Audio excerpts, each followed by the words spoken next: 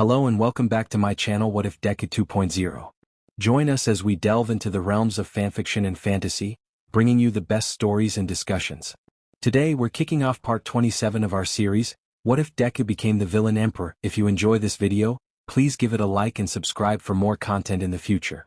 The author of this story is DekuVerse from Archive of Our Own. All the relevant links are in the description. Feel free to say hello to the author on their profile. Now let's dive into the fanfic. Earlier that day, when the heroes were done, the big strong man, he said his name was All Might, took Rina to an ambulance so she could be properly checked.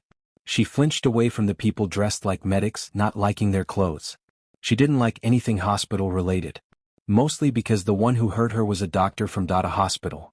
Her hero was taken away in another ambulance, after his hard fight along with the other blonde hero with numbers on his chest. She'll find out later his name is Lemillion, who was badly injured himself.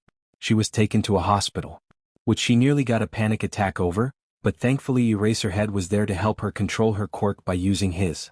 She refused to let doctors touch her, until a nice old lady opened the door and came in. She was short, using a large syringe needle like a walking cane. "Oh, you must be Rina, hello dearie," smiled the old lady.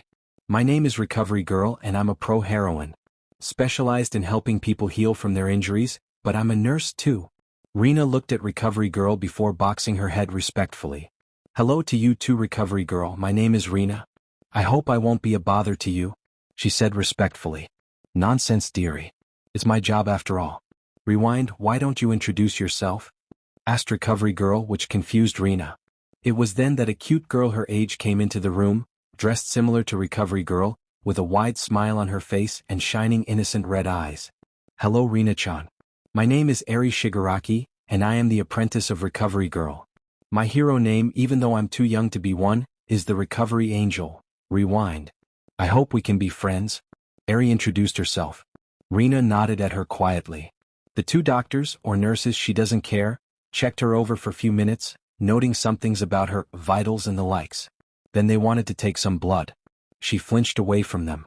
Eri just looked at her sadly. "A bad man also took your blood and hurt you?" asked Eri. Rina looked at her in shock. "He kept you in a small room? Told you that you are dangerous? That your quirk is all you're good for? Hurt you physically or emotionally all the time?" Rina blinked at Eri for a few seconds, then nodded her head in shock, unable to understand how Eri knew. Eri gave her a sad smile before she pulled up one of her sleeves. Rina's eyes widened at the scars. There was multiple of them, and she understood quickly. "A hero saved you too?" asked Rina. Eri nodded. "To me he is a hero. I don't care what people say about him, but he takes care of me and loves me. And for that he is my hero," said Eri with a now happy smile. Rina after that let them take some blood, and she was relieved that they only took a small bit of hers before taking off the needle. Recovery Girl left Eri to stay with her for some time. They started talking, and she was relieved to hear that her two heroes were fine and asleep. They ended up becoming friends very quickly, which made her feel happy. After all, she never really had friends. She was happy that her friend was cute too. "What do you want, girl? And ain't you just killing it in this uniform?" asked Setsuna with a grin. "Oh, I actually came here because I have nowhere else to go. I don't really like that beach-faced pink-haired glasses-wearing prick who experiments on people. So I thought, hey, Yue has that cute kid I saw with the jerk, and that absolutely handsome Explodo King and lots of nice people. So why not become a hero?"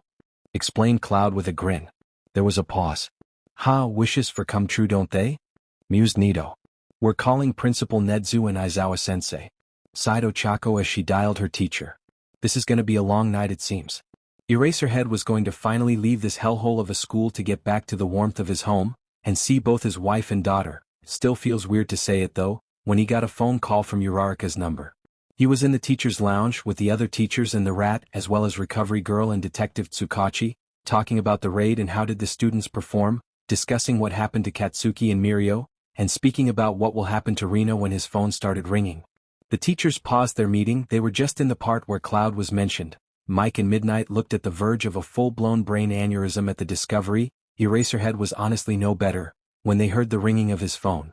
Then they turned to him in curiosity. None of them looked bothered by the distraction. Some looked grateful for it, thankfully. "You can pick up Eraserhead," chirped the rat with a smile.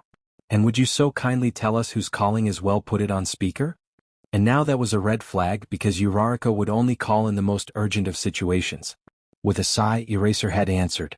It's Uraraka, now quiet so I can answer. Sighed Eraserhead before he answered the call. His face became even more tired, knowing this is gonna be a headache. Yes, Uraraka? What is it this time? Hi, Aizawa-sensei. How's it going with you? Asked Uraraka nervously from the other end, her tone implying that something happened. Eraserhead felt at that moment a compelling urge to jump through the window and skydive from the room to the ground headfirst. This is gonna be a headache, isn't it? What the hell did you problem children do this time? Asked Eraserhead in the least motivated, most tired and exasperated tone possible to a human being.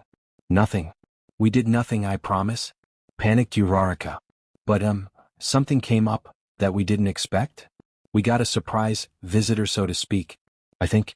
Eraserhead sighed painfully and tiredly as the other teachers looked at each other in confusion, wondering what did the Chaos Gremlins do this time. Nezuko looked excited for whatever delicious anarchy soon to happen. Eraserhead is so done with that annoying rat king of chaos he works for, and is thinking of the pros and cons of just quitting his job right the F and downright retiring. He could only imagine all the naps he could have, all the time with his wife, all the time training and hanging out with his new daughter. It's far better than whatever bullshit he deals with on daily basis. Explanation Uraraka. I need details. And since Bakugo isn't here, unfortunately you are the only one who can give me the best details without wasting time. Drawled Eraserhead, deciding that his resignation would be refused anyways and that he's stuck with his fate.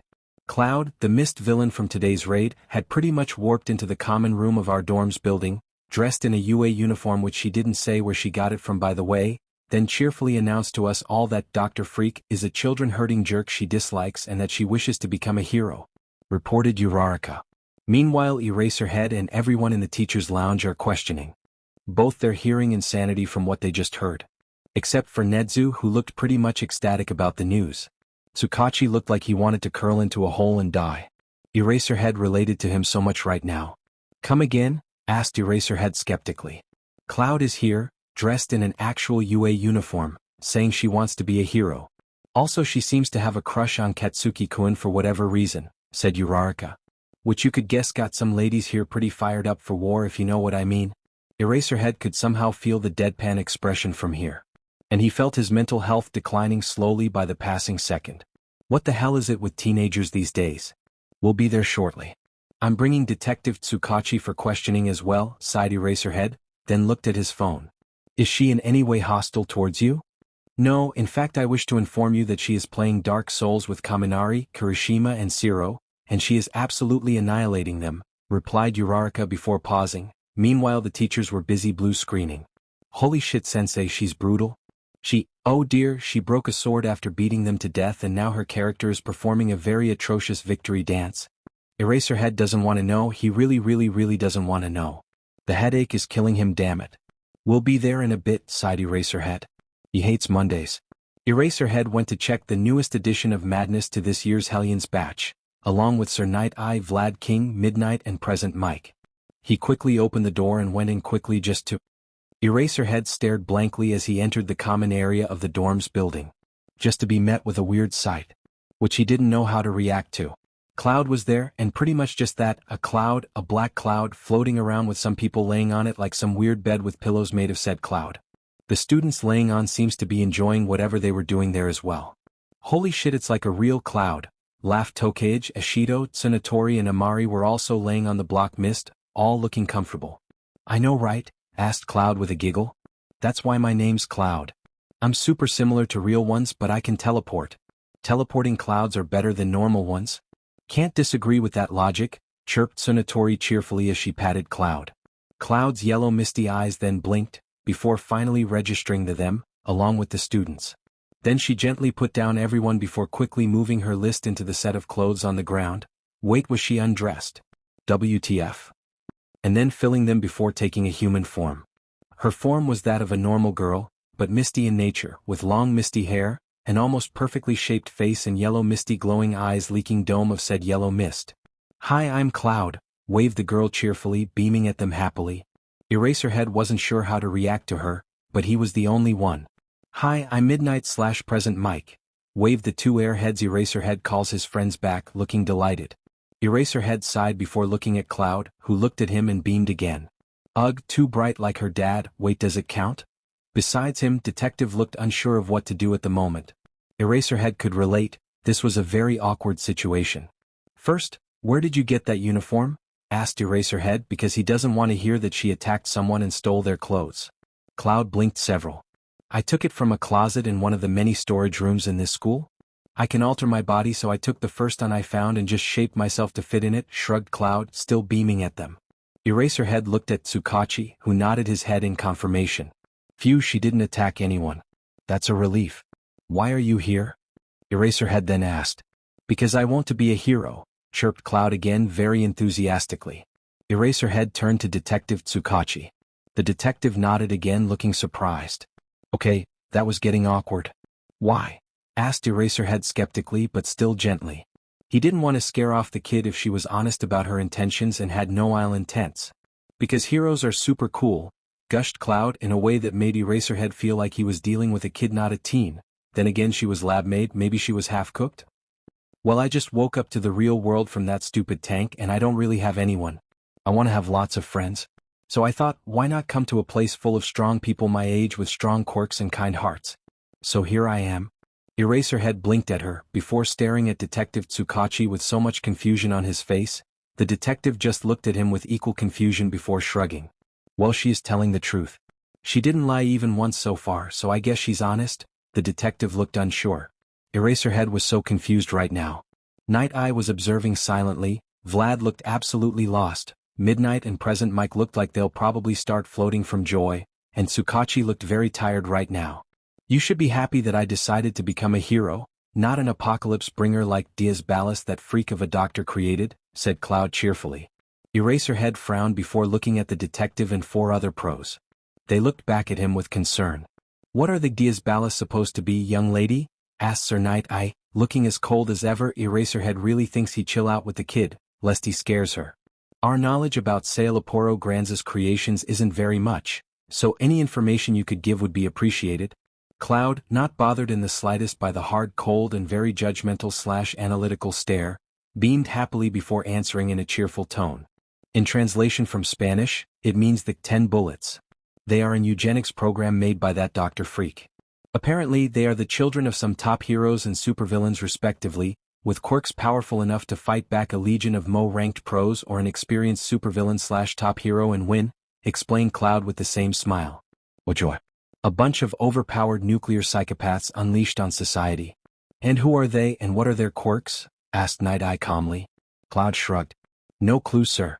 I only know what I told you. One of them, name's Ichigo since they are named in numbers, woke up and decided that he doesn't like the place, so he broke the other 9 out before causing a lot of destruction with them and leaving. But not before killing dozens of whites and monsters? I know that they weren't frowned up or fully programmed, so expect them to be around 6 years old, hate the law with passion, be so battle-hungry that Maruko would step back reconsidering her life choices and be absolutely menaces. Oh fantastic. That's exactly the type of headache of Eraserhead needed in his head. A bunch of evil, powerful, battle-hungry little brats. Well, that's just great, said Vlad dryly. Cloud shrugged. Well, not my fault since I'm technically as much of a creation as they are. I just have been better programmed. Unfortunately for him, I don't like him. So here I am. Plus, they can't be worse than the Diaz Espada in my opinion. What is that? Asked Midnight. Pretty much 10 super powerful villains still in development that should be rivals of people like All Might. They are also much stronger than the dragons guy Lemillion fought. Cloud explained. Well, said Present Mike after few seconds of silence. Well, we'll have to question you professionally if you don't mind, spoke Tsukachi gently. Cloud now turned her lethal force of a smile on him, and he looked dazed for a second. Sure thing. I just want to stress that I was controlled this morning, so I wasn't helping the villains willingly. Truth, announced the detective with a sigh. What a long day. Well, I hope next time we meet you would be in a better shape, said Yoichi Shigaraki with an awkward smile as he looked at Mirio. Mirio found himself once again inside the one-for-all mindscape, where he promptly met up with the first wielder and originator. Yeah, I think it was a very close call, said Mirio with a nervous chuckle. If it weren't for Katsuki using Rina-chan's quirk we would have been toast, no? Yoichi sighed. Yeah, pretty much. In fact, Lariat and some others kept shouting that we're all gonna die. But hey, we pulled through. And you got 2 new quirks in the price of 1 sou. I guess it was good? Mirio perked up, remembering how he started leaking off pink smoke from his body and sprouted tendrils when he really wanted to just grab that dragon prick and munch him. Oh yeah. I got both Smokescreen and Black Whip, didn't I? I must say that they're pretty cool quirks, grinned Mirio. They totally helped me out. Sorry I couldn't do much against that freak doctor though. Mirio felt someone smack him on the head. He yelped in pain just to see Nana smiling at him kindly, her expression gentle and understanding. Hey, none of that now. That guy was a freak and holy shit what a creep, we could feel all the people he devoured. Next time you see him you must put them out of their misery. Got it, sunshine? Said Nana with a smile. Mirio nodded, although uneasily. Great, now we need to talk about how when you wake up you'll be able to hear us talk to you while you are awake. You can cut us off but we'll be there with you watching, smiled Yoichi. Unless when you and your girlfriend are in your rooms. Then we'll just cut off the feed and just wait until you reopen. We've had that dance so many times already. Nana added quickly. Mirio Togata was very relieved by that. Mostly because he would absolutely stop anything resembling romance knowing that someone is always watching. Yeah, thank God I could turn it off. I don't want to deal with the idea of Second and his 3 wives. Yikes, said Yoichi with a groan. His explosive descendant is just like him. Wait, Katsuki is a relative of One for All? Asked Mirio in surprise. Yup, the 2 dead heroes answered in the same time. Nana then smiled. So, how's Toshi doing? She asked mischievously. I wish to inform you that he's running for dear life. Mirio replied dryly, surprising her. What? She asked in confusion. Temper stream. The shipping theories? Mirio Togata said with a shit-eating grin on his face. The 2 dead heroes started laughing loudly. Yeah, Ryukyu pretty much betrayed him by saying yes. He got now 3 more girlfriends. Not that the world is ready to know that. Great, said Nana after she managed to stop her laughter. Fantastic even. But now I must ask, are you doing alright? It's been pretty rough day. Mirio sighed. What do you think of the Hone lost his quirk for goods thing? Yoichi shrugged. Most likely bullshit. He'll be fine. I don't think there is such a thing as even all for one can't give him a new quirk. It's bullshit, he assured. Mirio sighed. So, I got 2 new quirks at once. And I'll be able to communicate with you guys from now on. And now I can speak. Pretty much, yeah, nodded Nana. Great, so when do I wake up? Asked Mirio. Right now, smiled Yoichi before snapping his fingers. When Mirio woke up, he found himself in a hospital room, the white room, and the smell is unmistakable after all. Mirio, 2 voices shouted. Mirio wasn't even surprised when Nijire-chan and Tamaki-kun hugged him. Because of course they'd wait in his room for him to wake up. They were bandaged slightly but other than that perfect fine. Although they looked quite worried. Hey, I'm fine guys. It was a hard fight but we won, grinned Mirio. The 2 just started scolding him harshly for being reckless. Ouch, this is gonna take a while, isn't it? Hashtag the generation of miracles chicks. Momo, so how is he doing? I have a gun. Still asleep. It's been 3 days. I'm worried. Gravity Queen, don't be. It's just overexertion. An overload from Rina-chan's quirk. He'll be fine soon. Stoic face, but he didn't move. And he looks different. Lizard are cool. Wait, different? How? Fly swatter? His hair turned orange like mine. Warp perception. What? You all need God. What? Best frog. Why ribbit? Miss explosion. No clue. Doctors say he is fine, but not only did his hair change color, but David Shield said his quirk factor is unstable. I don't know what type of baby could fix this mess. Sad face. Goddess, patience my friends. That's all we can do. As long as he is still healthy and stable, nothing else matters. Stoic face, how are you so calm? Goddess, because I know that if I start breaking down and crying, he'll just blame himself and feel weak for causing us trouble. I have a gun. I hate how you're right. Miss Explosion, yeah. Fly swatter, so I guess it's the waiting game now. Alien Queen, yeah, how's Rina-chan by the way? I have a gun. Fine I guess, but unfortunately she refused to leave the hospital until her hero is alive and well. Her health is perfect and she's getting visits by Eri-chan so she ain't lonely. American horse, that good to know. Medusa hands, but why the F is Bakugo not waking up? If he's fine then he should be up by now. Lemillion is back to normal. Goddess, if I have to make an educated guess I would say it has something to do with the bullet you told me about. Gravity Queen? Momo? Best frog? Alien Queen, what?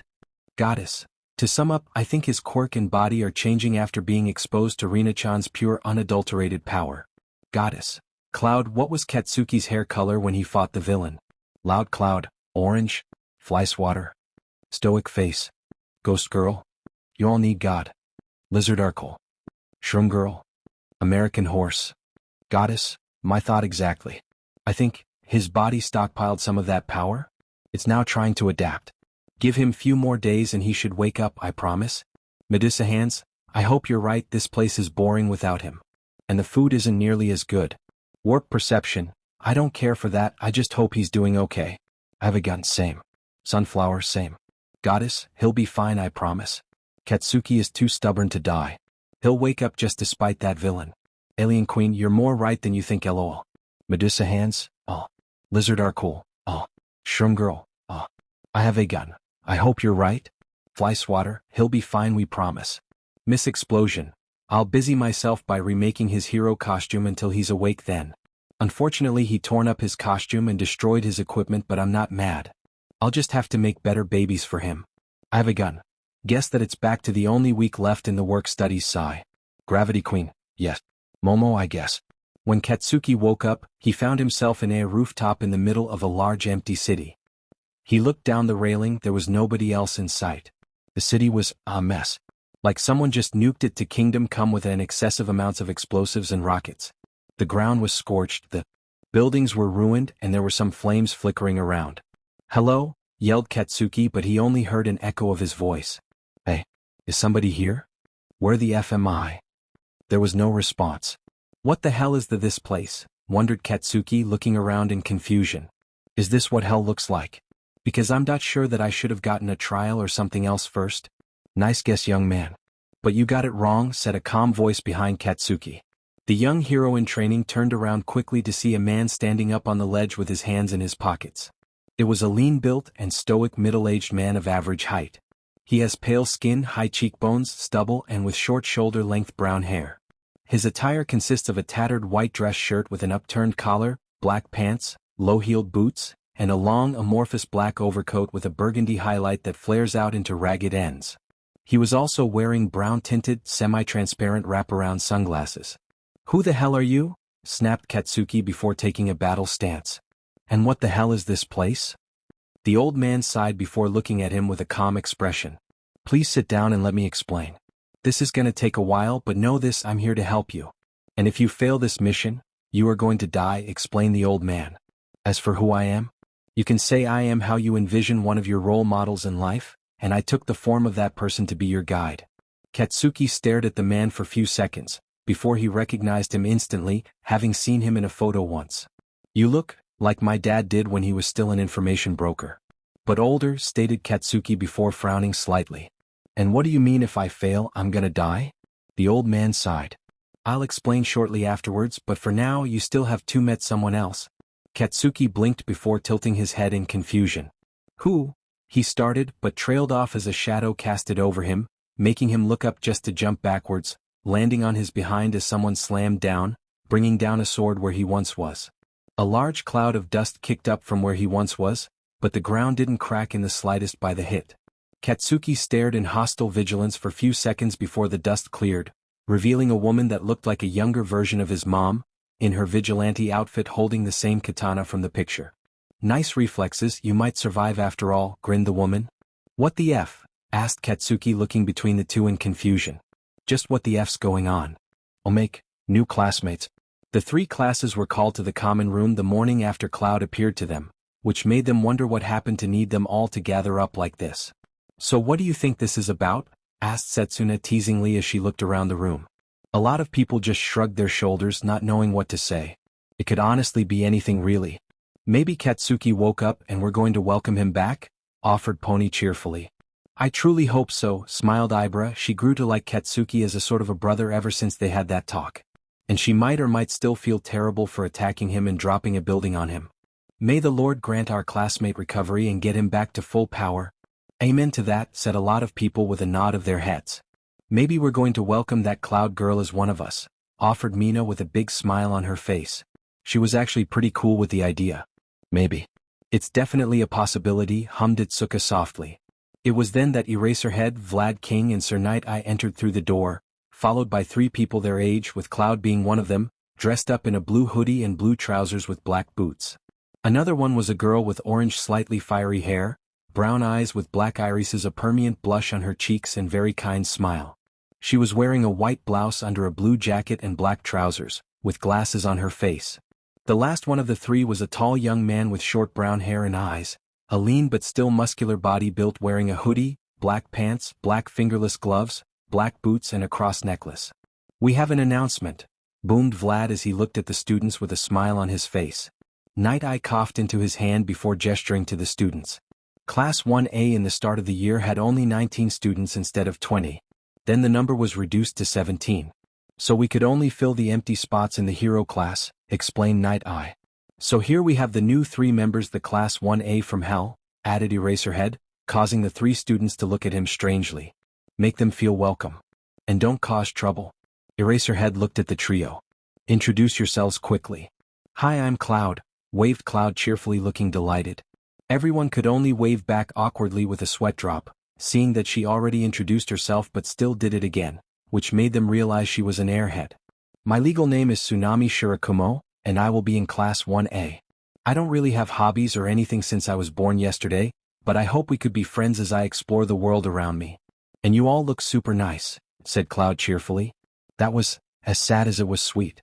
Most of the students, especially in 1A, had already started feeling protective of the clueless cinnamon roll of their new class. "Oh, don't worry. We'll hang out in so many places and show you around," cheered Mina, throwing her hands up in the air. "Yeah, we'll go to all places together," agreed Setsuna. A lot of people started giving similar sentiments, which caused. The other girl stepped forward. "Hello everyone, my name is Haru Maeda and I'm going to be your new classmate in Class 1A. I am, believe it or not, a fully licensed doctor and studying to be a sergeant. My quirk is a healing one and I wish to use to save lives. I don't wish to discuss my backstory, but I hope can be friends. Please take care of me." The girl finished her introduction with a formal bow of her head and a big smile. Everyone couldn't help but now back in respect and slight awe. She was already a licensed doctor for F's sake. Most of them are struggling with middle school. At her talents. The only one to be a male between stepped forward, before nodding at them slightly with a smile. He looked kind, but they could feel something radiating off him. Strength? "Hello ladies and gentlemen, my name is Maki Yoshihiro, and it's a pleasure to meet all of you. My likes aren't much, but I truly dislike those who pick on others for fun, bully those whom are different, or hurt others for no apparently reasons. I am skilled in both bodybuilding, boxing and grappling techniques. I like gardening and reading the Bible in my free time, and I hope we can get along." The young man introduced himself. Ibara Shiozaki perked up at that. Mina and Setsuna would have said something, but they decided to leave it for later. "Good, the introductions are over. Now show them their rooms and let us go." "See you in class," said Eraserhead as he turned and started walking off. "You'll be fine, those kids are nice," smiled Vlad King at the trip before walking off himself. Sir Knight I gave them a nod before leaving as well. There was a pause as everyone stared at each other awkwardly before Cloud spine up. "So, are we going to have a welcome party or something?" she asked. With a grin. She and the other 2 newbies didn't expect the students to pull out paint guns and grin, before tossing them their own guns. "We're going to the forest behind the school. Let's see how good at shooting you are," said Setsuna in excitement before grabbing Cloud to drag her away, who was following enthusiastically. "Come on Doc, it's gonna be fun," grinned Mina widely as she grabbed Haru and started dragging her off, with everyone else running after them. The only 2 left were Maki and Ibara, who looked at each other blankly before Ibara smiled kindly. "It's actually heartwarming to find a fellow Christian in here. Everyone are good people, but I wish to find someone more similar to me. My name is Ibara Shiozaki and I hope we can be friends," she said kindly. Maki smiled at her. "It would be a pleasure, Miss Shiozaki. And I would be honored. Now why don't we go before they come to drag us?" he offered. Aira chuckled before nodding. As they walked off, Mira and Saiko looked at each other. "I bet you that they'll be too awkward to hold hands until their 3rd year, but they'll be married the second they are 18, said Mira with a smirk while loading her paint gun. "Oh, absolutely. And I don't take sucker bets," said Saiko as she loaded her own paint gun. 2.5 years later, Maki Yoshihiro is Maki Shiozaki, with the 2 being the first to get married from their friend group. When Katsuki woke up, he found himself in a rooftop in the middle of a large empty city. He looked down the railing, but no matter wherever he looked, there was nobody else in sight. The city was a mess. Like someone just nuked it to Kingdom Come with very excessive amounts of explosives and rockets. The ground was scorched, the buildings were ruined and on the verge of collapsing, and there were some flames flickering around everywhere. "Hello?" yelled Katsuki, but he only heard an echo of his voice. "Hey, is somebody here? Where the F am I? What the hell is this place?" There was no response. "What the hell is this place?" wondered Katsuki out loud, looking around in confusion. "Is this what hell looks like? Because I'm sure that I should have gotten a trial or something else first before coming here." "Nice guess, young man. But you got it wrong, unfortunately. You are not dead yet," said a calm voice behind Katsuki. The young hero in training turned around quickly to see a man standing up on the ledge with his hands in his pockets. He was a lean-built and stoic middle-aged man of average height. He has pale skin, high cheekbones, stubble, and with short shoulder-length brown hair. His attire consists of a tattered white dress shirt with an upturned collar, black pants, low-heeled boots, and a long amorphous black overcoat with a burgundy highlight that flares out into ragged ends. He was also wearing brown-tinted, semi-transparent wraparound sunglasses. "Who the hell are you?" snapped Katsuki before taking a battle stance. "And what the hell is this place?" The old man sighed before looking at him with a calm expression. "Please sit down and let me explain. This is gonna take a while, but know this: I'm here to help you. And if you fail this mission, you are going to die," explained the old man. "As for who I am, you can say I am how you envision one of your role models in life, and I took the form of that person to be your guide." Katsuki stared at the man for a few seconds, before he recognized him instantly, having seen him in a photo once. "You look like my dad did when he was still an information broker. But older," stated Katsuki before frowning slightly. "And what do you mean if I fail, I'm gonna die?" The old man sighed. "I'll explain shortly afterwards, but for now you still have to meet someone else." Katsuki blinked before tilting his head in confusion. "Who?" he started, but trailed off as a shadow casted over him, making him look up just to jump backwards, landing on his behind as someone slammed down, bringing down a sword where he once was. A large cloud of dust kicked up from where he once was, but the ground didn't crack in the slightest by the hit. Katsuki stared in hostile vigilance for a few seconds before the dust cleared, revealing a woman that looked like a younger version of his mom, in her vigilante outfit holding the same katana from the picture. "Nice reflexes, you might survive after all," grinned the woman. "What the F?" asked Katsuki, looking between the two in confusion. "Just what the F's going on?" "I know you're confused, but I'll explain to the best of my abilities," said the old man calmly, just before he blurred from sight. A second later he reappeared beside the woman that looked like a younger Mitsuki. He then looked at Katsuki. "So what would like to start the explanation with?" Katsuki looked at the two of them for a second before sighing, accepting that this is a thing now and that he must tag along. "Okay, first question," said Katsuki as he started looking around in confusion. "Where the hell am I? This place looks like a city, but destroyed like some messed up apocalypse of the sorts." The old man was gonna speak when the woman beat him to it, cutting him off and speaking with a wide grin. "Well, to answer your question, brat, we are in your mindscape," the woman started, while Katsuki stared at her with so much confusion on his face. "It's where you'll be not only training but fighting for your own survival. If you fail, well, you die." Katsuki stared at her blankly. "How the hell do I have an anime-style mindscape? And if this is my mind, why the hell does it look like this?" The etymology of mindscape is a conflation of mind, which is intended to refer to the act of contemplation, and scape, which is defined as a representation or formation. In this case, it's a space that is both conceptual and which has a definable physical locus. A mindscape thus refers to an internal space of contemplation that has reference to an external reality which is equivalent to the world. Explained the old man. As for why your own mindscape looks so apocalyptic, so to speak, you must ask yourself that question, since this your mind we are in and you shape it however you want. Katsuki frowned at that, starting to wonder why the hell does his mind resemble this hellhole, before remembering that he has severe anger issues. He was working on it, but it's still there. "So, what danger am I in? Who should I fight? And how will you two help me? And who are you anyways?" asked Katsuki, looking at the two. The two exchanged a look before the old man replied with a sigh. "We will answer your questions chronologically. First question, the danger you're in is being ripped apart by your own power." Katsuki gave a look of confusion. "When you were hit with that bullet, your vestige was not eradicated, so to speak, but merged with the rest of your soul in a way, and your quirk was starting to wither away. But then you were flooded with pure chaos energy. The energy that makes all quirks, and you changed in the process. Now you've awakened your own aura of chaos. But your body didn't do it through training but through a traumatic experience. So you must get the hang of your power lest it rips you apart. Katsuki blinked at him several times. When you say awakened, you mean anyone else can awaken this power? The two nodded. Yes, although it's different for the quirkless population. They'd only be able to use their normal spiritual energy. Which isn't all that different honestly, it's just that in the past, spiritual energy for some reason inside you humans mutated into Chaos One, which forced the emergence of quirks, explained the woman.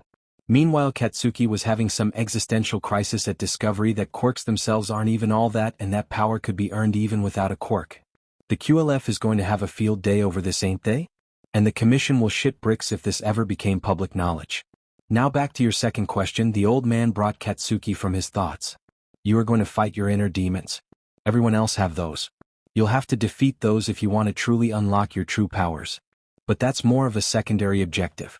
For now, our true goal is helping you gain at least enough control over your body to be safe. Katsuki blinked before nodding. And as for who we are? Well, you'll have to wait for quite a while to know our names. You're way too weak to know them. Heck, you didn't even get your sword yet to have any use of our names, said the woman with a wide grin, one that was a very bloodthirsty Cheshire cat-like grin. Katsuki squinted for a second. My sword? Your names? Are you supposed to be Zanpakuto spirits?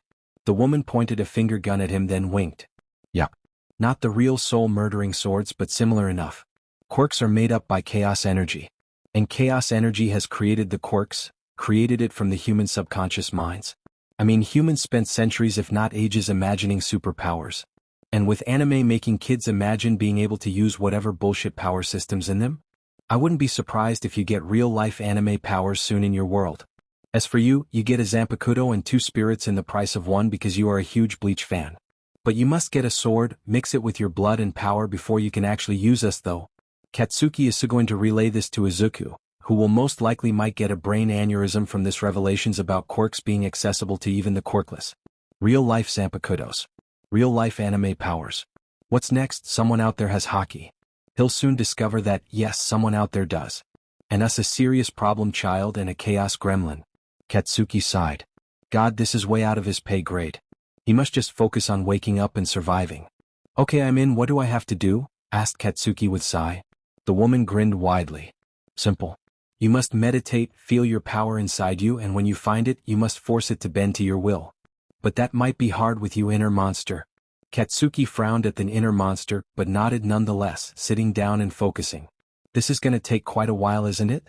And by the way, time here is much slower, so you can stay weeks in here, and it'll be only days in the real world, added the old man helpfully. Now that at least was reassuring.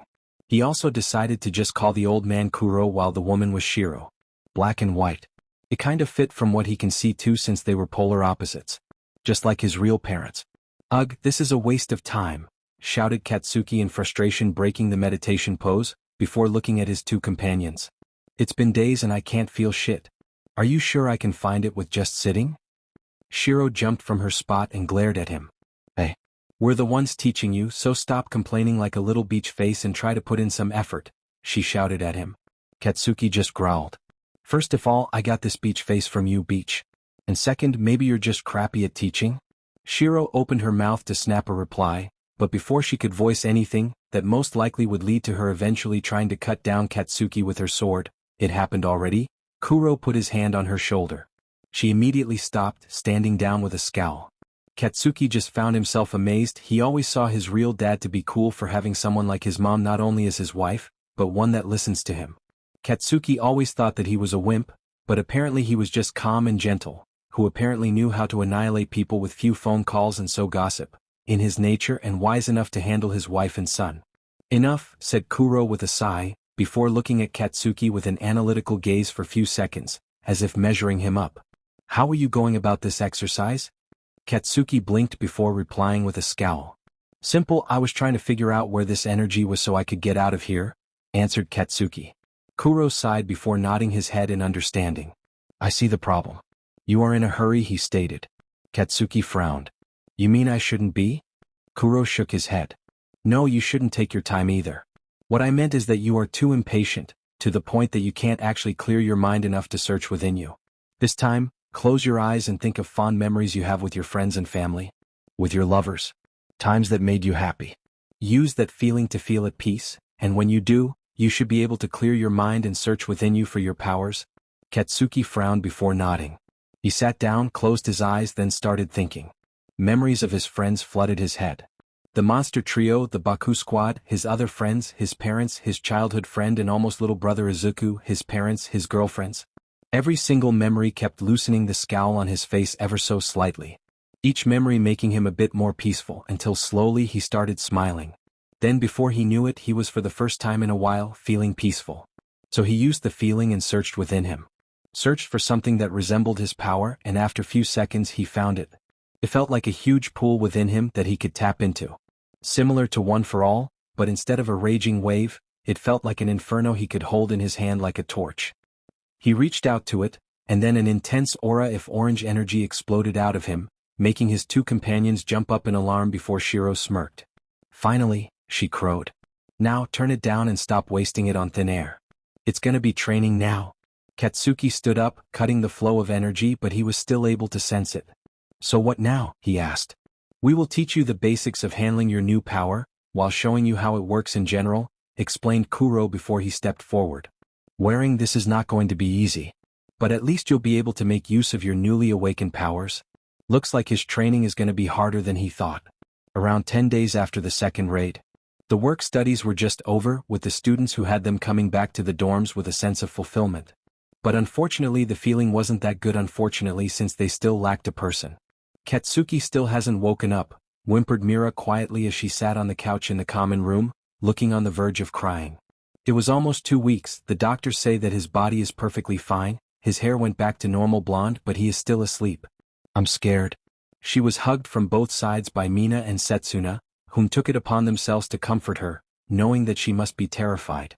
Saiko would have said something smart and wise, but she was unfortunately back to CI Academy with her work study over. Although she's going to come back as quickly as possible thanks to her excellent grades. Oh come on girl, don't cry, soothed Setsuna. Bakugo will be fine. Trust me, that guy is unkillable. He's just taking his time in a nap, I promise.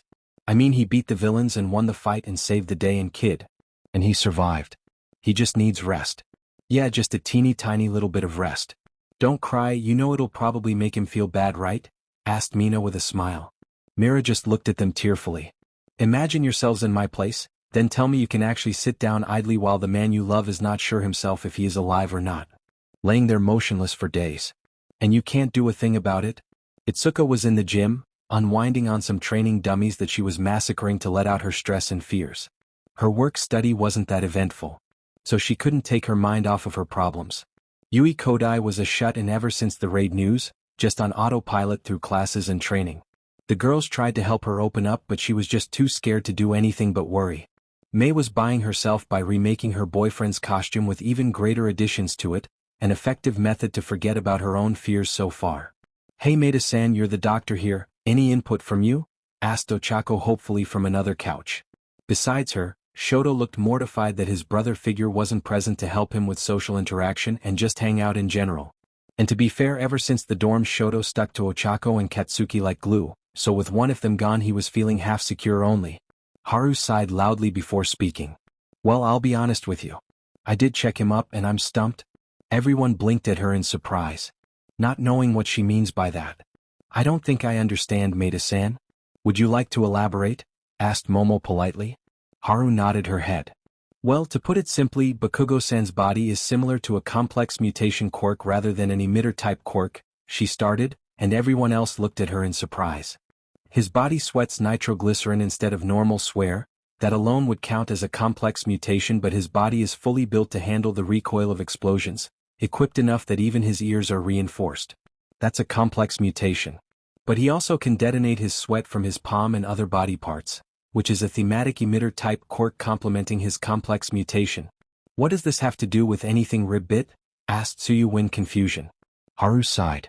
Because when I checked him this morning, despite his body structure being still the same, his body stopped sweating nitroglycerin somehow. Everyone looked at her in shock and she continued. I have readings on his quirk after I used dome devices that reads the amount of energy in some energy-based quirks, and his readings are extremely high.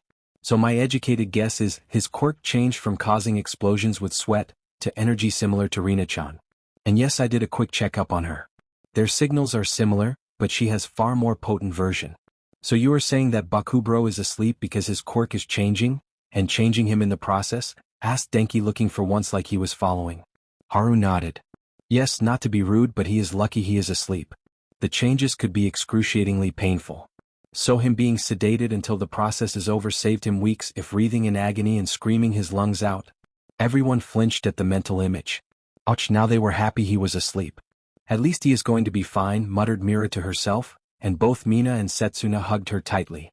Hey now, don't feel so bad, shouted Mei as she burst into the dorms.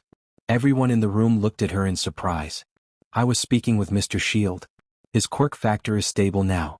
And his body seems more adaptable to whatever changes it had. I think that he's past the danger. Now it's only a matter of few more days. Everyone looked at her in surprise before looking at Haru, who nodded with a smile. Right then they cheered loudly, feeling happy that things were turning out for the better. Katsuki sighed as he fell on his behind and looked at his two companions with a smile. So this is it? I'm done? He asked. Shiro just barked a laugh at that. Phone? Kid, we just started. It's just that you can wake up and walk around, but there is shit ton for you to learn. Although you might want to get the hang of what we taught you first. Then move to harder things. Katsuki sighed at that before nodding. He isn't sure how long he was here, but he was sure in the real world Hao was out for several days. His girlfriends are gonna kill him, aren't they? Just a quick note, added Kuro, which caused Katsuki to turn to him. Your hair turned orange in color, so if you want to get it back to its true color, you might want to cut off your aura. It's like how Eraserhead's hair starts floating when his quirk is active. Katsuki blinked before nodding his head. Then he closed his eyes and just like they taught him, he severed himself from this inner realm. When Katsuki opened his eyes, he found himself staring directly into the ceiling of a hospital room, with the annoying scent of hospitals assaulting his nose. Well, I'm back. Hooray, said Katsuki blankly before he sat down and stretched slightly. He heard a faint gasp and turned to the side to see Rina sitting on a chair with a book in her hand, looking at him in joy. Mr. Katsuki is awake, squealed Rina in joy before she jumped into his lap and hugged. I am so sorry I hurt you with my quirk and thank God you're okay. Katsuki smiled before patting her head. Now you didn't hurt me, brat. I was actually training inside my head since you made my quirk different. Although I guess I should have said hi at least, he mused. Rina looked at him in surprise and confusion, tilting her head to the side, which Katsuki found criminally adorable, while looking at him with those big blue shining orbs. Training? She repeated and he nodded. Yeah, training. He then quickly raised his hand, which in his palm a small glow appeared, where crackles of energy was caused before there was pops. I can make big explosions, but the room is too small for that. Rina was gonna say something, but it was then that someone entered the room, that happened to be Eri in her hero costume. Why the F are kids so cute? She looked up at him and her red eyes widened slightly before she beamed happily. Uncle Kachin is awake, squealed Eri in joy before grinning at Rina. See, Rina-chan, see? He is awake. I told you he just needs rest, but you kept saying he is hurt. Rina pouted. Sorry for doubting you, Eri-chan. You were right, she said while looking down. Eri just jumped in the bed and hugged her. That's okay. You were worried.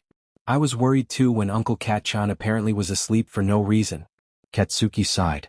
It wasn't for no reason. My quirk changed and I had to train to use it lest it would have ripped me apart. But don't worry, I got it under control and I'll beat a lot of villains with it. The girls looked at each other before nodding, then hugging him tightly with big smiles on their faces and cheerfully exclaimed. We are happy you're okay, Uncle/Sir. He chuckled. You two really became best friends, aren't you? The two girls nodded. And thanks for caring for me. Now can one of you get my phone? Hashtag the Shigaraki clan secret chat. King Explosion Murder. I lived idiots, smiley face. Small for one. Kachin laughing face. Mini Murko. Kachin laughing face.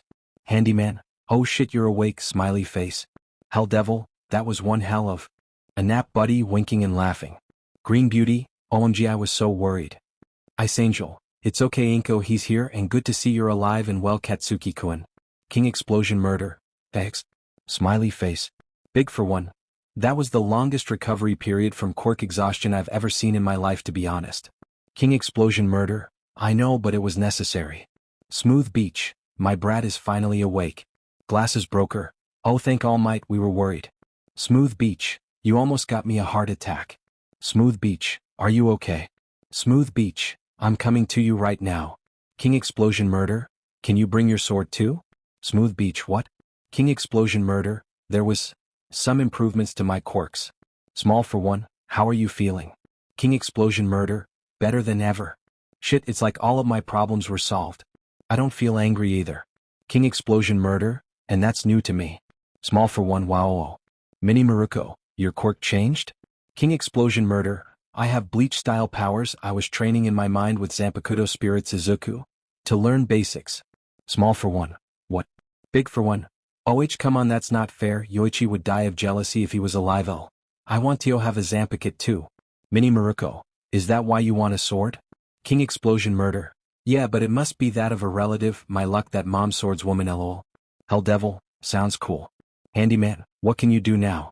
King Explosion Murder. Fly around, stand in the air, aura of power, super strength, speed, reflexes, agility, endurance and the likes, and can make my aura mimic the properties of combustion so I can still use my quirk. No need to sweat, so might change my costume, and well, soon as Zanpakuto. Small for one, so unfair, just kidding, I can do all that better lol. That you became a Shinigami. An atrocity has hollows. King Explosion Murder, he has what? Small for one. Oh, you don't know yet, All Might fought Redestro, he has full memories and is rotting in Tartarus lol. In domain expansion. King Explosion Murder, WTF. Small for one, I know right. Big for one. The heroes actually fought Jillians while Small Might fought a Dragon Arankar with an actual resurrection. King Explosion Murder, holy shit. Mini Maruko, what does your Zanpakuto spirit look like? What is their name? King Explosion Murder, 2. They look like mom, younger with a sword, white katana and eyes golden with black scaras, and dad in his late 40s, so same age mostly, dark clothes and trench coat, sunglasses and stoic, and both act similar, although dad is more strict there. Glasses broker, oh. Smooth Beach, ha. Sounds like you look up to us much to imagine us as your teachers lol. King Explosion Murder, that's what they said, that's why I need your sword lol. Smooth Beach, gotcha. King Explosion Murder, what did I miss? I just woke up lol. Mini Maruko, the work studies are over 2 days now and you are late to classes, but understandable when you are in a goddamn coma. King Explosion Murder, fair, how are my friends? Small for one, gloomy, your girlfriends are worried half to death and everyone is mopping, it's like me and Hosa, damn it. King Explosion Murder, F. Hell Devil, that's putting it lightly. Handyman, sucks to be the main player L. Green Beauty, I'm so happy you're fine Katsuki-kun. Ice Angel, we were all worried for you. King Explosion Murder, yeah, it's been long in there, weeks, there is days in RL, so I was there for months. Small for one, ouch. Hell Devil, ouch. Handyman, ouch. King Explosion Murder, but now I'm awake and ready to kick us more than ever before. King Explosion Murder, GTG by Fiends are here. Small for one, later catch on. Classes resumed for the students that finished their work studies like usual, since anyone interested in another round would have to wait at least after the approaching culture festival. Which honestly they weren't that excited for a multitude of reasons, most of them is the lack of a blonde angry Pomeranian for around 2 weeks now. To say the mood was sour would be an understatement. Nobody was in a relatively good mood, with the Baku squad looking absolutely gloomy and depressed. Mika wasn't sleeping as peacefully from the lack of her personal big brother and his hot chocolate. Some people offered to wake up if she came to them, but she refused to bother them. Shoto was honestly less than stoic as well, looking visibly mortified by the lack of Katsuki and II to hang out with. He even paused his twice-a-week stream since he didn't find the motivation. Katsuki usually holds the camera and gives him a thumbs up, or writes things on boards for him. Without him, Shoto lost all motivation for streaming. And the less said about the explosive blonde's girlfriends the better, to be honest. Itsuka spends all her time in the gym, and even All Might expressed concerns over her going easy on the equipment. She destroyed 3 dummies, 2 treadmills and ripped off a climbing pole, and not break them.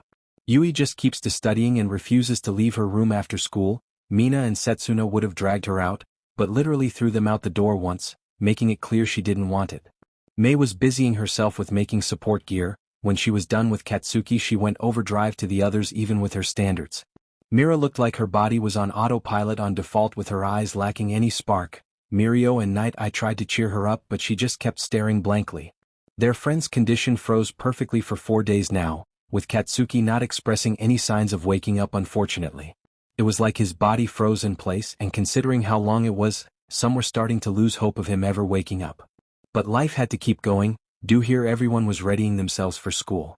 The culture festival was approaching and they didn't want to participate honestly.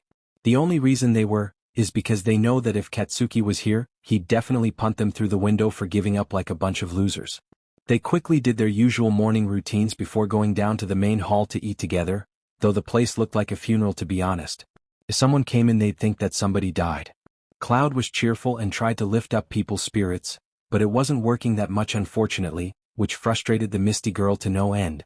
Haru kept going to the hospital to check on their friend, and gave them good news that he was perfectly fine, but that mattered so little when someone wasn't waking up. Maki felt very awkward with the current situation, since he didn't know anyone, but he tried to offer whatever help he could. But he mostly stuck with helping with the house chores and the cooking. He was good to be honest, to lift some of the weight. Class 1A were utterly dead on the inside. Honestly, Eraserhead started worrying for them, and was shocked that he missed the chaos gremlins he was stuck with instead of those moving corpses. 2 weeks without anything interesting happening in the slightest. Heck, Nedzu was feeling sad and supremely bored as well, that his first years were so unmotivated these past 2 weeks. At the moment, the students were eating together and definitely not in the best of moods right now. Cloud, like usual, tried to cheer people up, but the best she got was forced smiles out of them, which honestly frustrated her a lot. Okay, that's it, snapped Ochako before standing up, glaring daggers at everyone. Anyone who caught her eyes flinched on instinct. You've been moping for the past 2 weeks and it pisses me off, she growled. If Katsuki saw you idiots he would throw you out of the window. What the hell is your deal? Was all your motivation, all your determination, all your inspiration coming just from him? He's not dead. He's asleep. So get the F up, you weaklings. Sorry to disappoint you, but I literally looked up to him and nothing more. If it weren't for him I wouldn't be here, so without him I feel utterly distraught and lost, spoke Mira blankly while eating, not moved in the slightest. Now that isn't a very healthy mindset, commented Momo with concern, looking worried. I know that you care about him and he is our friend. But you can't center your life on one person. Mira just blinked at her before looking back at her food, still looking blank. That was something that worried everyone else around her. Ochako scowled. You're all pathetic. I don't even know what to say to you other than that you're all sad to be around. I can't wait for the second round of work studies. Because I won't have to deal with your bullshit any longer, she snarled. Ding dong. The doorbell rang, causing students to look at each other in confusion, not knowing who would ring the doorbell on such an early day. I got it, said Shoto unsure as he walked to answer the door, leaving the early conversation to resume. I think that you have a point, Uraraka, sighed Nito, and all eyes turned on him. But Kugo is our friend, so it's natural we miss him and feel worried for his well-being, but we can't really let it keep us down. You're only saying that because he is not from the majestic class 1B, said Hanta sarcastically, looking exasperated. Nito opened his mouth for some nasty retort, but Himawari shoved a piece of bread into his mouth, stopping him. Then she turned to Hanta with a pout. He has a point, we need to cheer up and live on. Our friend will be back eventually, so we must continue on until then, spiked Himawari with conviction. Plus, the culture festival is coming up, with need to think of we're going to do, explained Momo helpfully. It's then that Shoto came back looking annoyed. I think we were pranked since I found nobody. Next time find them, I'll freeze them like fish before roasting them, spoke Shoto, looking serious with his threat. I'm not in the mood for a festival, guys, sighed Mina loudly right as a fwashing sound was heard.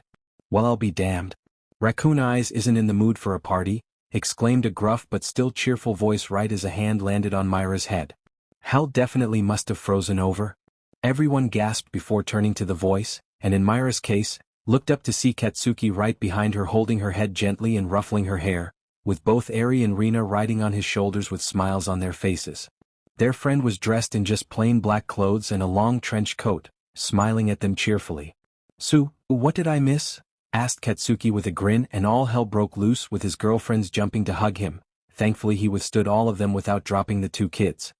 Some others just cheered that he was back, with others asking if he was okay and how he was feeling. Naturally he shrugged off the concerns, saying that he was fine now. It was then that Cloud jumped up to them, seeing both Eri and Rina. "Oh my god, they're so cute, I remember you, you're that kid that jerk scientist had he got his face punched really good by this guy, and you look so cute in a dress, and oh my god, this unicorn girl is just the cutest, I could just eat you up, why are you so cute?" spoke Cloud quickly while Katsuki blinked. He looked at Cloud, then Haru, then Maki. And after few seconds he looked at Ochako. "Hey Cheeks, we got new classmates when I was asleep?" asked Katsuki confused. Ochako just laughed. "I'll catch up to speed, let's call sensei until then," said Ochako as she dialed her teacher.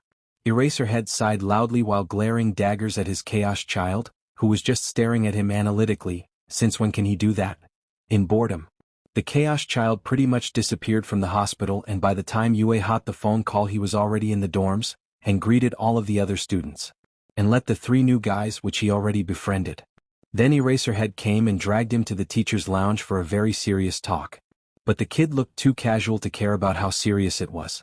Do you know why you are here? Started Eraserhead with a stern expression. Yeah, because I ditched the hospital and came here quickly without calling, replied the king of chaos gremlins everywhere with a shrug. Yes, first of all, why did you leave the hospital? And second, how did you get here so fast? Asked Eraserhead skeptically. The king just shrugged again. Because I hate hospitals and you know it, and I got here so fast with my flash step technique. Eraserhead blinked. Nanny the F. What? Asked Eraserhead skeptically, like he didn't hear what the kid said. The kid just sighed. Long story short, I have a whole newest quirk, similar to what Vengeance has. I don't absorb emotion and turn them to energy, but I can use the whole aura for power thing like him.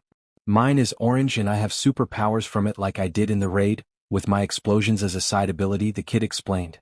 I'll show everyone in the heroics class later. Although I asked my mom to deliver me a sword we have home so I could have a quirked weapon. Eraserhead isn't paid enough to deal with this bullshit. He wants coffee and cats and cuddles with his family. And to quit this nightmare job and maybe retire while at it. Go to class, deadpanned Eraserhead, already done with this bullshit. The kid just gave a thumbs up before nodding and blurring away. Well, Omake, you have a training camp? The hero course from the 3 years as well as the teachers were called to the huge auditorium of UA urgently. The students were of course quick to come for the emergency, but unfortunately they saw their homeroom teachers looking somewhat bewildered if nothing more. They took their seats, with the first years in the front, the second years in the middle and third years in the back, but even then they still had a lot of space. Principal Nedza quickly came in with a big smile on his face. Hello students, and I apologize profusely for cutting your lessons short, but we had the luck of obtaining a recording of the AU Villain Academy's teen camp. So I thought it would an incredible learning experience to see how the future villains are training. The room instantly burst into murmurs, with students wondering how it worked with villains while wondering if they were going to witness any murders. Sir, spoke Ida as he raised his hand up in the air. Not to question your skills, but how did you obtain such a recording? Nedza smiled at them widely. Oh, it was emailed yesterday to my personal computer from their principal. I was surprised, but I enjoyed the show, and the recording is few days long, so we'll be splitting it up for an hour per day after classes starting from tomorrow, answered the principal with a grin. Everyone gaped at him and he cackled loudly, scaring them shitless. Now let's begin. The screen lit up, showing a city in China. Shanghai to be exact. Where the narrator began to explain that unlike heroes, the villain's training isn't about how to uphold the law, but how to break it. And since this is a school, they must give the best learning experience. Am I the only one positively intimidated? Asked Himoto loudly. I mean, we are going to see 60 people breaking the law for 3 hours? Oh. Come on, it couldn't be that bad, right? Grinned Setsuna, although she looked nervous. Meanwhile, Mirio could swear the past users were cheering in his head the word anarchy over and over again loudly. The AU Villain Academy isn't just the first villain school, but they have their own philosophy. All about going overboard and overkill, absolute anarchy style. Absolute anarchy? That's their school motto? Asked Ijiru in shock. Catchy, said Saya with a grin. Anarchy, screamed out a 13-year-old girl in a bunny hoodie as she threw a Molotov cocktail through the window of one of the local police precinct's windows, causing an explosion that set fire to the entire floor in a matter of seconds. A lot of students shouted in shock, not believing what they saw. This is inappropriate. And she is a child, shouted Ida. Holy shit, with just a bottle of beer. So awesome, shouted Denki. Some others started cheering loudly while watching, with Ida looking around in disbelief at their expressions of excitement. This behavior was not an outlier, as a similar madness seemed to have swept the entire of 60 students, with said students running around, destroying property, and unleashing their quirks to the fullest extent. Where are the pro-heroes of China and the police? Screeched Mika while watching the destruction. Unfortunately for China, the final exam before the camp was seizing control over the town before starting their fun of absolute, mindless, meaningless symphony of destruction and madness. Wait, they actually did? Asked Nito in bafflement. Nedza cackled while Eraserhead nodded. Yeah, Rabbit was declared the #1 Japanese enemy of China for that, spiked Vlad King with a sigh. The poor suckers, I'm a prey to those innocent fools for pissin' off karma sis yo, sighed Snipe while cleaning his revolver. There was no goal behind all this mindless destruction. There was only panic, cataclysm, Armageddon, and decimation.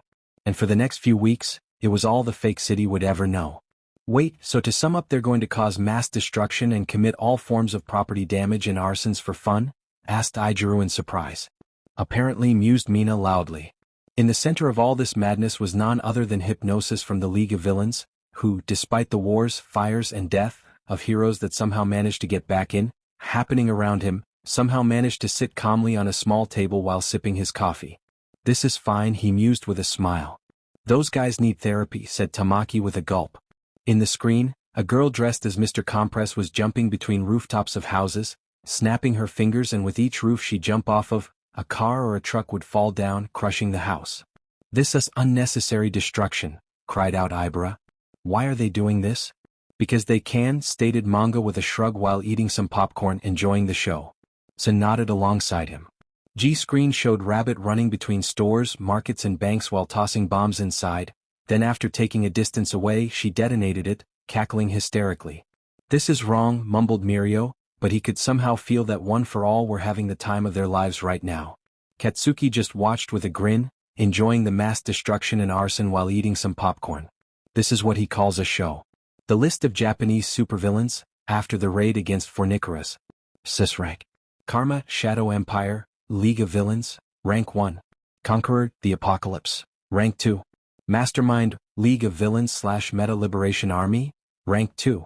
Maria, Creature Rejection Clan, Rank 3. Vengeance, League of Villains / Annihilation Army, Rank 3.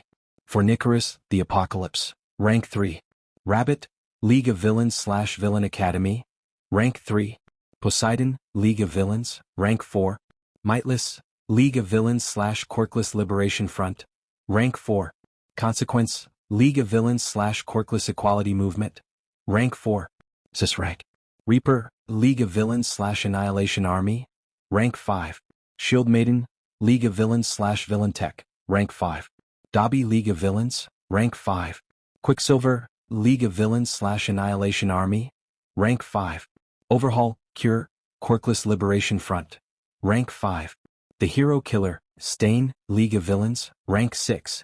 Lady Nagant, League of Villains, Rank 6. Deathstroke, Annihilation Army, Rank 7. Hellboy, Annihilation Army, Rank 7. Turnflecht, Hummerize, Rank 8. Shrek. Twice, League of Villains, Rank 8. Echidna, League of Villains, Rank 8. Titan, League of Villains, Rank 8. Mustard, League of Villains, Rank 9. Geeton Meta Liberation Army, Rank 9. Sliding Go, Meta Liberation Army, Rank 9. Hunter, Quirkless Liberation Front, Rank 10. Payback, Annihilation Army, Rank 10. Liberator, Annihilation Army, Rank 10. Kurogiri, League of Villains / AU Villain Academy, Rank 11. Mr. Compress, League of Villains / Levelers, Rank 11. Notes. Beast was killed by the League of Villains, and now the Inhuman Supremacy Party hand declared to have joined forces with the Apocalypse. Fornicaras is a dangerous mad scientist, as dangerous as the Shadow Empire's Nomu Maker, as well as extremely powerful and dangerous. Do not engage with the presence of a top 10 hero. To say that Class 1A were ecstatic about having their friend finally back from the dead, well, but they kept their options open, would be an understatement. Shoto looked like he was back to life, Ochako looked very relaxed, the Baku squad were excited, and the rest of the class were all relieved. Good thing Bakubro is back, grinned Izuku. Honestly, the classes and dorms don't feel the same without him. I know, right? Asked Denki. Holy shit, I never knew how nice his sarcastic comments and help with notes were, and how much he pushes us forward in training. Plus, I really missed his cooking, said Hanta with a grin. Sato's cooking is great, but Bakugo's is otherworldly. No offense, buddy. Sato chuckled. None taken, he is teaching me how to cook better. I mean, I'm better than him in baking, but he's still leagues and bounds better in cooking, so it checks out. Plus, Mira-chan and Yui-chan can now stop looking dead on the inside, and Itsukasi-sen could stop destroying the gym. And Mei-chan can finally stop living in the support core studio, added Mina with a sigh of relief. The only one to be calm was Intelli, maybe unsurprisingly, hummed Aoyama softly along. Oh, she wasn't. I know her since childhood. She was most likely crying herself to sleep when no one else was looking. She is just good at masking it, sighed Momo in exasperation. Sue, How do you think he is doing with Aizawa-sensei? Asked Ochako with a wry smile. I think he is getting a very heavy lecture on not leaving the hospital until discharged and picked up by the school. A lecture that he'll absolutely ignore, spoke Mineta with a shit-eating grin, causing most of the class to laugh loudly in amusement. He always does whatever he wants, whenever he wants, and nobody can do anything about it. Cloud giggled.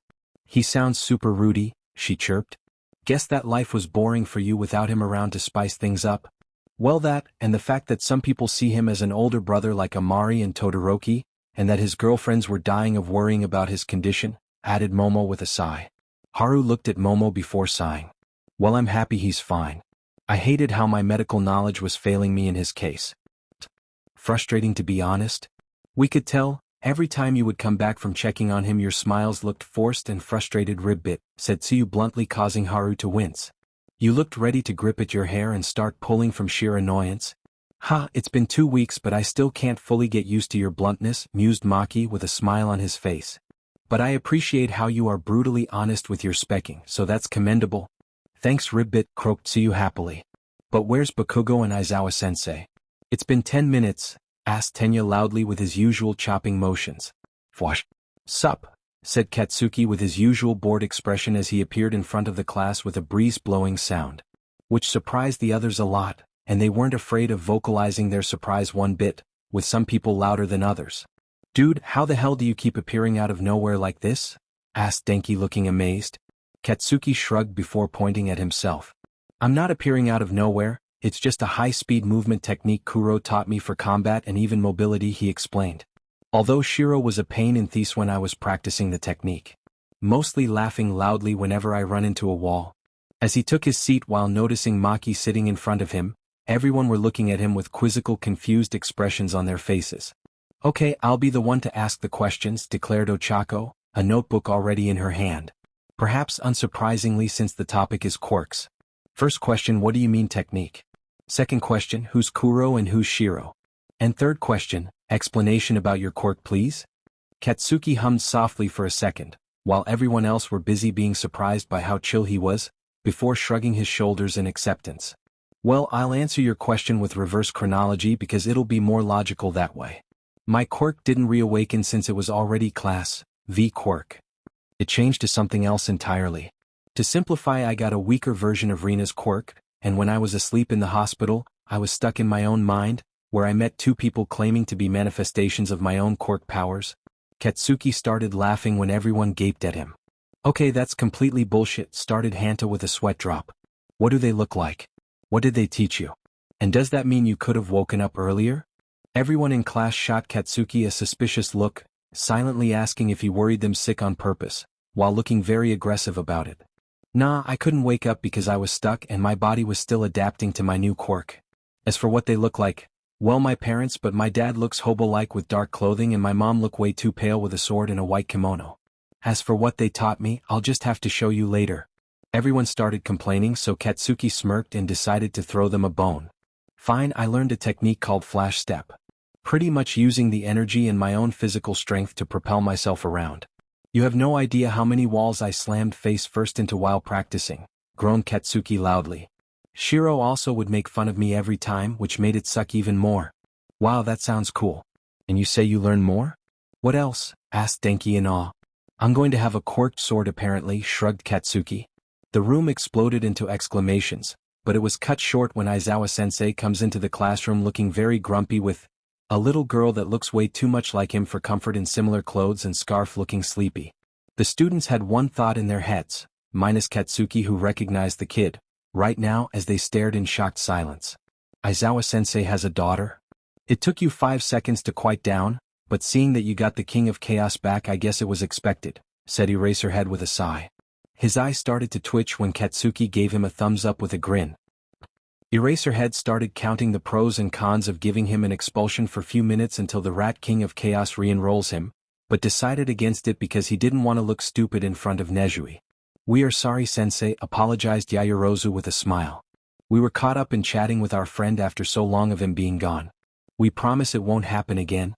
She spoke with enough honestly that he couldn't even glare at her, so he just sighed and nodded. Well, at least the brats don't look dead on the inside, he will never admit it, but seeing them like that kinda hurt to be honest. with the Chaos Child back. Good, now I have few announcements, started Eraserhead, ignoring how Nejui. Eraserhead felt fatherly love overwhelm him in that moment, pulled out a red sleeping bag and zipped it up, but only after getting in, of course. But he smirked under his scarf when everyone else, minus the Chaos Child, looks like he was playing along with him, great, stared blankly. Everyone turned to him while trying their best to not ask the question. Who's gonna break first? He had a bet with Emmy, and he won't give up on having her make his favorite dish for a week, sue him. First announcement. Eraserhead continued while everyone else looked like they were gonna burst from curiosity. Rina, the girl Bakugo and Togata saved from the raid where they were hospitalized, is officially under UA's custody and will be living with you in the dorms. So I expect you to be good to her and look after her. He wasn't surprised when the class exploded into cheers at that declaration. Those brats all visited her at least once, they grew to like her fairly quickly. Eraserhead felt even more fatherly pride and love when his daughter, he accepted the role because the kid was just too much to turn down, damn it, rose up with her eyes glowing green. Sometimes he really thinks she was his daughter, with her hair also floating menacingly, also turning green. I am napping. Quiet or I'll paralyze you all. His daughter snapped with a glare that honestly made him almost flinch. The students shut up immediately and sat back down like a statue. Bakugo looked at his daughter in pride, Eraserhead relates. Holy shit, he is so happy Emmy called dibs on her as their kid. He should bring her to class more often. Once the silence was restored, she muttered something nasty quietly under her breath and relaxed down. As I was saying, spine Eraserhead, while rubbing his hands together behind his back. Rina will be living with you, so you should behave around her, and if she asks for help with something you are to be good to her. Her quirk is dangerous, but unless she is emotionally stressed she can control it. Ah great, spoke the Chaos Child with a grin. I was worried where she'll have to go, but with her living with us I can now teach her how to at least start using the basics of handling her aura of chaos safely. Thankfully I trained enough to know the basics, and I can always speak to Kuro and Shiro for advice. As long as I take it slowly everything will be great. Eraserhead turned to his Chaos Child intrigued because that sounded like something good. Bakugo did say his quirk is now similar and he looks in perfect condition and full control. So does that mean he can help her? You're saying that you can teach the kid how to use her quirk safely without going out of control like what happened in the raid? Asked Eraserhead skeptically, but inside. He was really hoping it was the case. Because Eraserhead doesn't know shit about such an insanely powerful and versatile quirk. The Chaos Child nodded with a thumb up. Yeah, nothing too stressful either. Just some meditation sessions and some breathing exercises. In a year or so she should be able to at least use it for a fight without crushing the whole area with her own quirk pressure, the kid said confidently. Eraserhead, and everyone else, decided to tactfully ignore the crushing the whole area with her own quirk pressure part. Hopefully the Chaos Child knows what he is doing. I'll just walk her to the forest, since she needs to be in peace, then I'll have her do breathing exercises and meditation. Trust me, I spent a long while in my mindscape doing those. I can teach her no problem, he waved. Eraserhead decided to trust his Chaos Child on this one and nodded in approval, silently happy that at least one of his problems is solved, or at least handled. Finally. Good, then I'll take your word for it, Bakugo, but I need you to tell me whenever you step up her training exercises or decide to do something completely new, understood? Asked Eraserhead. The Chaos Child nodded with a grin, then gave him another thumbs up. Okay, since when was he so cheerful? This way out of character for him. Did the near-death experience bother him that much? Doubtful, saying how he hasn't changed much after the summer camp thing. Hey Bakugo, is it just me or are you far more cheerful than usual? I think I've seen you smile this morning more than I did the whole first semester. Mineta decided to be suicidally brave and asked, then again Eraserhead was as curious. The Chaos Child doesn't seem to take offense to the question, and just shrugged as he answered. Most of my snappy personality was due to my quirk messing with the inner chemistry in my brain, but since I don't produce said chemicals anymore and my quirk works through energy, I guess I got more chill. Heck, even I feel weird not being irritated the whole time. Everyone blinked at him in surprise. Meanwhile Eraserhead felt like so much started making sense. He knew he was explosive in attitude because of his quirk, but he didn't know it was literally. Maybe if he had Recovery Girl do some tests they could have tried to get him some convenient meds to decrease if not outright solve the issue? Ugh, looks like Eraserhead must step up his game in the next classes. He'll also mention this to Nedzu, make it mandatory to all students with anger issues to go to both Hound Dog and Recovery Girl. That way maybe they can see who actually needs medications and who needs therapy, and who needs both, to fix their attitude. Well, I'm not gonna complain about seeing you smiling more often, joked Ochako. Those were pretty rare and most of them were about violence. The Hell class broke into quiet snickers while the Chaos Child glared at his second-in-command Chaos Gremlin, along with Todoroki, but he is less chaotic, in annoyance. Enough, sighed Eraserhead, he didn't want to have his daughter freeze someone. He and Emmy soon discovered that their little angel has a temper worse than Endeavor's when she is sleep-deprived. I wish to remind you about the upcoming Culture Festival. It's gonna be an event which you chose what to do in. At first we're gonna be locking the festival to only school community, but few wild and absolutely terrifying circumstances forced our hand to make it a bit more open. Everyone looked at his strangely over the wild and absolutely terrifying circumstances, but he ignored them, mostly because he doesn't want to talk about it. Eraserhead sighed and went to his dear sleeping bag, then laid in the corner beside his daughter with a smile that they couldn't see. Use the rest of the period to decide. And with that he let the Hellions to do whatever. He was too tired to care about whatever they decided. Alright, everyone settle down, said Momo as she stood up in front of the class with Ochako and Katsuki on her right, with Katsuki in the middle. With the cultural festival coming up soon, we need to decide on what to showcase as a class. Let's start off first with some suggestions. The three were soon met with a barrage of suggestions that it took some time to get the class to quiet down before individually picking students to list their suggestions. Maid Cafe, shouted Denki quickly when he was chosen, with obvious intent why he had chosen such a theme. Really, man? Asked Katsuki with a deadpan. Unless you somehow managed to talk my girlfriends and their classes into this, the answer is no. Denki pouted at his idea being rejected but didn't really complain since he felt like the girls wouldn't the idea. As soon as everyone had listed their ideas, Momo began to ruthlessly eliminate the ones that weren't feasible or appropriate. The class responded in kind about her study group, causing her to blush as she erased her own suggestion as well. A few more were eliminated before the students began talking amongst themselves, throwing ideas about combining suggestions and such that they began to ignore Momo and Ochako talking to them. That was until Katsuki raised his palm up and covered it in an orange glow, before he let out a loud bang, getting their attention back. Unfortunately, Katsuki hadn't thought that through as the piercing bang also woke up their teacher and the little girl, who glared at Katsuki for waking them up before the bell had rung.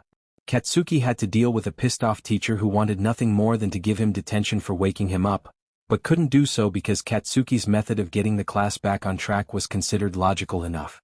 I am going to the teacher's lounge, announced the little girl as she started walking off in a sour mood, with everyone else following her with their eyes. Eraserhead sighed and let them continue. A few more suggestions were soon thrown out, but soon the bell rang to signify that homeroom was over. Make your decision by tomorrow, threatened Eraserhead as he lumbered out of the room looking tired. If you haven't done so by then it'll be a public lecture. The students shivered as they could imagine Eraserhead lecturing them in front of the whole school. None of them wanted to be subjected to such humiliation, so they quickly decided on making plans later.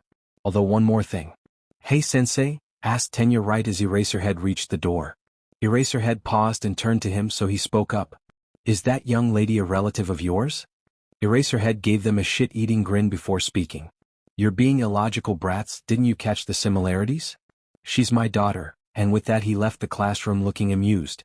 The class needed only 3 seconds to register what they heard from their grumpy social teacher before the classroom promptly exploded into chaos. Katsuki just chuckled to himself, giving his teacher a virtual fist bump in respect. His friends' faces are currently priceless for sure. The students from the 3 classes quickly went back to the dorms to discuss what they were going to do for the culture festival. Katsuki thinks that the whole worry was bullshit. Why be concerned? Who gives a f? But as they got back in the sale time, a huge surprise was waiting for them. Am I the only one hearing shouts inside? Asked Ochako in confusion. Katsuki could hear some yelling inside. But everyone was here. What the f? Shoji created an ear and listened before raising a brow skeptically. Yes, I can hear 2 voices shouting, but there are a lot of people in the dorms, he hummed. Katsuki scowled, wondering who was in there. Maybe the teachers? But why would they shout inside? Wait, what? Asked Denki in surprise. Who the heck broke into our building? Are they inside? You rob us? That, in turn, caused the students to tense up, but Katsuki just kicked the door open before storming in, quickly followed by Nito, Ochako, Shoto and Denki since they were the confrontation type. Katsuki wasn't going to just sit and let whoever's inside cause trouble in their dorms. Katsuki himself had a lot of rare All Might merch and he'll murder before he lets anyone else take it. Thank you so much. But they just stopped once they reached the common room, frozen in place in genuine surprise and maybe a bit of shock.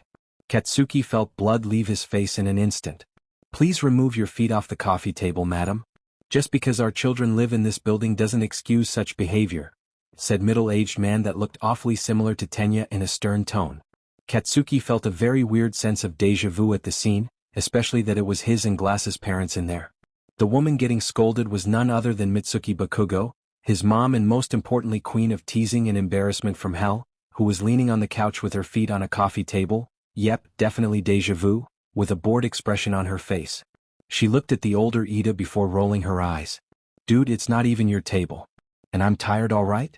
My kid just came back to the world and I haven't been sleeping awfully well with a couple months old brat, so give me a break."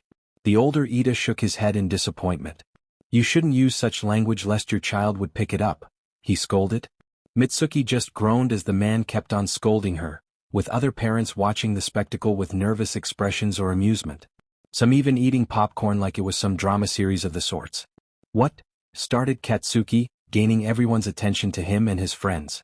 "The absolute F?" finished Nito while catching the eyes of his parents, who grinned at him teasingly. Mitsuki looked at her son before grinning. "Hey brat, missed your mom? I am here until the end of the festival. And we are going to have so much fun together.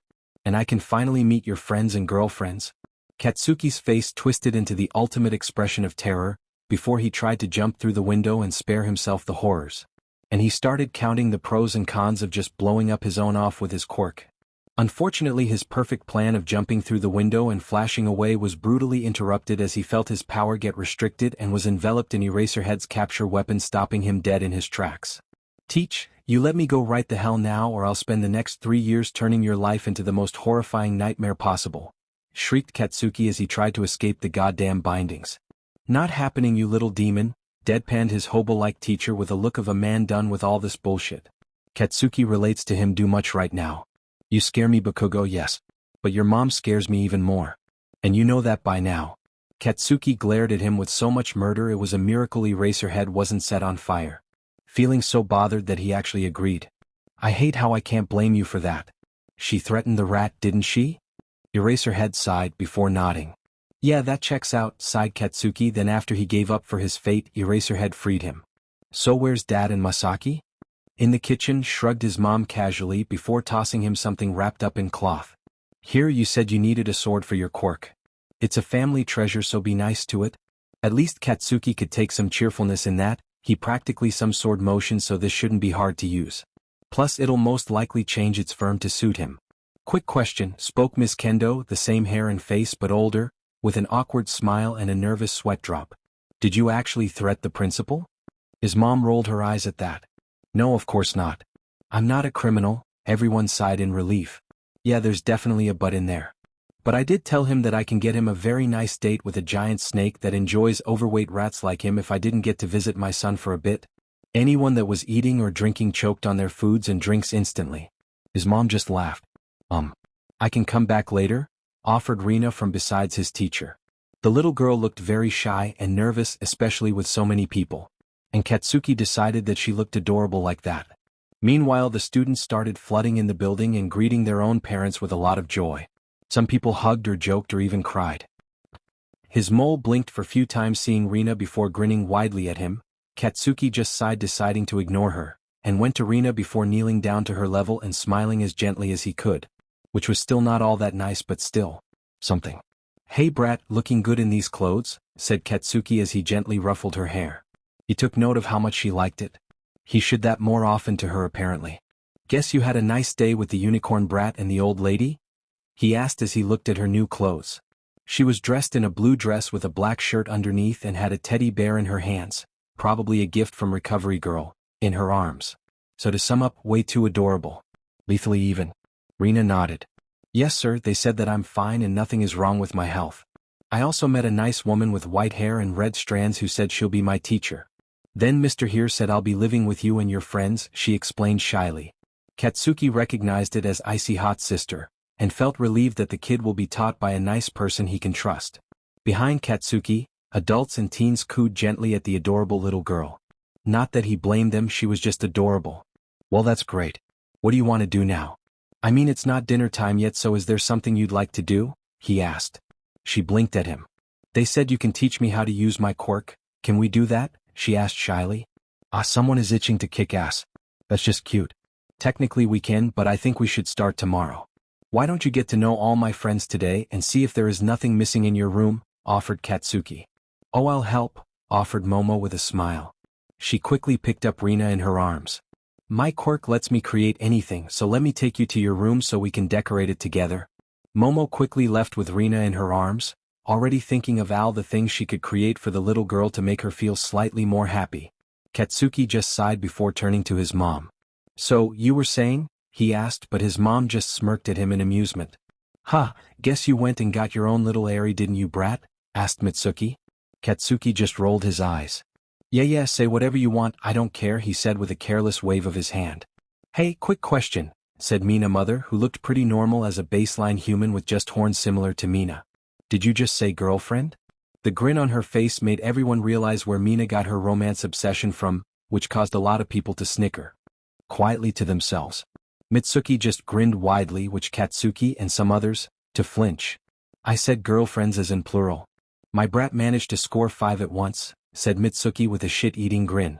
3, 2, 1. The room exploded into chaos, which he just stood up and ignored while looking over the sword. It was beautiful, a black handle with red diamonds, a black sheath covering the blade of the sword and golden decorations around the guard and sheath. He looked over the sword as people were freaking out and causing a fuss. He ignored it, unsheathing the blade and inspecting it. Kuro told him to cover the blade with his blood, then coat it with his power to print it with his personality. He could do that now, but he didn't want to cut his hand and scare the shit out of everyone in the room. He can do that tomorrow, right? After a few minutes the chaos stopped. It took too long since everyone else introduced their girlfriends or boyfriends to their parents, which had a lot of mixed reactions, but none of the relationships were disapproved, so everything was fine. So, can I meet the lucky ones? Asked his with a wide teasing sadistic grin on her face, which made Katsuki feel like aged 10 years in the past few minutes. Katsuki looked at his classmates for help, but they had no idea what to do. They just shrugged helplessly while looking very apologetic. Like somehow feeling sorry was of any use. Yes ma'am, said Katsuki in exhaustion, already accepting to his fate. He then motioned so Mira, Yui, Itsuka and Mei came quickly. Hello ma'am, it's an honor to meet you, the girls said simultaneously with equal amount of cheerfulness and anxiety. Mitsuki just grinned. So, did you pick up names or do I need to help you? Should Katsuki be surprised that Tenya and his dad's glasses cracked? Most likely not. But Tenya's mom looked amused, so she was the laid-back one, and Ingenium was too probably, but that's a can of worms Katsuki isn't opening, between them. Katsuki let out a loud sigh which made everyone else look at him. He just gave a tired look. I'm going to make dinner. Feel free to come help, chat or whatever. Have a nice day. Katsuki flashed to the kitchen. He ignored how his snapped at him to show her what he learned later, and started working. Some of his friends came to help with cooking, so he let them. This is going to be a wild couple weeks, isn't it? Beast gets visitors. The Inhuman Supremacy Party is an organization that is a bit hard to properly describe. It was born as a radical branch of the main Complex Mutants' rights organization about 50 to 60 years ago. It has been dismantled eventually, the branch, not the party. However, while the organization itself was gone, the idea behind it wasn't. The result of that was the growing radicalism of several fringe groups that over time began to reform into the modern ISP under Beast's leadership. Interestingly enough, some part of the table of rejects, namely an organization of heroes with unpopular quirks, is technically akin to a cousin to ISP, in that they are descendants from the same radical branch of the mutant rights group. It possibly has supporters among the pro-heroes that kept their radical beliefs hidden, but that hasn't been proven yet. They continue to support the next generation of heroes with similar beliefs, continuing their existence. As a result, a big part of the radical branch of the table of rejects, at least among the complex mutants, and even a few members of the moderate branch has historical ties with the ISP. What has to be said about the ISP itself is that it's not exactly an organization in the traditional sense. The regular members of the ISP are the lowest in numbers when compared to other major villainous organizations. It operates as an riot organizer in the end. There are many complex mutant villainous organizations throughout the country, most of them small and unimportant.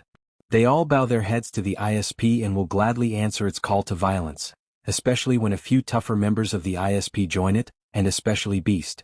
With most of the communication between the members of the ISP and its subsidiary groups happening through untraceable connections through the villain net, it's almost impossible to eliminate the entire organization.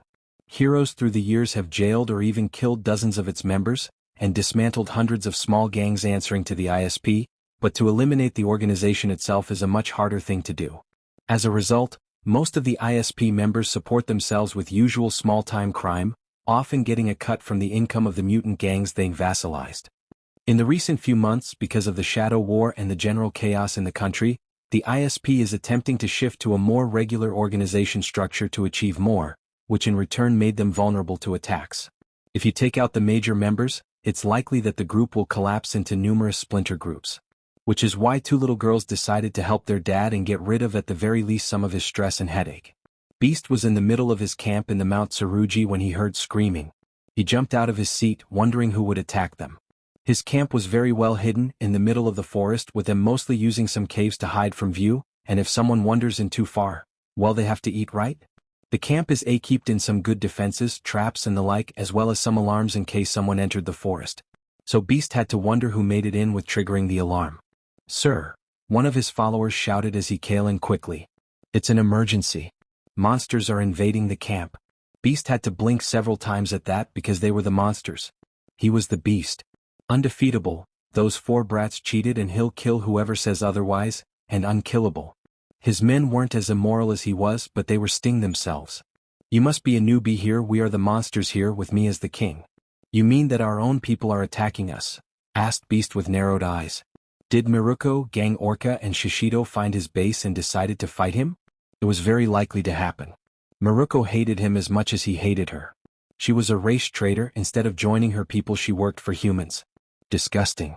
"No sir, not complex mutants like us, I mean actual fantasy monsters like dragons and demons and the like. They are tearing through our men." The lad couldn't finish his sentence as a blade pierced his chest, getting covered in blood. Beast jumped back startled as the lad was dragged outside from the chain of the blade, screaming all he while. Then Beast heard footsteps, small ones, and agonizingly slow. He growled, beating his fangs and claws ready to pounce at whatever came into his lair.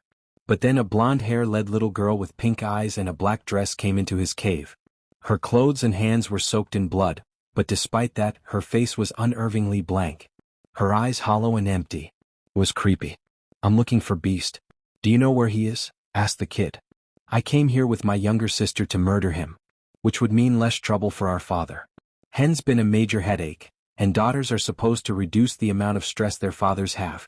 Beast stared at the kid quizzically, wondering if she was seriously going to fight him. With that puny weak build and small size, he could honestly literally step on her like a buck. "Well, I am Beast and I don't know who you think you are. But I am a triple S ranked villain for a reason," he growled threateningly at her. The kid just zoomed on him, before smiling. "Let me show you what real Beast looks like, Beast. Because you seem to not understand the term," she said as her body started to glow and shift. Her hair grew longer and hand blades appear on its tips. Her arms spilt into dozens of tentacles, each of them sporting electrical chainsaws. Her face changed into that of a demon with fire leaking out. And from her back 2 large wings came out. "I think it's poetic justice for the self-proclaimed Beast to die on the hands of a true one," spoke the demon child calmly. "So why don't you scream as I tear you apart, one piece at a time, Beast? Quick warning. This will be painful." Beast only had a second to scream before the demon child pounced on him. He screamed for quite a while before he was given the sweet mercy of death. Few minutes later, Eve exited the cave, back to her normal form, and holding the head of Beast in her left hand like it was a basket. "I'm done, Mahoro-chan," declared Eve calmly as she walked to her sister. Mahoro was sitting on rock, holding a mirror and posing to it while trying to look cute, and around her her creations were feeding on the corpses of the partyists they killed. Mahoro turned to Eve and grinned. "Well, what do you know, that was pretty quick. Let's go show this to Daddy." Eve just shrugged her shoulders in acceptance. They did this for him after all. A while later, Deku was doing some goddamn paperwork when his front door was opened widely. He looked up and smiled seeing it was Mahoro and Eve walking in with a bag. "Good evening, Daddy," beamed Mahoro happily at her father. "Evening to you, dear father," said Eve respectfully with a formal bow. Well, if it isn't my sweet and dear baby girls," smiled Deku widely as his Deotress took a seat, although he took note of the cloth bag Eve was carrying. "What do you have in there, sweetie?" he asked with interest. "You were super stressed lately and were complaining about a certain jerk, so we thought of giving a gift to make you feel happy," grinned Mahoro proudly. Deku Shigaraki felt extreme happiness flood him in that moment, knowing that his daughters cared so much about him like this. "Oh, what did you little angels get me?" asked Deku in amusement. Eve put the bag on the desk, and Deku felt something off about what was inside. With a raised brow, he opened the bag, blinked few times before tying it up again. "How?" he asked blankly. Mahoro shrugged. "One of his newbies posted a selfie with his location. We saw him on the background. So we went in and butchered the whole place," she explained. Deku blinked at them for few seconds, contemplating what to do or feel, before he motioned for girls to come. When they did, he pulled them into a hug. "Next time you want to do something for me, you should ask first," he sighed. "But it can't be a surprise if we tell you," Eve pointed out calmly. Deku just sighed wistfully. His children were troublesome, but he loves them more than anything. Conqueror chuckled as he walked into one of the laboratories in his base to find the good Dr. Sailaporo Grands working on one of his experiments. "Good morning, good doctor," greeted Conqueror with a smile as he entered the lab. He could see some figures floating in the tanks. People of different looks, with swords being charged in special stands right beside said tanks. Grands blinked at him before sighing. "Well, good morning to you too, Kokoro-san," the doctor replied with a not very cheerful tone. "Still mad for the loss of young Rina, I see," remarked Conqueror in amusement. Grands just growled in annoyance. "I still had a lot of uses for her. She would have been an almost infinite source of power in this place. But that blonde brat just had to play hero, didn't he?" snapped Grands as he threw a vial at the wall. Undisturbed by the anger, Conqueror kept on speaking. "Well, I don't see what's the big loss. You learned how to replicate her pure quirk energy with science and technology. So why so salty?" Grands looked at him like he wasn't sure if he was asking seriously or not. "Are you kidding me? With her here, I could easily make 1,000 jillions with the sale costs. I'm making 100. I would have been already done with the Vasto Lord Espadas." Conqueror chuckled at that before shaking his head. "And why worry, good doctor? We have all time in the world. We have all the resources. I don't see why we should rush things. That's what Entropy would like, not you." Grands rolled his eyes. "Ah yes, that unruly reckless murderobo kid you keep around as a minion despite never letting her show up. Why keep her in the first place?" Conqueror smirked. "I have my uses for Entropy. But don't bother yourself with that. You said that the Espada were your greatest masterpiece," he asked. Grands sighed loudly and tiredly. "No, my biggest masterpiece was the Ballas, but they escaped after Ichigo woke up."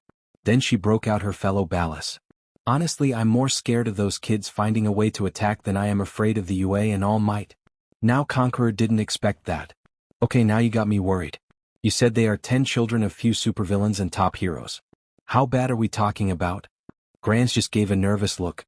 "Actually, I made 20 kids." Grands decided to drop a bomb in his lap. One Conqueror wasn't ready for. "I only told you and Cloud that they are 10. They were supposed to annihilate the top 20 heroes in front of cameras. Didn't work out as intended.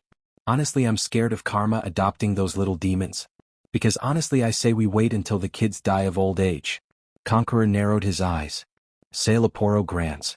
What in the devil's name did you make that you are so scared of your own creations?" he asked in suspicion. Grands just gulped and handed him a list of things and people used for the genetic makeup of his 20 bullets. Conqueror honestly paled in horror from just the first name. The others just had him filled with existential dread and an unhealthy level of anxiety and paranoia. Holy hell. List of parents and quirks for the bullets. All for 1 plus mischief.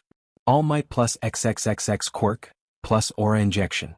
Arch arsonist, Dobby plus hyperthermia. Redestro plus stockpiling quirk. Gigantomachia, genetic modification. Lady Naga plus stain. Mr. Compress, perfect copy. Razor, perfect copy. Overhaul. Mightless. Hawks, better copy. Ryukyu plus fire breather. Best genist, genetic modification. Knuckle duster, genetic modification. Maria, genetic modification. Maruko plus reaper. Eraserhead plus Ms. Joke. Crawler plus popstep. Beast, genetic modification. Purity, genetic modification. Conqueror blinked at the paper few dozen times, held in multiple angles like the writings will change somehow. Then he took a very deep breath. He shouldn't let this get him down. Things are going great. Everything is going accordingly. Everything is still going as planned. Everything is perfect. Nothing is wrong. Breath in and out. Then he quickly looked at the nervous doctor with so much dread on his, while wondering if he was just dreaming, more like in a nightmare to be honest, this whole thing.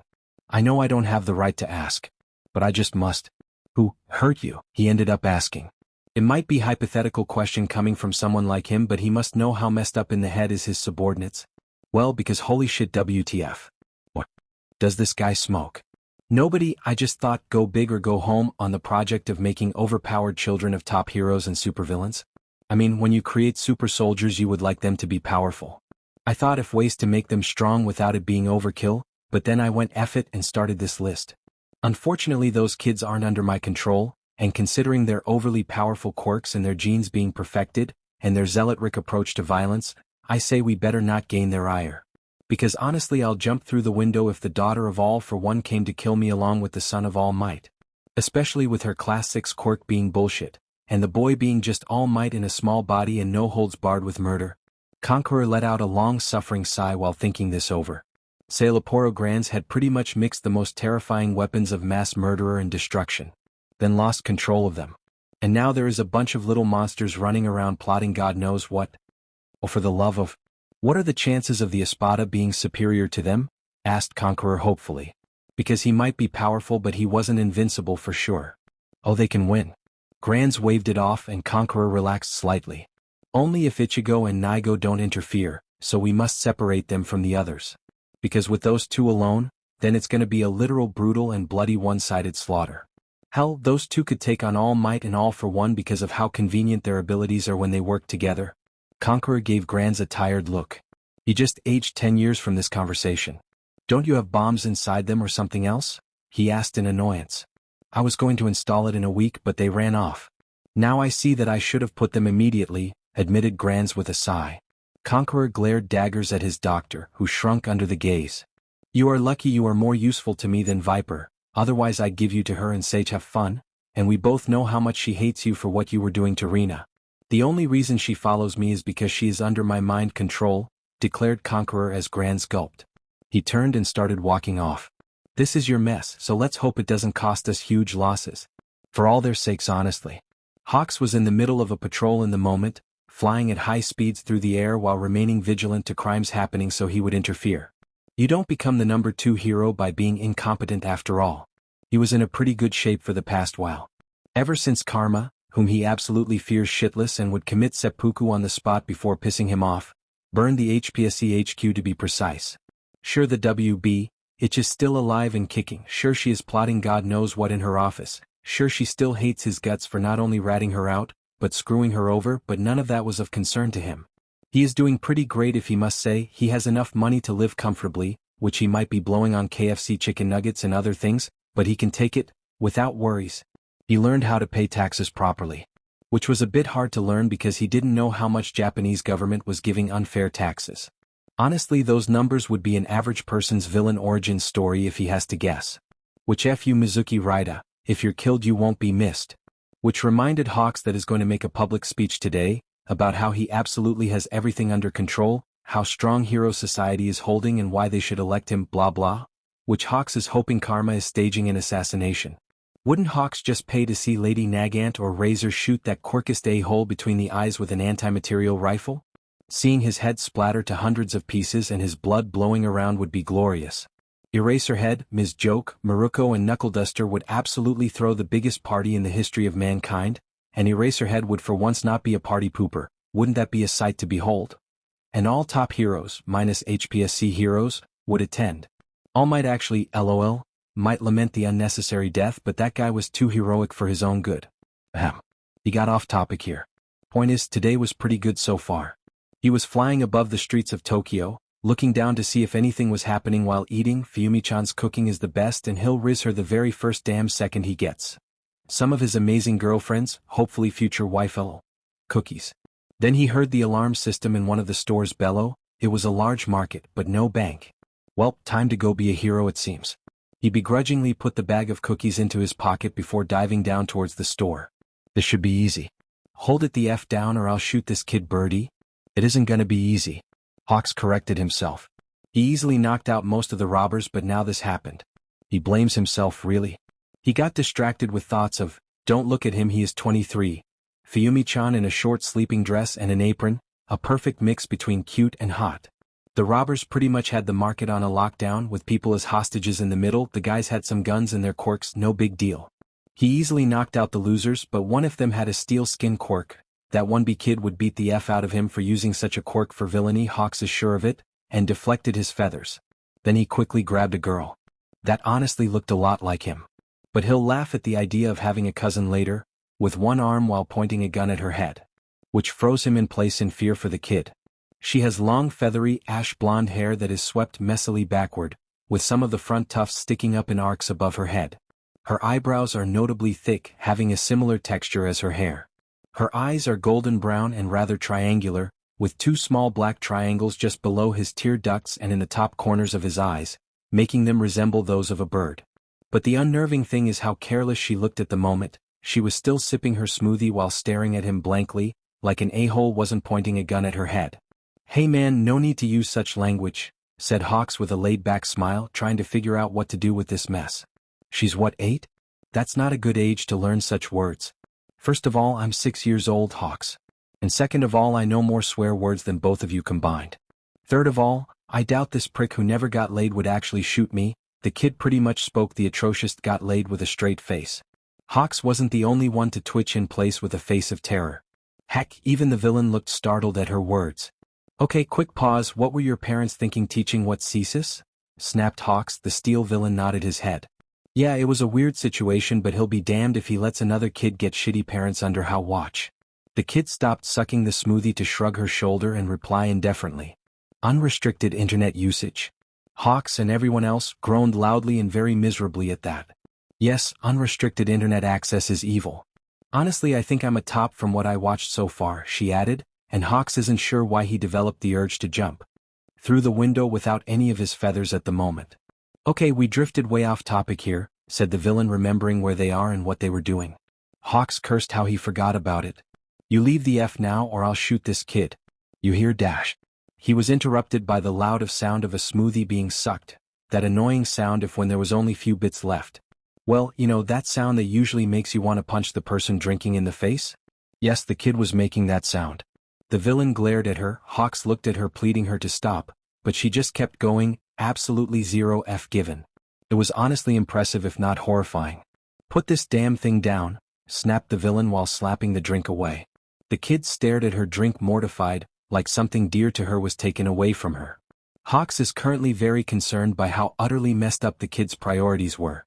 Does she have a death wish? Or does she just not give a single F about death as a concept?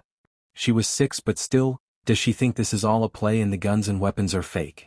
He really needs to speak with that kid and have a very serious talk with her. "That was my smoothie, you brain-dead pathetic little worthless bug." Hawks flinched at the dark tobe the kid used. He looked at her and flinched again, noting the murderous expression she had. 2 red projectiles came flying through the widow's, and slammed into the villain's eyes, which turned out to be feathers, like his but smaller, faster and sharper.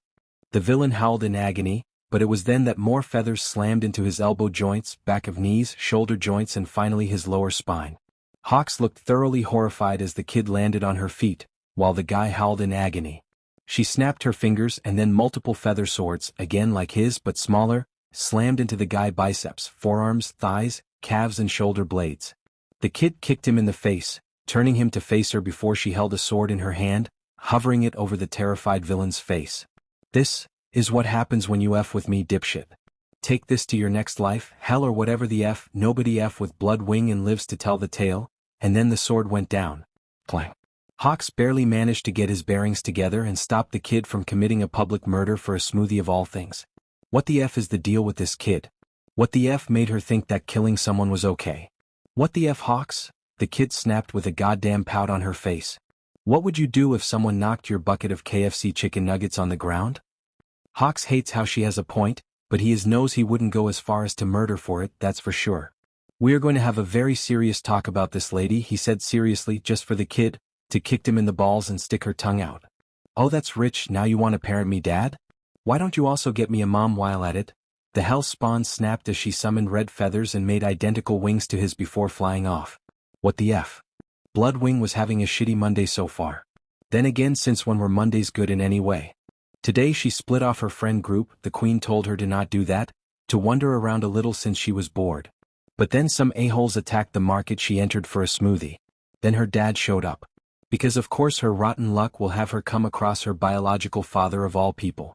Which she calls bullshit upon. Yes, Hawks works in Tokyo, but what were the chances she crosses paths with him in this huge place? Extremely low. But it didn't stop her from meeting with him. Then she tried to act casual and let him save her before she leaves quickly and runs the F away. Then that a-hole villain just had to knock down her beloved strawberry-flavored smoothie on the cold dirty ground. When there was still some left for her to enjoy. Killing his dumbass in bloody revenge wasn't that weird of a result. He knocked down her smoothie. Her dad would absolutely murder over a KFC chicken nugget bucket, she knows that for sure, a perk she has as his child. Which links her back to her current problem. Get back you brat, her dad shouted at her as they were currently in an aerial high-speed chase. The two looking like two red blurs to people on the ground. We need to have a very serious talk about the stunt you just pulled. Heroes. They think they are always in the right, don't they? What an absolute pain in the ass this is. And she can't escape this guy since he was as fast as she was. F'd its distraction then. Not interested in being lectured, Dad, she snapped. Her father twitched, but that was it. Disappointing, really? I got places to be and people to see. I don't have time for bonding, plus I'm technically not existing on paper, so in the eyes of the state, I'm not a person and can't be arrested. She really hopes that's the case. That's bullshit and you know, brat. So get down there on some rooftop and talk to me, shouted her dad while chasing after her. She made a turn from an alleyway, he didn't blink before following her. She sped upwards before moving right. It didn't work. Where are your friends, brat? You are the kids that escaped Granza's lap, right? Tell me where you kids are so we can help you, her dad shouted. She groaned. They know about them. Well shit, that complicated the plans of their leaders. Then again, it wouldn't change much since it's happening soon. No. We are going to destroy the HPSC. Then kill the Prime Minister. Then burn down whatever we don't like. Because F the law, she shouted back. And F the law. She isn't sure why, but it's just how she feels. Her head keeps shouting F the law all the time and she agrees. She doesn't like being told what to do. She grabbed her phone and texted for a few seconds before glaring at her dad. Leave me alone, you old man. Old? I'm 23, he snapped indignantly. Looking very insulted at the moment. Like she cares. Like I care, she snapped back. Hawks sent feathers after her, but unfortunately for him, she was able to easily dodge his attacks. She sent some feathers after him, but he also dodged them. The two kept on a cat and mouse game for some time, until Bloodwing managed to lead her dad to the specific location. Then she saw Frostburn and grinned. Later, Dad. I'm going home, she laughed, then she sped to the far right, just as a prominence freeze, its cold flames freezes whatever it touches, blasted forward and encased her father in a thick shell of ice. As he started falling, she sent few feathers to catch him and put him down gently. Boss and Captain will be very mad at you, you know, mused Frostburn loudly. He has white hair and silver eyes, he was kinda cute in a way. At least in her opinion. His hair spiky and gravity-defying. And he wears leather for some reason. Yeah, laugh yours off. I got more pressing matters. Is the plan still going? She asked. Frostburn smirked. Yeah, it is, Birdie. Time to kill the biggest a-hole in his personal beach, he declared. Then a blue disc materialized in the air, where they jumped through to their home. It's gonna be one hell of a day. And one bloody speech. Most of the League members were currently sitting in the living room of their headquarters having a very slow day. Most of them had nothing to do, so they were hanging out in here together. Another one of those stupid speeches. Sighed Himiko, looking at the TV like it was a venomous snake. Yeah, I can't believe that the Prime Minister cuts all other feeds from channels across the country so he could publicize his dumbass lies about having everything under control, scoffed Hitoshi. In the League's humble opinion, the moron was getting desperate with re-election coming soon.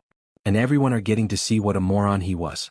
And since their boss had pretty much declared that their Prime Minister was his creator, the main star of his villain origin story, Japan as a whole despises him with passion. So him pulling something like this in desperation isn't really that surprising. Not that it would help him much. The only way he would win is by pretty much cheating the whole damn thing, which they doubts with passion. But with the HPSC pretty much backing him up fully, he might pull it off with the sheer number of HPSC allied heroes voting for him along with their workers. But Nedza can counter that with his own people, along with all the complex mutants and villainous quirk bearers and quirkless people. Those are much bigger in numbers. Point is, Mizuki was in a nasty checkmate. Lies nobody believes too, said Tamura in boredom, while using a portable gaming console. He couldn't hang out with Miruko today, so he was stuck here. I say we just kill him through his speech and be done with it. Nobody will care. That, to be honest, would be the League of Villains' graceful gift to the citizens of Japan. And the day would probably become a holiday to be celebrated. At least in UA and the Shadow Empire. Unfortunately, Boss vetoed the idea of killing him because the country is in too much chaos and we need to deal with Conqueror and his army before we annihilate the government and HPSC, sighed Melissa as she flipped through her book. The TV showed the speech starting with Mizuki thanking people for watching, not that there was anything else to watch besides him, his live speech. But as they watched, something happened that had them jump up in shock. The Prime Minister Mizuki Raido wasn't in the best of moods or positions these days. In fact, his life was nothing but an utter nightmare for the past couple years. It started when the Green Rabbit debuted. It was just pure annoyance of a quirkless brat trying to play in the big leagues. But the rabbits just proved to be dangerously powerful with all the powerful pro-heroes he defeated single-handedly. Then the League of Villains started. At first, it nothing but an urban legend in Shizuoka. About a bunch of powerful youngsters controlling the underworld of the prefecture. But it became a reality when the USJ attack happened. And then was broadcasted all around the world. Villainy and crime witnessed an insane uprising after that for some time. But then the HPSC HQ destruction stream was broadcasted all around the world. People got to see how messed up Japan actually was. The Elite Four organizations started duking it out in the open. The HPSC ever since then were nothing but a shell of their former glory. Especially in terms of PR. People would skin someone alive on the internet for saying something positive about the HPSC. Then turns out that karma had pretty much took over the underworld. There was some opposition still, but it was pesky in comparison, with most supervillains and their organizations swearing loyalty to the small for one brat.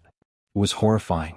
Then the summer camp disaster happened, with UA being almost wiped out, the symbol of peace almost dying, and the return of all for 1 second in command from hell for whatever reason. Mizuki wasn't fine for quite a while. Almost dying from stress on daily basis and his perfect world ruined thanks to some pesky teenager with a grudge. So here he was, giving a public speech to improve his public ratings. He must win the elections after all. He started speaking by discussing some unimportant topics like the improving economy. He only mentioned what was improving: heroics, not that there are a lot of declining industries, and social status for those of appropriate quirks. He definitely forgot to mention the declining social status of those with quirks not very popular or no quirk at all, just a big mistake, in Japan. He then started bringing up the arrests and amount of villains and organized crime that was dismantled for the past few years. He definitely forgot to acknowledge the organizations that rose up, and the success of heroes. He spoke about how the Creature Rejection Clan was dismantled and how the Inhuman Supremacy Party was in shambles these days after the death of Beast. He still has no idea how, but his headless corpse was dropped to a police precinct unannounced, their personal leader for over 20 years.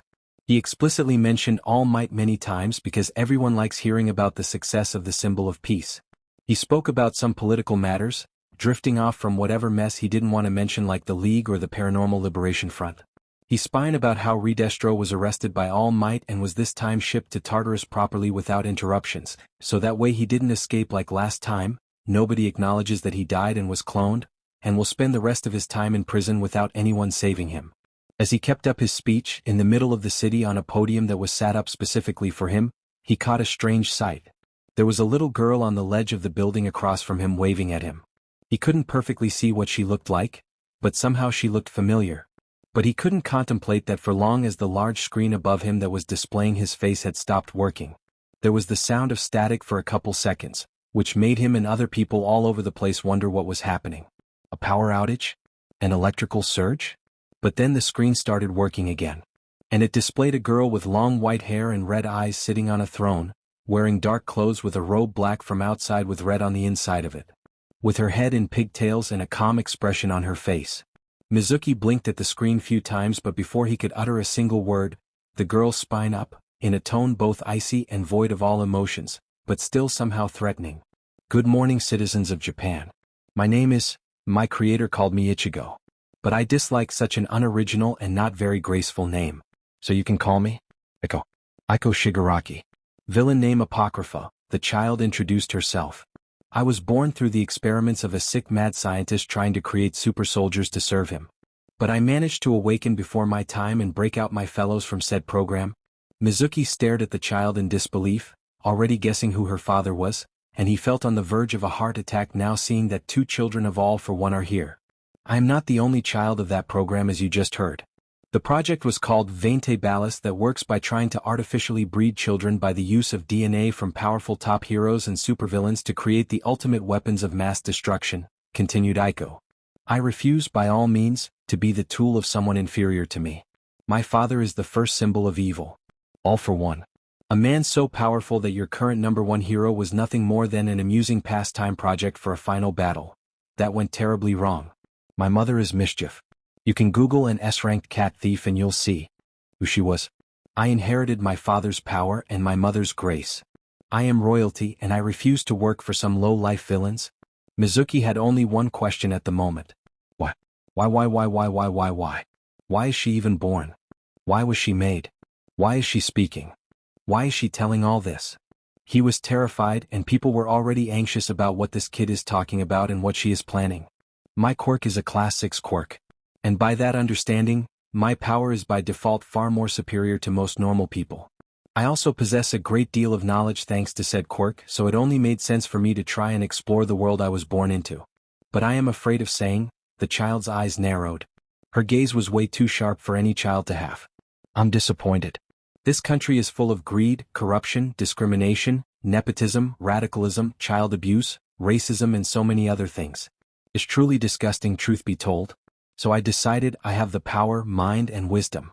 So it only makes sense I use these gifts I have as a de facto goddess of quirks to make the society of superpowers a better place. Mizuki had to wonder if this kid is seriously going to declare war on Japan as a whole on her own. Whoever made her definitely did a shot job because she was insane. Now you might wonder, do I have the power to back up my claims? Do I have any form of ability to threaten the Japanese government? What could I possibly do on my own? She looked at the camera with a tilted head. Before smiling. Thankfully I'm not. I wish to inform you that I have by my side the son of your beloved #1 hero, who in fact could give his father a very good fight in his golden age. My dear friend is as heroic as his father, so you can imagine how disgusted he is to hear that his father spent his life trying to help a country to the better, just to end up into nothing but a dictatorship of quirkism and racism and sexism. His name is Retsu and he doesn't like the fakes of the HPSC one bit. Do I promised him help in its annihilation? Mizuki had to keep himself standing at the idea of All Might and All for One collaborating on something, even if younger and weaker versions. This is going to be nasty, isn't it? I also wish to inform you that I have the son of the arch-arsonist and hyperthermia as my weapon of mass murderer and destruction, the daughter of Redestro, the son of Maria, the son of Purity, the daughter of Stain and Lady Nagant, the son of Razor, the daughter of Mr. Compress, the son of Ms. Joke and Eraserhead, the son of Gigantomachia, the son of Mightless, daughter of Overhaul, the daughter of the Crawler and Popstep, the sons of Ryukyu, Best Genist and Knuckle Duster, the daughters of Hawks, Maria and Beast respectively as well. All of them powerful enough to battle their parents to a standstill, and ready to tear down this country just like me, declared Aiko. So I think it's fair for their parents to contact them if they are interested in a genuine bond with their children. I know that All for One is dead, but I don't know about Mischief, so if you out there mother, I would love to meet you. Mizuki felt on the verge of AK.0 at those names. Holy shit, this is enough firepower to probably storm Karma's personal home. What the hell was Sailaporo Grand smoking when he thought of making these hellions? We are starting the fight by cutting the head of the snake. Because ripping out some unimportant scales sounds utterly useless and ineffective, as well as an unnecessary waste of time, continued the child while now drinking something from a wine glass. Probably grape juice or wine, while looking at the camera in disgust. Today we shall get rid of the #1 unworthy and unofficial villain. I hereby declare Mizuki Raida, Prime Minister of Japan for 3 elections in a row, to be an enemy of the betterment of Japan, and as the young goddess of this country, I sentence him, death. Deadshot, he is all yours, dear sister. Have your fun. Mizuki's eyes snapped to the kid on the roof, just to see her waving at him with her left hand, her right arm already sprouted her mother's famous rifle, that was aimed at him. Today is the start of the Festival of Chaos. The festival dedicated to the annihilation of the corruption of this country. To all those feeling oppressed in Japan, fear not, for we are the court of numbers. And we are here to help you. And you want to help us? Simple, anyone working for the HPSC, deal with them or send us their shameful past so we could judge them on this link in the villain net. And for you, dear big brother, Aiko smiled at the camera, her face softening into a childish innocence. I respect how you are trying to cure this diseased country slowly and carefully, trying to be the subtle shadow emperor sort of leader, help it get better from the backseat. It's admittedly in normal circumstances smart. But believe me, in this circumstances, only revolution is the best way to make things better. So join me, dear brother, as we riot, slay and burn for a better country, and let's make our father proud. As we do what he couldn't, we take over Japan. You as its demon lord of evil and justice, and Lu as its unquestionable goddess of quirks. The feed cut off right as the sound of heavy rifle shot out. There was a scream of agony, screams of horror, and then destruction reigned supreme. Today is going to be remembered as the day where Japan was swept upside down by a bunch of young kids with powerful quirks and a desire to see Japan burn.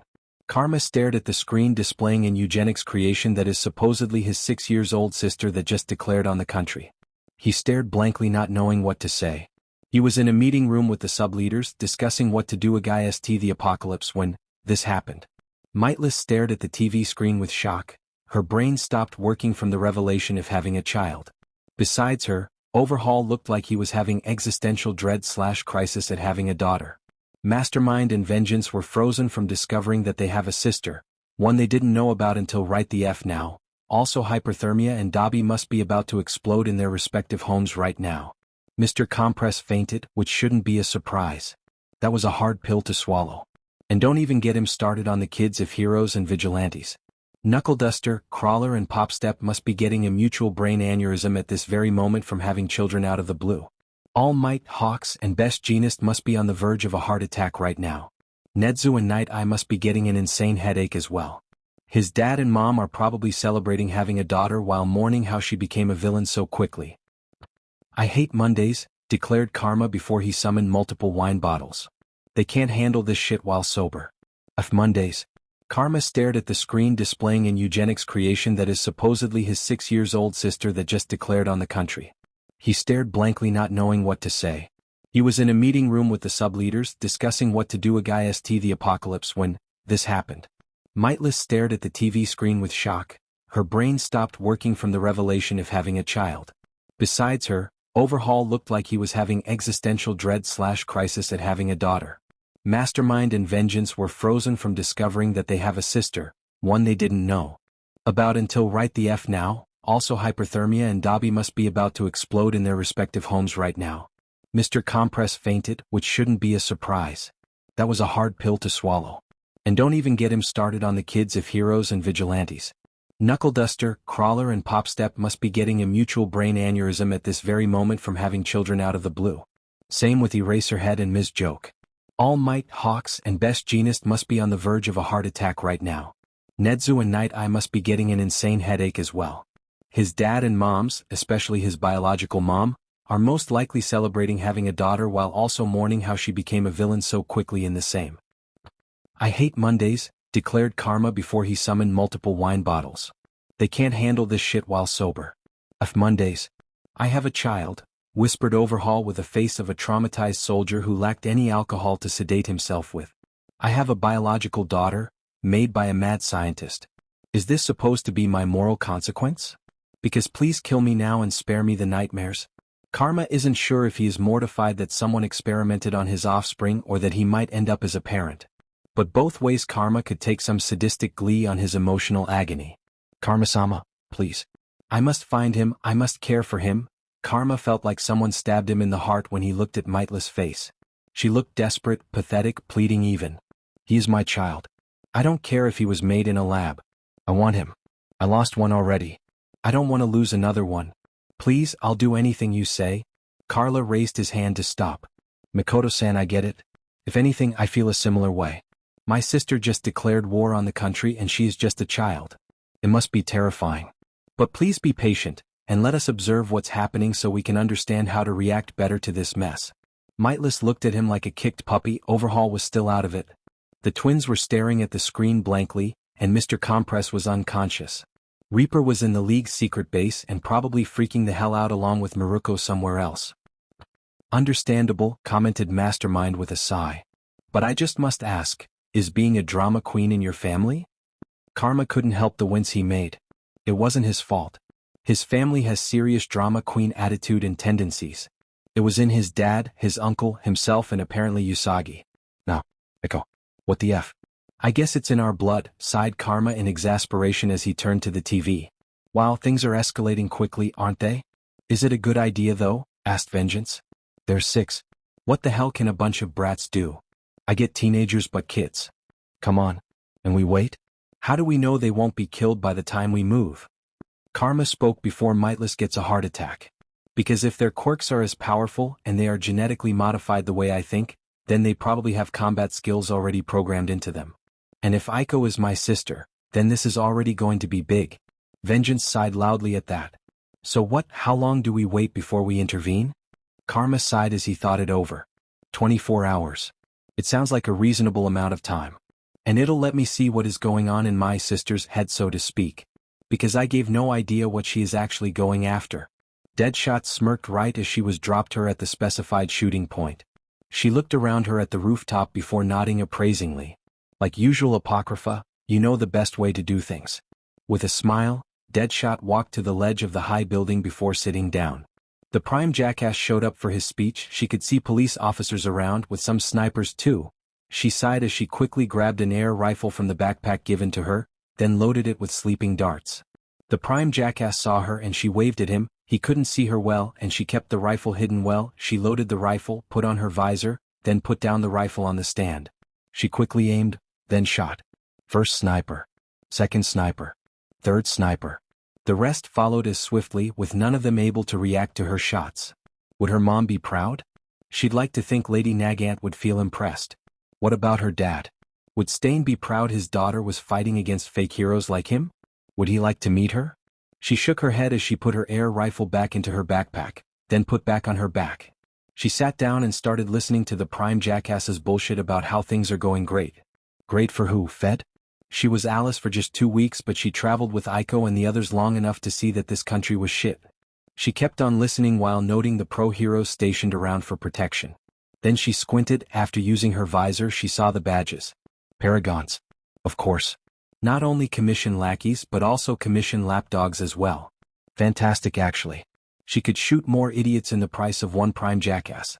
She listened for few more minutes before the feed cut off, which caused Deadshot to perk up remembering the signal.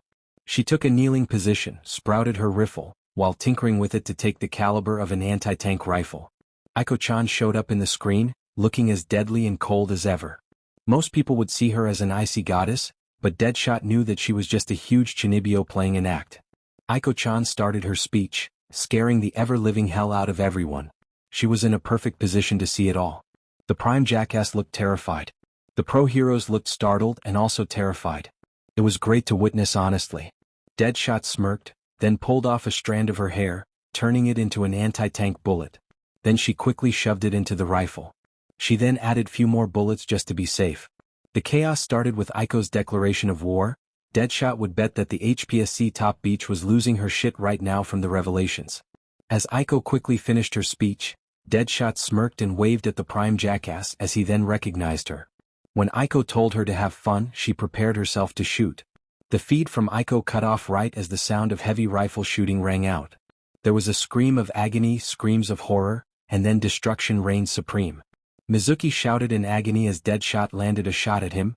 His left arm was blown off as some weird barrier that wasn't visible at first shattered like glass. Deadshot scowled deeply, seeing that the barrier put her bullet off. No matter, another shot will do the trick. Deadshot jumped to the far side, then retracted her rifle, blocking a pair of swords, no, combat knives with her own. She looked at her attacker to see that he was a tall, keen guy, dressed in combat armor, with blonde hair and style resembling Present Mike in a way. He disengaged before throwing a small knife at her. She easily dodged it as she jumped back, eyeing her opponent. You definitely are Lady Nagant's child, commented the Paragon with a hum. She couldn't read his expression because of the mask he was wearing. Thank you. I take pride in my mother's looks, responded Deadshot with a grin as she unsheathed the tanto on her side. Sailaporo Grands is an idiot through and through, yes. That won't change. But he works with perfectionism. Her mind and muscles were perfectly programmed on how to handle and perfectly use a katana like her father, as well as combat blades. This is gonna be fun. I take it that I can't just ask you to just surrender? Asked the Paragon as he shifted his weight, taking a stance. Deadshot smirked, licking her lips in anticipation. Sorry bud, but boss and captain aren't people I'd like to betray or let down. Plus you work for the HPSC. That's a reason to fight you on its own. The Paragon sighed loudly. He looked genuinely sorry at the moment. Maybe even through the whole brainwash and medicines these they still have some decency left? Something to contemplate with boss later. But for now. My name is Kaiga Tsutsumi Akaguro, aka Deadshot. Daughter of the hero killer himself and Lady Nagant.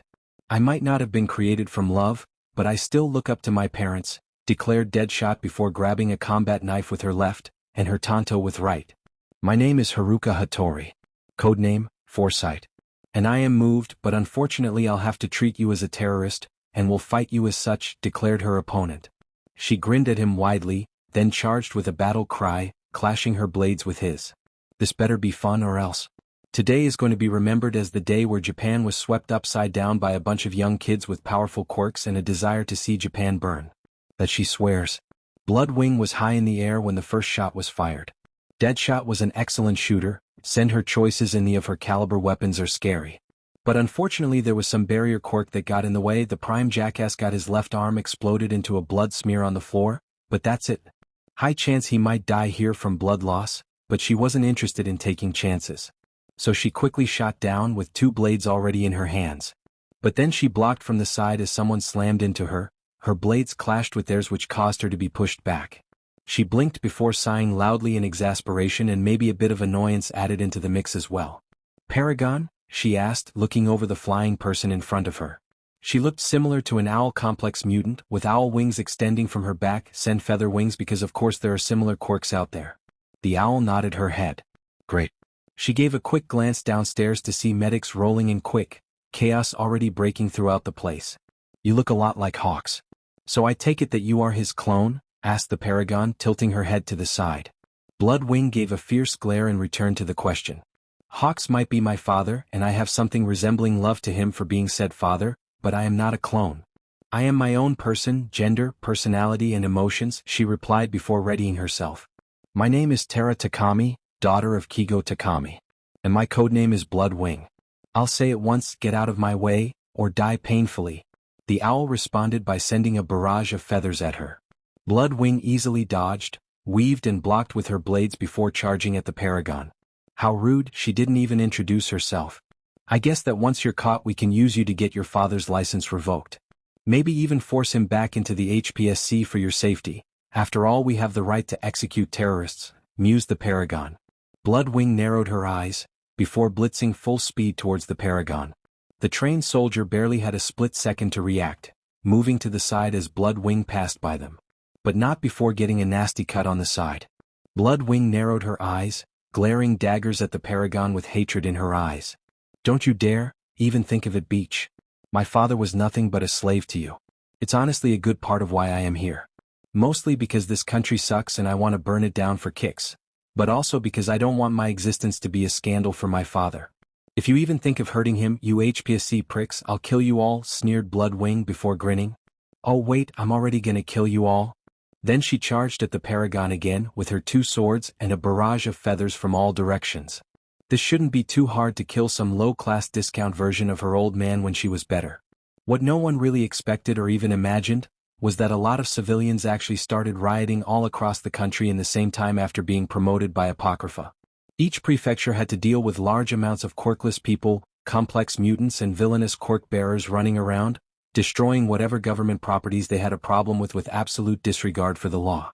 This ranged from exploding some corrupt hero's agency, to attacking police precincts, to even ambushing some corrupt government officials or judges and killing them as they tried to run. Nobody knows how all this started, but the anarchy reigned supreme throughout Japan after few minutes of the announcement, as if everyone else finally let loose. Those whom were discriminated against were letting out their own anger, and they were absolutely wild in doing so. The citizens were going wild, and the pro-heroes and police are finding themselves unable to do a thing about it. The destruction methods ranged from multiple things at once, but all were effective. Some people would throw a Molotov cocktail through the window of one of the local police precinct's windows, causing an explosion that set fire to the entire floor in a matter of seconds. People were all running around, destroying property, and unleashing their quirks to the fullest extent in an insane tsunami of anarchy and madness. It was nothing short of absolute, mindless, meaningless symphony of destruction and madness. There was no goal behind all this mindless destruction. There was only panic, cataclysm, Armageddon, and decimation. Miss Compress cackled as she ran through the banks in Tokyo, using her quirk to turn the vault gates to marbles before pretty much robbing said banks blind. Behind her were Lioness, Fiber, Greenie and Pop Jump. All came to help her since none of them were interested in killing or fighting, instead getting money sounded more fun. So they are going to give most of what they stole to the charities, because that's what Mr. Compress would do. But that was something she will think about later.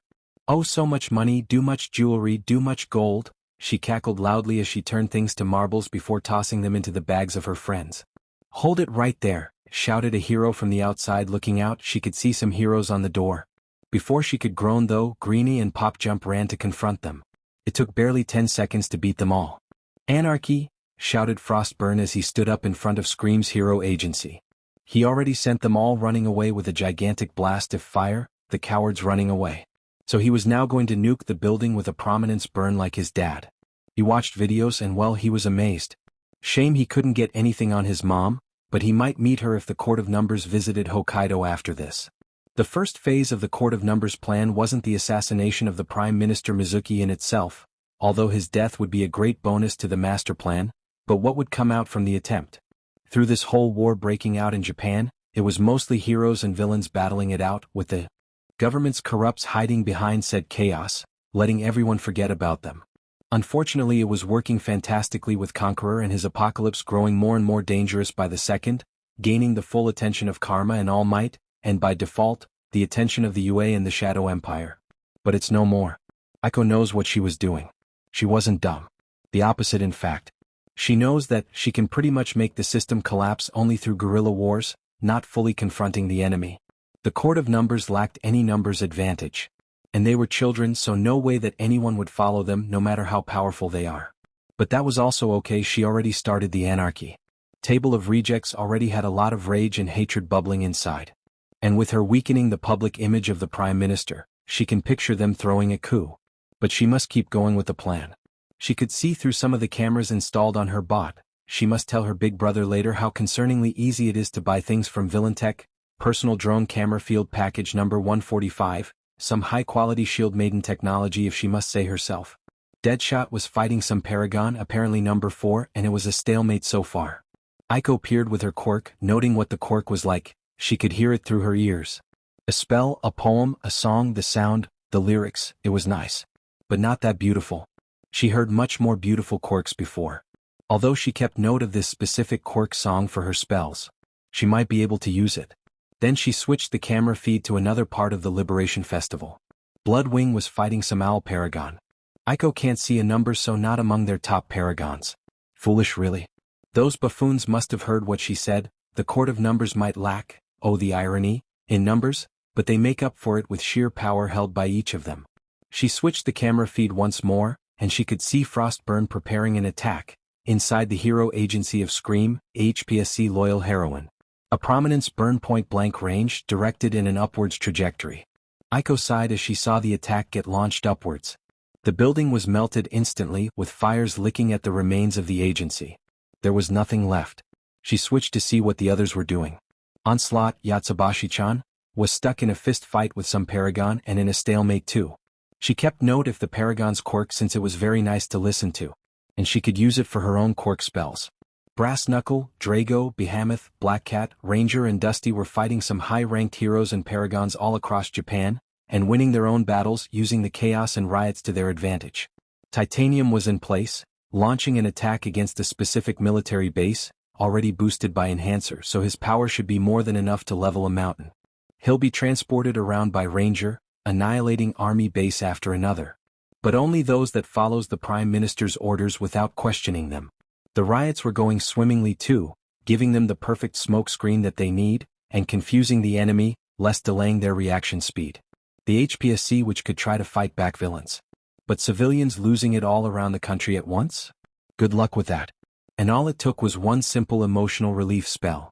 She used it to let the anger of the masses explode outwards, making people become willing to throw hands. She will use this distraction perfectly. So, are we going to start, Aiko? Asked Retsu as he got into the room where she was sitting, wearing something resembling All Might's New Age costume, but with a blue cape instead of black. Yes. I think it would be a good idea to attack the current HPSC HQ together. I thought of working on few more spells, but I think that's enough. Twice has no idea how great his quirk is for sending back memories to the user when his clones dispel, replied Aiko as she stood up. Their personal base was something all for one used for some time but abandoned for being too small to run major operations through. But it was perfect for a bunch of children trying to stay away from sights. Retsu nodded his head before cracking his knuckles menacingly. Guess that one for all and all for one are working together for once, even if different versions, he mused. She found the symmetry of those words to be beautiful in a way, so she agreed with him. Then she pointed her hand forward. A mist as dark as shadow in the night, permeate through the air, turn nothingness into pitch black. She started her incantation with some concentration. Reality, bend and ripple to my will, let your darkness envelop space and time and submit it to my wish, then warp existence itself for a mystic door that takes me wherever I desire, she finished as the black mist spiraled into a portal. Space-time manipulation art, black mist warp gate, she declared as the portal finished. Aiko Shigaraki.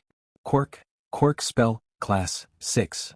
This quirk makes the user perceive quirks as sounds, specifically music with lyrics that they can repeat, copying their effects on the world, hijack by randomly scrambling the sounds or lyrics, messing up way the quirks function, which makes all emitter and transformative quirks useless if not self-harmful, alter, changing the functionality of permanently, although this one takes time and work, or remix by mixing functionalities and mechanisms of multiple quirk sounds and incantation lyrics into one master quirk spell. Notes: it doesn't work on mutant quirks. Singing a quirk spell requires a wind-up time that leaves her vulnerable. She can only operate one quirk spell at the time, can easily injure or even kill herself while experimenting with remixing, and her attacks will have predictable trajectories as she can't alter her techniques on the fly. The prep time for spells can be decreased or even completely nullified through training, but eliminating the incarnation weakens the quirk spell. As she named her technique, the portal opened up, and Retsu whistled loudly in amusement while inspecting the warp gate. So let me get this straight, you can basically hear quirks as some form of sounds, songs and lyrics, and you can repeat them, mix them up and even tune them to your liking to create spells like magic that uses quirks as a base, he asked. She just sighed. That's the base idea, yes. But I do have a lot of weaknesses. No power is absolute after all. But as long as one knows how to use theirs correctly, then they can be extremely dangerous. After all, power without a good mind managing it is useless, replied Aiko. True to that. Now I guess it's the big show? After all, everyone are pretty much drowning the country in chaos. Now we just sweep in and land the final blow, he declared. She nodded her head, then the two stepped into the portal. As they landed, they stood in front of the law enforcement department building, where the whole most of the governmental corruption resides, besides the National Diet building, but that's for later. The corruption of the Hero Society might be rooting in the HPSC, but the corruption of Japan as a whole resides here. Which is why it's going to be judged. Well, guess it's show time, declared Ret. No, Paladin. Is villain work now. Let's destroy this place, Apocrypha. Right as he finished, a powerful red aura enveloped his body, with his arms gaining shiny black armament to them. Retsuyagi. Quirk, Chaos Aura, Class, V. Allows the user to generate potent amounts of raw energy from their body, which the quirk bearer can use to perform a lot of superhuman feats. The abilities range from far above normal human and most quirks, physical performance, energy-based cloak protecting the user to long-ranged energy attacks, flight and air walk along with high-speed movement. She nodded as she pointed her hand forward, and started calling out her spell's incarnation. A purple orb appeared in her outstretched hand, and after a few seconds, a blast was shot. Her extinction ray destroyed everything in its path. Pro-heroes and military surrounded the two of them, but it was fruitless. The two of them burned down the building, and left with the biggest damage done to them being the need for new villain outfits. Crimes of the Court of Numbers. Apocrypha, destruction of the LED. Paladin, destruction of the LED. Frostburn, mass arson plus murder plus property damage. Onslaught, murder of several paragons and pro-heroes. Titanium, destruction of several military bases. Deadshot, attempted murder of the Prime Minister. Miscompress, grand robberies and grand theft auto. Black Cat, mass murder of heroes and paragons. Overhaul, mass destruction. Ranger, mass murderer of heroes and paragons. Bloodwing, murder of paragon pro-heroes and the attempted murder of the Prime Minister. Drago, mass murder of heroes and paragons. Fiber, grand robberies and grand theft auto. Brass Knuckle, murder of several paragons and pro-heroes. Behemoth, murder of several paragons and pro-heroes. Dusty, mass destruction and murder of paragons. Greenie, grand robberies and grand theft auto. Popjump, grand robberies and grand theft auto. Lioness, grand robberies and grand theft auto. Enhancer, destruction of several military bases. List of the casualties in Japan after the coup. Absolute annihilation of the law enforcement department building and death of all its high-ranked workers and council. Hospitalization of the Prime Minister with several life-threatening injuries and loss of his left arm. 1,239 dead paragons. 1164 dead pro-heroes. 3,411 injured police officers through the riots of civilians. 567 dead JSDF soldiers that fought for the defense of the LED. Hospitalization of 1,244 JSDF soldiers. House arrest of over 300,000 Japanese civilians. The list of Japanese supervillains, after the coup of the Court of Numbers. Sisrank. Karma. Conqueror. Apocrypha/Paladin. Mastermind/Vengeance. Fornicaras Maria Dr. Viper. Rabbit. Mightless/Consequence. Sisrank. Reaper/Shield Maiden/Dobby/Quicksilver. Cure. The Hero Killer, Stain/Lady Nagant. Srank. Twice/Echidna/Titan Poseidon/Mustard. Geeton/Slide and Go. Hunter. Payback/Liberator Deathstroke Hellboy. Kurogiri/Mr. Compress. List of Japanese villainous organizations. The Shadow Empire. The League of Villains/Quirkless Liberation Front/Meta Liberation Army/Paranormal Liberation Front/Villaintech/The Exchange. The Apocalypse. Radicals of the Meta Liberation Army/Remains of the Creature Rejection Clan/Remains of the Inhuman Supremacy Party/House of Red. The Court of Numbers. Omake. One for All reactions. Inside One for All, the past users let out groans of exasperation as they saw through the gigantic screen in the dark sky Mirio watching a stupid speech of the prime a-hole Mizuki, whom they all hated with passion and they wish for someone to shoot him down. So, what are the chances that the prime jackass will get shot? Asked Daigoro around hopefully. Unfortunately, a bit too low, replied Hikage dryly. Izuku isn't interested in a full-blown civil war yet, so this guy ain't kicking the bucket yet. A lot of people in One for All groaned. Those who didn't are the ones whom are slumbering, passing through the whole days and months in a sleep-like state. But they perked up as the scene of Mirio's TV changed to show a little girl. What the hell? Shouted Yoichi with his eyes as wide as dinner plates. My brother had a child. How? Izuku would never stop bragging if that was the case. That was enough to wake up all the slumbering heroes and vigilantes inside the 2-century-old quirk, all of them looking at the girl with narrowed eyes. Nana looked uneasy along with Yoichi while the others looked murderous. Good morning, citizens of Japan. My name is, my creator called me Ichigo. But I dislike such an unoriginal and not very graceful name. So you can call me? Iko Shigaraki. Villain name Apocrypha, the child introduced herself. I was born through the experiments of a sick mad scientist trying to create super soldiers to serve him.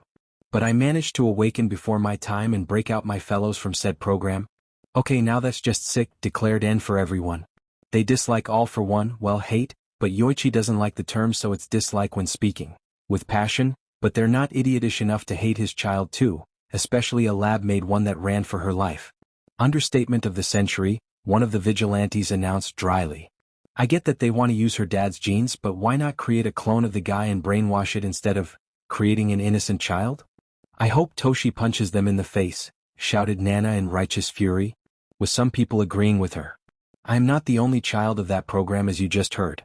The project was called Veinte Balas that works by trying to artificially breed children by the use of DNA from powerful top heroes and supervillains to create the ultimate weapons of mass destruction, continued Aiko. I refuse by all means to be the tool of someone inferior to me. My father is the first symbol of evil. All for One. A man so powerful that your current #1 hero was nothing more than an amusing pastime project for a final battle. That went terribly wrong. My mother is mischief.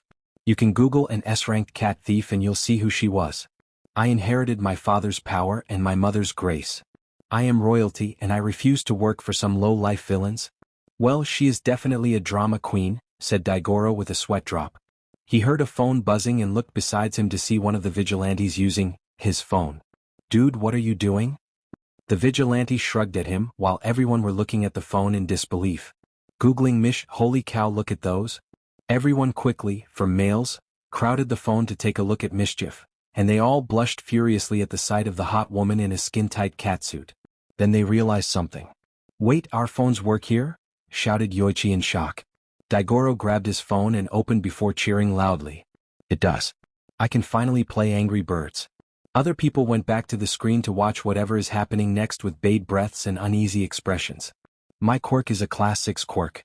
And by that understanding, my power is by default far more superior to most normal people.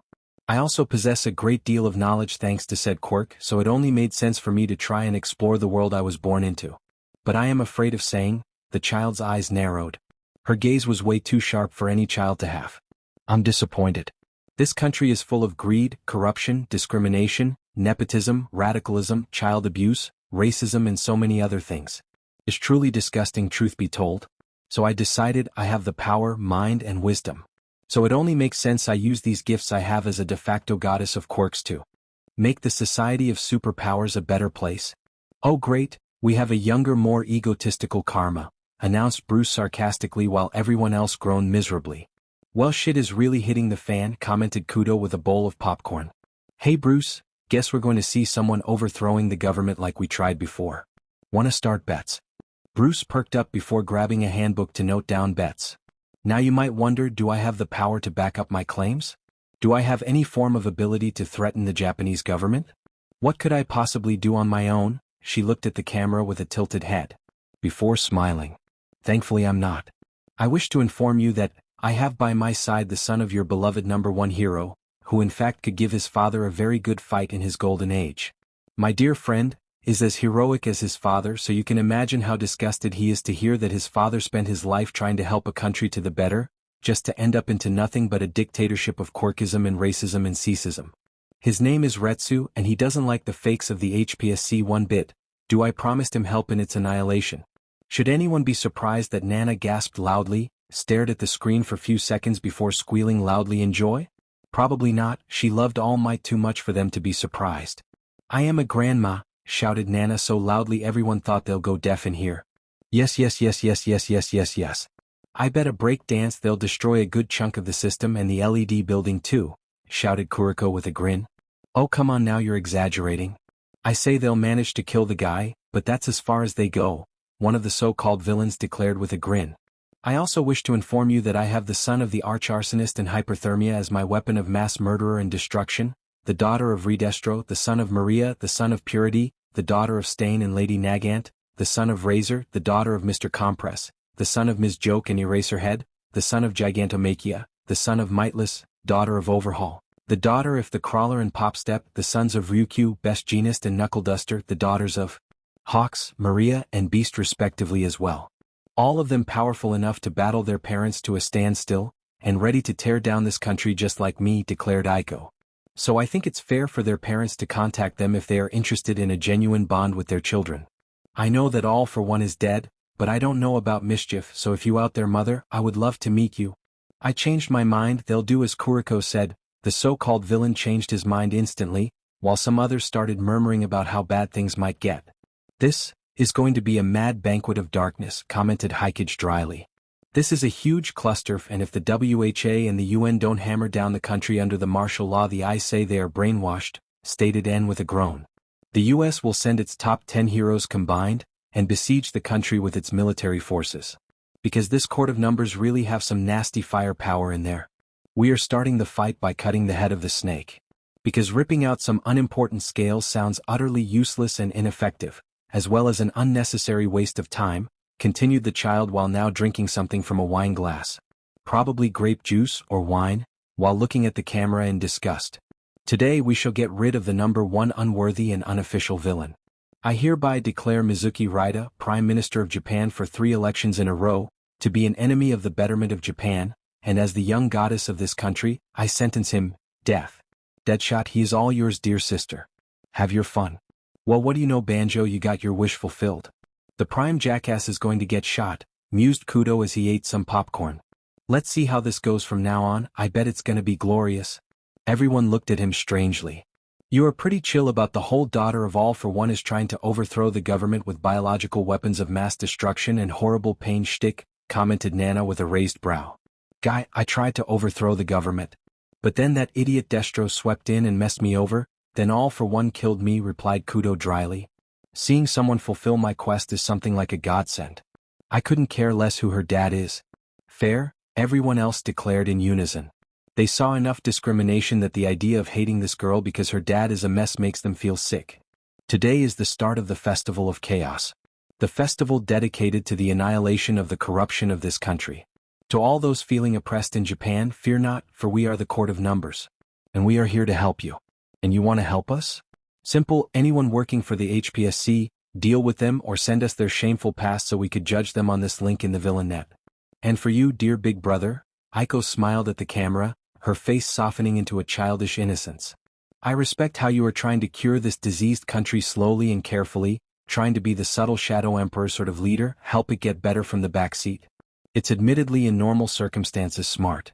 But believe me, in this circumstances, only revolution is the best way to make things better. So join me, dear brother, as we riot, slay and burn for a better country, and let's make our father proud as we do what he couldn't, we take over Japan. You as its demon lord of evil and justice and Lu as its unquestionable goddess of quirks. I will join the bet. I bet my comic collection that she will win the battle, added Hikage. I have a niece, shouted Yoichi in joy. I have a grandson, shouted Nana in joy. The two started dancing together while the others looked on in exasperation. So, when do you think they'll realize that they have a crush on each other? Asked Bruce. Dunno, but I always found the whole thing hilarious, especially that Yoichi openly admitted of having a mommy kink. How Nana didn't figure it out is a mystery, deadpan Kudo. They at least are going to get some glorious few hours of action from this, so that's a thing. The League's secret chat room. The boss, well. The boss, that happened, oh. Game Master, that's all you have to say? That happened. Uncligiri, calm down Tamura, I understand why you are freaking out, but shouting at Deku won't help matters one but. Game Master, sorry? The boss, no I understand. It's insanity of the highest caliber. And I'm still trying to unpack that I have a sister. Purge the fakes, I have a child oh. Live Rifle, I have a child oh. Silver Death, I have a child oh.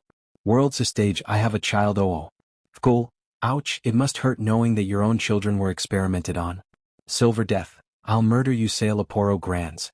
Mark my words. Burn Beach, holy F. I'm a dad. I messed up like Endeavor, didn't I? Vampire Queen, okay hold it there Dobby. Vampire Queen, you didn't F anything up. Uravity, you didn't know he exists. Sad Face.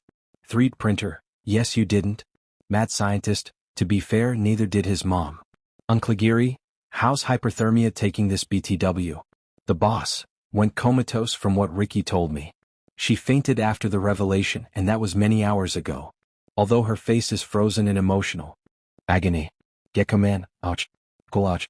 Deadpool ouch. Invisi Beach, oh crap. Rockstar. Toxic Girl entered the group chat. Juggernaut entered the group chat. Live Zayshow entered the group chat. Mini Maruko entered the group chat. Howler entered the group chat. Insomniac, Chi-Chi smiley face. Howler, Toshi smiley face. Gecko Man, too precious. Fkul, I know right. Toxic Girl, we are allowed to watch TV in our dorm so, oh. Live Zayshow, we've seen it all in great details too oh. Juggernaut, yes oh. Juggernaut, we don't know what to say oh. Mini Maruko, I have a sister. Oh.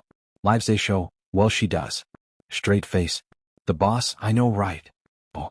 Mini Maruko, and my sister overthrew the government. The boss, she actually did holy shit. The boss, it's chaos out there. Mini Maruko, I know. Mini Maruko, how did she do that?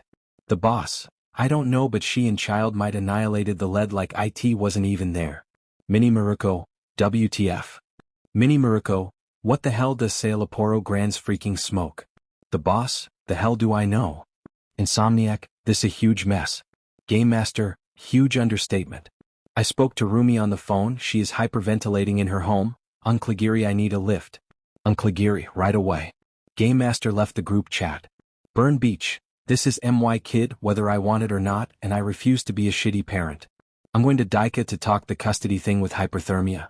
Burn Beach, Uncligiri, a lift please. Uncligiri, why of course. Burn Beach left the group chat. Vampire Queen, wow those two actually are on fire ain't they? Oh. Mad scientist. Trauma mostly they don't want to give their own kids similar experiences to theirs. Invisi Beach ouch. Rockstar ouch. Uravity ouch. 3D printer, poor guys. The boss so now damage control. World's a stage. Please tell me how can I adopt and take care of this magnificent and miraculous mini-me. Purge the fakes, what he said.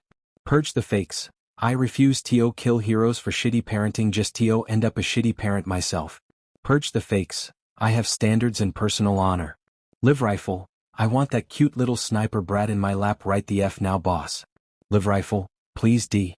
World's a stage, what Lady Razor said. I want that baby girl. I will shower her with love and affection. World's a stage, and we will steal a lot of things together like a child and parent. Until my death or lifetime incarceration. World's a stage it will be glorious. Silver Death, give me that brat. Silver Death, my baby boy right the F now or I'll start shooting people in the face. Insomniac, hey that's my line. Silver Death, did I goddamn stutter sleepy boy? Insomniac. Insomniac, understandable have a nice day. The boss, I'm working on it guys I really am. Just please be patient. Trust me there'll be a pain in your asses before you know it. The boss, after all, those are my honorary cousins and sister and children of heroes I respect or just innocent brats in general. I assure you that I'll burn down the country before I let them get hurt. World's a stage. Now I remember why I follow you with absolute passion and unquestionable loyalty my dear beloved esteemed leader. Purge the fakes same. Live rifle same. Silver Death same. Insomniac, wait these brats can get hurt? Carrot. Juggernaut? Lives a show, Chuich. That's possible? Vampire Queen, oh. Cool. Yeah, I'm with that Insomniac on this one. Those kids are monsters made human, especially our new little goddess of quirks and child might. Gecko Man, they made the absolute army annihilation duo, just holy shit, oh. Toxic Girl, they made as much destruction as boss, oh dear, oh. Deadpool? Yeah, still scared shitless by that stream, she's definitely your sister boss. An absolutely terrifying drama queen. The boss, yeah drama goes in the family dammit. Uncligiri. So what is the UA planning to do about the Court of Numbers? Because I doubt they'll sit back and watch. The boss. Actually Nedzu had pretty much invited my subsidiary leaders and me for a table of negotiations over this. The boss, which reminds me. Hashtag the UA War Council. Small for one, how are you guys doing? Nijires mum, owned I have a child. Mean Rabbit, Hot Bird, Knuckles Beach, this is not funny. Fashion statement. I feel sick and worried. The brain, I think that, with what happened today, I am of all people going to say what the F and start brewing tea. The brain, lots of tea. Need nap, I am a father. Mrs. Eraserhead, I am a mother. Mrs. Bakugo 2, ouch. Mrs. Bakugo 1, oh dear, this must hurt. I spy. A bunch of children overthrew the government. What's more humiliating than that? Big Might, that's the least of our concerns Mirai. The World Hero Association is gathering up for a large meeting to discuss how utterly out of control Japan is tight now. Small for one?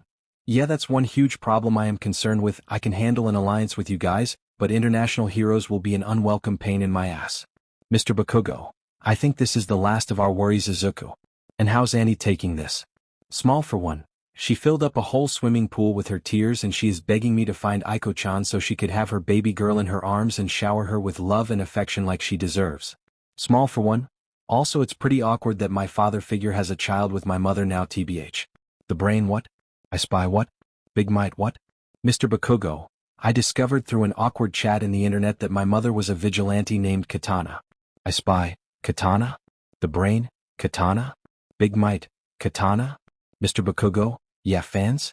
Knuckles Beach, no that's me. She kicks so much as with just a sword. Knuckles Beach, it's admirable tbh. Mr. Bakugo, and smooth skin that let her slide around like sliding go but slower and with her sword, yeah. Small for one. Also my mom is mischief. Small Might, well this is awkward. Small for one, why? Small Might, I'm pretty sure All Might has a poster in his from what I was told. Nijire's mom what? Big Might, I sold it after I started dating, don't slander me Mirio. Small Might, sorry. Nijire's mom, I have lots of questions. Big Might, I'll be answering to the best of my abilities. Nijire's mom, good. Mr. Bakugo? Yes so, my mom was a badass vigilante and his mom was a villain but they both retired, married then had the two of us. Small for one. And now my mom has a child with my dad, feels weird saying TBH. Small for one. If All for One was alive he would have been jumping in joy right now, if not started performing some stupid victory dance while hunting down the Court of Numbers' current headquarters so he could adopt Aiko-chan and even house her friend group, including your son All Might, because why the F not? Big Might, oh. I spy, oh. The brain, oh. Small Might, seeing you I could swear it's the truth. Small Might, I just got confirmation so never mind. Small for one, also Maruko? Mean Rabbit, yes? Small for one. Reaper finds the discovery of having fathered your child extremely awkward and unexpected, but due to his past he refuses to suck as a parent. Small for one, so he would like to start at least trying to make this mess of a situation into a somewhat functional family, whoever and whatever it takes. By starting with you since you are the adult. Hot bird, what? Fashion statement, what? Driller threat, what? Small for one, he is asking you on a date. Small for one. In the ring, a cage fight, closed warehouse, only the two of you, large table of snacks, carrot cakes, bottles of carrot juice and whatever else you'd like. Small for one. He also wants to discuss the custody of Dusty as well while at it. The brain. I spy. Big Might. Small Might. Mr. Bakugo. Mrs. Bakugo 2. Mrs. Bakugo 1. Small for one, I know it's awkward. Mean Rabbit, you had me. When you said cage fight. But holy shit, a carrot cake.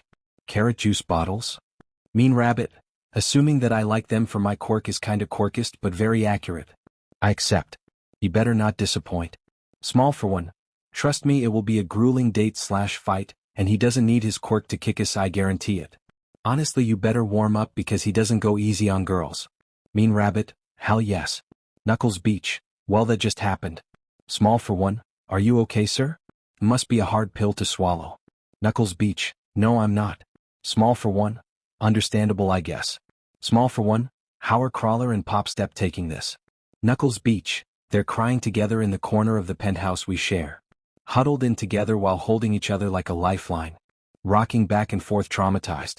Pop is wailing while Crawler is crying silently and hugging her tightly like his saving grace or guardian angel. Knuckles Beach, they started dating recently so as you can guess this was a huge slap to them and I want to punch Fernicaras in the face for making them like this. Small Might, Mr. Bakugo, ouch. Mrs. Bakugo 2, ouch. Mrs. Bakugo 1, ouch. Small for one, when I capture him I'll let anyone with a grudge have some time with him. Hot bird, T-checks. Hot bird, I always wanted a little girl but, not like this. Fuyumi is an angel and I'll brutally murder whoever talks shit about her and dispose of the body. Hot bird, I can't describe the emotional agony of having a daughter, seeing her commit all that these crimes, but Fuyumi is here for me. Need nap, what the hell is it with kids these days? First an adopted daughter, whom I absolutely love, fight me, and now a biological daughter? WTF? I thought I'll never get a kid and now I got two. Mrs. Eraserhead, I said that we aren't going to have a biological child? Then one popped up like the world took it as a challenge. God is messing with me. And I am not amused one bit. Small for one, me neither. The brain same. I spy same. Mr. Bakugo, back on track, what will happen now? Small for one, no idea, how bad is it? The brain, Prime Jerk is still kicking but barely. The National Diet members are pretty much losing it right now and we will most likely have the witch given full dictatorial power until the crisis is over. Small for one, F. Big Might, that was our reaction too. Small for one, why Aiko-chan? Why didn't you have Frostburn go prominence burn the diet? Small for one, why? The brain, indeed why couldn't that young fascinating little devious genius annihilate those monkeys? Mr. Bakugo. Nedzu, you have 3 texts to convince me into not dropping a holiest essay here that is basically me shit-talking you for the Razor affair, the stupidity you were gonna pull after the summer camp disaster and many other things. Mr. Bakugo. It's gonna be a very long and humiliating essay, 30 pages. Mean Rabbit. Do it. Nijiresmum. Do it. Hot bird. Do it. Knuckles Beach. Do it. The brain. I humbly apologize to the monkeys for comparing them to politicians. The brain. I'm very sorry for sounding unheroic. The brain. Please excuse me. Mr. Bakugo. Fine. The brain, few bullet dodged. Small for one.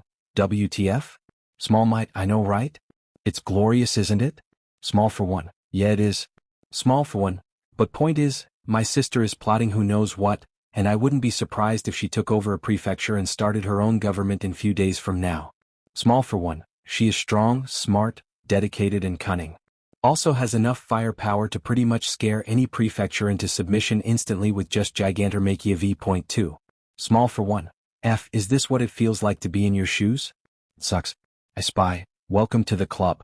The brain, we should get matching t-shirts. Small for one, but yeah, big chance that Aiko-chan might take over Kyushu. Big might. Can we now discuss what the hell is her and my son's quirks? Small for one. If I have to make my best guess, I would say that Aiko has something similar to quirk mimicry through incantation, while Paladin has something similar to what Kat-chan had when he fought for Nikaras with Rina-chan on his back. Mr. Bakugo. So to sum up, she has quirk Kido and he has Nen. Small for one, that, yes. Small might, I googled those abilities, and I'm intimidated. Especially that the kid could conjure whatever bullshit from whatever already existing quirks she sees. Small for one. I'm going to start a chat room on the Villain Net and we'll have you all as well as my sub-leaders there.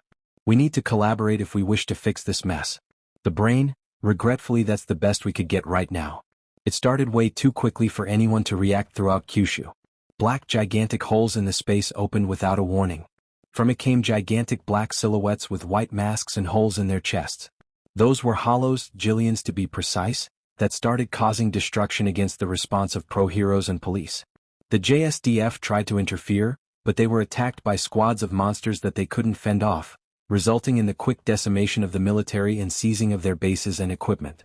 Meanwhile, the heavy hitters on the form of 10 supreme soldiers led the assault on each city with their armies of lieutenants, and insane numbers of jillions.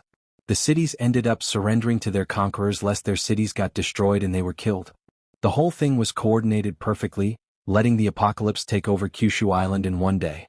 Conqueror announced himself the Emperor of Kyushu and declared war on the rest of Japan, explaining that he will take the country first, then the whole world. Meanwhile, a certain white-haired mastermind destroyed his television before calling one of his wives, declaring that they are going into the open. The war will begin. The week after the Liberation Festival was spent in chaos. Absolute and completely out of control anarchy was the only thing Japan knew for that time frame. A young goddess made her move, using her power, her charisma, her intelligence, the villainette and attitude to start herself a kingdom with her knight by her side starting her an army. With her main lieutenant managing the cities of said kingdom, while liquidating the funds they took from the corrupts to start their own economy. Utilizing the powers of the citizens, the kingdom has to produce food and necessities. In a single week, the goddess of quirks turned an island into fully dependent kingdom isolated from the rest of Japan. Of course you might wonder how a young lady could be gifted a kingdom. The answer is that power conquers above all, and when paired with wisdom and kindness, the weak masses in need for a leader will follow unquestioningly. Especially as the era of chaos had began. Japan was entering dark times, chaos and anarchy are reigning supreme, with the rage of the oppressed and abused and outcast finally exploded outwards. The country was a mess, the government was in shambles, the heroes and police are scattered around, the military is weakened. The situation is dire and everyone are seeking protection and security, a leader to look after them and give them reassurance. A certain main island of Japan had gotten its own leader and goddess, who was already becoming very quickly someone that everyone looks up to and loves. The UA War Council had fully relocated its entire assets into Shizuoka, with Conqueror taking over Kyushu in a one-sweeping motion. They had to prepare themselves for the final and ultimate war. The Vigilante Alliance had all their members from through Japan transported in just 2 hours thanks to both Cloud and Kamui, moving the vigilantes into the safe districts of the UA-controlled prefecture. All Might had made a speech through the live television inviting all heroes to join him so they could fend off the apocalypse and arrest those villains, to finally take them down once and for all. The response was almost instantaneous. Heroes started flooding Shizuoka left and right. They were more than happy to oblige the symbol of peace. A lot of the JSDF soldiers along with their military gear they brought with them also joined, deciding to stick to their word of protecting the country by fighting off the apocalypse instead of following whatever shambled government Japan was currently. Sir Night Eye and Nedzu, along with their interns, Knuckleduster since he was used to organizational work and Momo Yaoyorozu too with her wealth and connections, had organized everything quite fast. So the result was Shizuoka gaining a lot of numbers under its belt, with good military gear, logistical support and good plans along with a large number of soldiers and heroes. Without mentioning the unofficial support by Hokkaido's government, Karma decided to start his own government apparently, in their fight. The kingdom of Aiko was startling, but they weren't worried since the goddess extended her hand for a partnership against Conqueror and his goons. The Shizuoka government quickly got the rest of Middle Japan joining it, seeking protection and stability, which left Kyushu, Shikoku and Hokkaido as the three kingdom era of China, with UA in the middle as some form of peacekeeper. But peace is the only thing that won't be. I wish to welcome everyone from the Shadow Empire to our meeting room, announced Nedzu in a cheerful tone despite awkward atmosphere in the room. The table of the meeting room was a long U-shaped table. Everyone from the Shadow Empire thinks it's just showing off, that had everyone sitting on opposite ends. The UA government members were on the right, that had All Might, normal form, Hawks eating snacks that nobody knows where he got from, Best Jeanist, Ed Shot Crust, Maruko, Ryukyu, Sir Night Eye Eraserhead, Ms. Joke, Knuckle Duster and David Shield with Detective Tsukachi feeling awkward. Along with the young heroes Lemillion, who was glaring at Karma with a cold smile, Dynamite, with orange hair and an oversized sword on his back, who was glaring at Vengeance, who was glaring back, and finally both Mindscape and Spyglass. And meanwhile the Shadow Empire's members were on the left. That were Karma, who was smiling at Lemillion cheerfully as if mocking him, Vengeance, who was glaring at Dynamite for some reason, Reaper, who was staring at Maruko with a blush, something nobody felt like addressing, Shield Maiden, who was looking at David awkwardly, Mastermind, who was in a staring contest with Sir Night Eye, Mightless, Consequence, Overhaul, and finally both Heartjack and Prism feeling very awkward under Eraserhead's stare. Nedzu's opening of the talk made things start moving, although quite awkwardly. I wish to congratulate the UA government for their shockingly quick establishment, declared the villain emperor with an earnest smile, taking the heroes and some villains too, off guard. I can't help but be impressed with your organizing skills. You quickly had seized control of the Middle Japan, leaving only Kyushu, Shikoku and Hokkaido out of your control. That's an impressive power move you had. There was a short pause as everyone stared at him. Nedzu himself seemed to be taken off guard by the genuine praise from Karma. Despite the villain having praised true heroes in the past before, it still felt off to get heartfelt praise from him. Well, I thank you for your kind words, Nedzu settled on saying after few seconds, still smiling. However, I sincerely regret that the third party didn't make to the meeting yet. Fwash. Right as Nedzu said that, a person appeared in the table between the heroes and villains, creating small breeze after them from the open window, signifying that they in fact came from it. Sorry we're late, announced Apocrypha with a sigh as she was being carried in Paladin's arms, both of them already dressed up in their villain outfits. Although it looked quite different from the first time, as Apocrypha was dressed this time in a princess dress, that was sewed in a way that made movement easy with a book by in her arms and a golden crown on her head. Meanwhile, Paladin was dressed in white knight armor, with a sword by his side in its sheath, with a long black cape held to his shoulders, with him holding the goddess in his arms like a princess. I apologize, said Paladin calmly, a smile on his face that looked way too similar to All Might's for everyone's comfort. But unfortunately I had to take a bit too many turns to pass through your security. Hats off Principal Nedzu, it took me twice as much as I originally planned. The boy looked so genuine in his praise, but unfortunately it only made the heroes uncomfortable knowing that the kid could sneak past their security. They upped it to maximum for F's sake. At any moment. Yes, something truly worth praising, agreed Apocrypha as she stood up on her 2 feet. Her knight pulled the chair for her, so she sat in the middle of the table on the middle of the U-letter with her second in command standing by her side. There was a pause as everyone stared at the 2 kids, who despite their size and age, had a presence that demanded nothing but respect. Especially Apocrypha, as even though she looked relaxed, some people felt uncomfortable under her gaze. Well, I guess it was understandable, but you could have just knocked on the gate and we would have let you in. No need to play ninjas, joked Mirio trying to light up the mood. Apocrypha looked at him, her eyes somehow lacking any amusement from what he said. Her gaze both analytical and very judgmental at the moment. Her gaze made the young hero shift uncomfortably in his seat before she spoke. I'm not playing games, Lemillion. I am here to discuss how utterly chaotic the current political situation between our nations are. The UA, the Shadow Empire and finally the Ascending Path Kingdom. We are the only ones here capable of standing against Conqueror. I came here to see how best can I serve my loyal subjects. How to keep my kingdom off the danger that Conqueror and his dictatorship is posing, and maybe find a way for mutual peaceful existence, explained the young lady before leveling him with a cold look that made a lot of people flinch on instinct. If this meeting is all fun and games to any of you people, then I humbly and respectfully demand you to leave. I will talk with those who understand how dire the situation is. Everyone winced at how utterly cold the young lady was. Some even felt a bit disturbed by how serious the child was.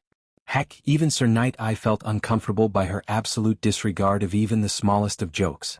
That is true, Apocrypha, nodded Karma in acknowledgement, and Apocrypha zoomed on him, but everyone were surprised by her face displaying some joy at seeing him, as if she just noticed him. I understand how serious you are about the protection of those whom you swore to care for, and I've seen how much you achieved in such a short time. But you also shouldn't disregard some pleasure with business, otherwise you'll burn out. I'm advising you as someone more experienced, and as your older brother too. The last part was added hesitantly, but Apocrypha looked moved nonetheless by the words. She stared for few seconds before speaking. Our mother? Mischief, does she wish to meet me? She asked calmly, tilting her head to the side in curiosity. Karma smiled widely. She is waiting with bated breath for meeting you. Ever since you appeared on the TV screen and announced your parentage. But we can talk this after the meeting? Apocrypha nodded her head in acceptance before she looked around the room. She stared at specific people for few seconds before speaking. I wish to inform anyone who happens to be a parent of one of the numbers that each of my lieutenants is impatiently waiting for the chance to meet with their parents. So if one of you don't wish to connect with their child, please speak now, she declared, although the look in her eyes promised pain to anyone who spoke badly about her friends. Oh, thank God, exclaimed Maruko, Hawks, Best Jeanist, Ms. Joke, Ryukyu and Knuckle Duster. Eraserhead just sighed in relief. All Might stared at Paladin silently, who gave a thumbs up and a nod. All Might smiled in return. Crap, I thought Bloodwing hates me. I thought our first meeting was disastrous enough that she wants nothing to do with me, sighed Hawks in relief. Comical, commented Apocrypha calmly. She thinks the same way and is unnecessarily freaking out about the same thing. I guess the apple truly doesn't fall far from the tree. Hawks just chuckled nervously while other people grinned at him teasingly. But enough about that. We have politics to discuss, declared Nedzu enthusiastically. Vengeance just groaned loudly along with Dynamite. Can't we just storm Kyushu together and capture it with our combined forces? Nuke that idiot to Kingdom Come and be done with it? Asked the two in unison before looking at each other in surprise, the flipping each other the bird. It won't work for multiple reasons, started Spyglass calmly. First is that Conqueror already must have prepared just in case of something like that. You all remember the attack on the High Cathedral, right? There were nods in the room. Yes, I did get the memo, commented Apocrypha with no hint of hesitation. I recommend we sweep in and crush the Hummerise, storming the Atheon base and either capture or eliminate Rai Yoshihiro for good. Working on it, nodded Karma, looking forward to it. Rabbit already called dibs for a personal grudge, and she was planning a grand-scale operation for the past few weeks. Apocrypha nodded approvingly, meanwhile everyone were busy feeling estranged by her maturity. Plus, we have zero knowledge about what does the apocalypse possess of weapons and manpower. Charging in without knowing the dangers would be reckless, added Mindscape with a frown. So I guess I'll just have to train harder, declared Dynamite. That way whatever he pulls out Ophasto surprise I can cut it to pieces then blow it to ash. Now you're speaking my language, grinned Vengeance menacingly. Yes, getting stronger is a must, nodded Apocrypha.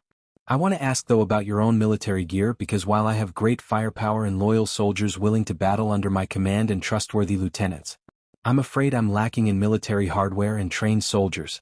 Everyone else looked at her intrigued. Are you proposing trading, Lady Apocrypha? Asked Mastermind in curiosity.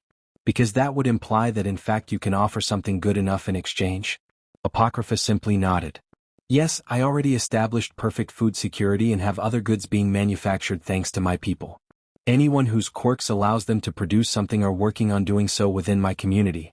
I can provide you with food, be it raw ingredients like fruits and vegetables to fish and animals, replied the goddess. We also are having many types of metal, concrete and other necessities for building structures. And I can even upgrade the quirks of some people for a price. You can take all that for money, and someone in exchange? Someone? Asked All Might in confusion. Echidna, confirmed Apocrypha, causing to blink in surprise. After few seconds everyone just had a realization causing them to look amused. Don't give me that look, her quirk is incredible and I lack nomus or military hardware. I have money to buy but I would rather stick to bare minimum amount. And I promise you that Echidna will be treated respectfully as my niece in my kingdom. Are you sure it has nothing to do with your fantasy world aesthetic? Asked Hawks in amusement. Apocrypha raised a brow. Seeing the land of chaos this country is, I would argue that my fantasy world is a safe haven for all those discriminated against. I already had most quirkless people of Japan flee to the ascending path, where I gifted them powers. As long as they serve in my army, of course. Everyone looked at her in surprise, and confusion evident on their faces. What do you mean gift them powers if we are not overstepping our boundaries by asking? Questioned Spyglass. Apocrypha surprised everyone by smirking. Why do you think I call myself the goddess of quirks? My brother might be the devil, fair but terrifying, being able to take people's powers when they commit terrible sins. But me on the other hand? I can grant power from thin air on my whim. I am teaching my people the art of quirk sorcery. Apocrypha raised her book, labeled as The Art of Quirk Sorcery, Chapter I. Basic Theory. Everyone just stared at the book in disbelief.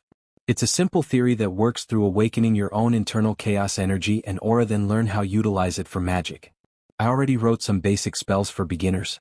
And I shall open an academy that teaches both sorcery, or arts of utilizing one's chaos energy as an aura that gives you superhuman abilities like my second-in-command, which I shall name, the Art of Chaos Aura.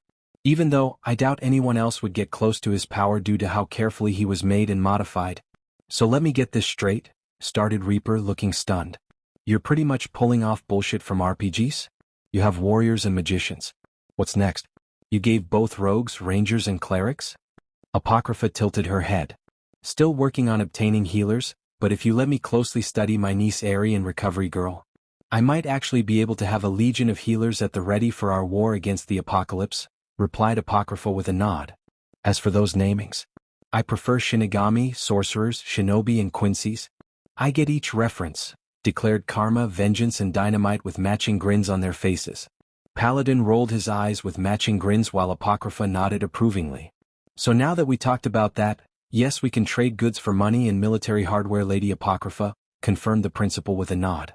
I guess Mahoro-chan will be overjoyed to go on a trip to a fantasyland like the Ascending Path Kingdom, mused Karma loudly. Excellent.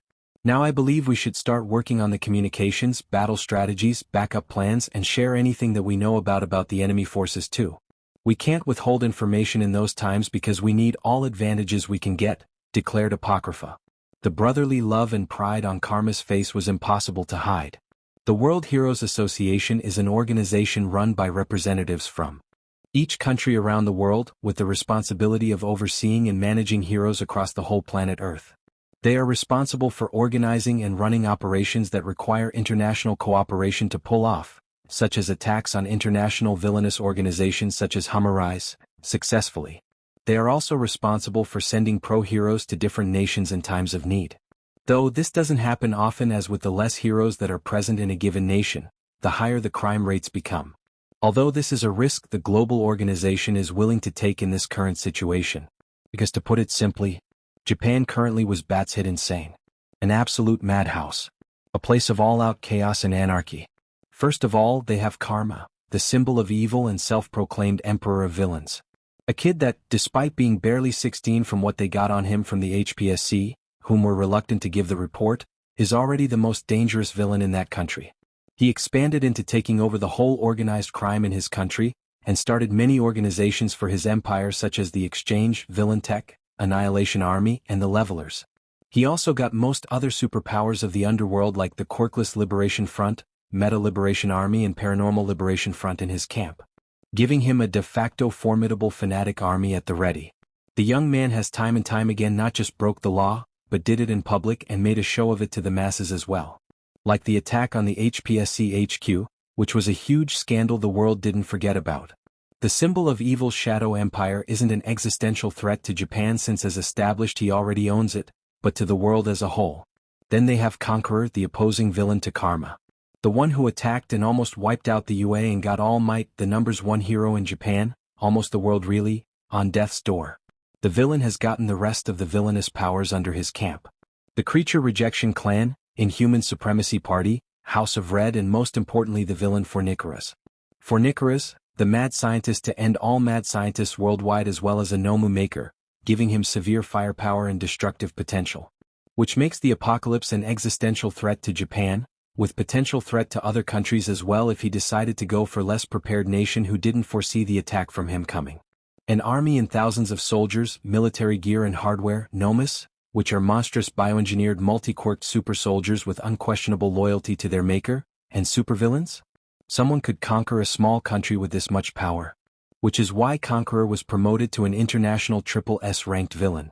But even then, the World Hero Association didn't step up, with the Hero Commission assuring that All Might and the UA has the apocalypse under their watch, while the HPSC and JSDF had karma monitored very closely.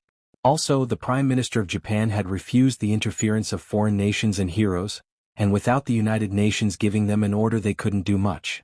But with the open coup from the Court of Numbers, which ended with horrifying casualties and mass destruction, the situation changed immediately. And that's without mentioning that this organization was nothing more than 20 children that weren't even supposed to exist. The World Hero Association had put on an order of immediate execution of Fornicras once he was incarcerated for his crimes against humanity and children and laws of nature. Plus, the WHA are pretty intimidated by Apocrypha and Paladin. The fact that the second coming of All Might is a villain had the International Hero Society poop squares, pretty much soloing a whole army of soldiers, pro-heroes and paragons, which the HPSC president will definitely be skinned alive for having, with the two of them not getting hurt in the slightest. And with children from multiple famous and infamous top heroes and supervillains respectively with power to make their parents scratch their heads in disbelief, it was only natural that the organization got a triple S ranking. It was truly a travesty of the highest level, but they could only do so much when they witnessed Paladin create a tornado with a punch. All Might can do that, but a 6-year-old? Or when they witnessed Apocrypha point her hand at the building before shooting a beam that pretty much erased the middle of the LED from existence. Not destroy the building, erase it. Then the two just marched together, fighting off whoever got in their way before pretty much leveling whatever left of the LED HQ, burn it to the ground and finally slaughter the leadership and advisors of the structure. Lower workers were left to run, but the leaders weren't so lucky. Everything was just like Karma's escapades, live-streamed for the whole world to see. Japan broke into a full-blown civil war, started by children, and it has a crime lord with enough power to make countries kneel before his divine might and could fight top heroes and legions and come out victorious. A veteran triple S ranked villain plotting world domination with enough force to conquer countries openly, challenging the United Nations from wherever he was hiding with warp quirks. And finally, the children of the two strongest men in history with 18 other overpowered children running around aimlessly causing whatever chaos they want, and nobody is strong enough, or even can find them, to stop them. From all that, their current decision wasn't that hard to make. So we are all on agreement? Asked the representative of the United States, looking around the room at his fellow representatives from other countries. The meeting was all about the things happening in Japan at the moment, and it wasn't pretty. It has been only a week, but the situation escalated quickly. Yes, we are, replied the representative of Russia with a scowl. The United Nations had already declared a full-scale military circulation around the ocean, to besiege Japan and to eradicate any forces that tries to get in or out. No civilians allowed to fly out either because they might be terrorists disguised as civilians to ask villain organizations around the world for help. That's a bit overboard, don't you think? Asked the representative of France in concern, looking around the room. I understand how dire the situation is, but if we lock down the civilians from fleeing, it would look very bad for the image of heroes outside of Japan. Sorry friend, but Russia is pretty much on full-blown panic from the multiple visits Karma had made into our land to make all its underworld kneel before him as their absolute unquestionable demon lord of evil, replied the Russian representative dryly, greatly startling everyone in the process. The other representatives gave him a shocked look. He just sighed in return in exhaustion. Yeah, like you fellows heard. The kid is expanding slowly to the rest of Asia, starting with us, and might go for other countries soon enough. Then most likely the world. The representative of South sighed painfully. When everyone else looked at him, he elaborated. His face showed genuine worry. So it wasn't only us? The young villain king had, if our investigations are correct, got the organized crime in our nation to kneel before his divine might and swear both loyalty and service. Honestly, even if he abandoned Japan for being a mess, he has very comfortable lands to crash on in South Korea, and he would probably start a second villain academy while at it. Everyone digested the information before they all leaned forward and pressed their palms to their foreheads, staring wide-eyed into space, feeling truly overwhelmed at the moment at the existential threat to the world. This kid will be officially promoted to the SSSS rank, just like the previous symbol of evil before him. All for One was a nightmare, and the WHA celebrated like the end of the world when All Might punched him to super death. Some paranoid people still believes he is still alive, laughing at everyone and managing the Shadow Empire from behind Karma like it was some 5D chess game, and almost died in the process. Honestly, the WJ would have given All Might the world's most expensive wine collection, built him his personal burger restaurant in his own tropical island if he asked nicely. They feared All for one that much. Well, that settles it then, declared the representative of the United States while making a video call to someone. We will send in the top heroes from our nations to help with this mess, and contain the chaos gremlins that Fornicaras created. But most importantly, take down Conqueror, while hopefully weakening, or even better taking down Karma, the representative sighed painfully. Star and Stripe is going to squeal loudly and jump in joy for the chance to fight alongside All Might. You're speaking like she'll be the only one, mused the Egyptian representative with a smile. Salam would give up an arm for an opportunity like this. He looks up to the symbol of peace and the idea of helping him is too good to pass up. The video call connected, displaying two people on two different windows currently. Two completely different people than each other and completely different beliefs. One of the famous Principal Nedzu of UA, arguably the best hero schools in Japan and one of the best in the whole world, who was smiling at everyone cheerfully with a cup of steaming tea in his hands. The other was the WB-ich, president of the Hero Public Safety Commission of the Japanese government, who was looking at everyone with a neutral expression on her face, with a large mug of coffee in her hands. Oh hello. Am I dog? Am I a bear? Am I a mouse? Who cares, I am certainly a principal, cackled Principal Nedzu with a cheerful smile. Hello to you Principal Nedzu and Madam President of the Japanese HPSC, replied the head of the meeting with a neutral nod of his head. I take it that you both already have a good idea of why did we call you two for this meeting? Why of course. You need to discuss the current situation for our poor government. And since the two of us are the only remaining political heads of heroics, you needed to discuss the situation with us, replied the principal cheerfully. The head of the meeting nodded his head. Yes, that is correct, he replied calmly. I also wish to inform you that we are going to send in pro-hero support from different countries, along with few top heroes. And that the United Nations had ordered a military encirclement around the Japanese waters until the apocalypse and court if numbers are dealt with. What? Shouted the HPSC, which with shock on her face. You couldn't possibly be serious.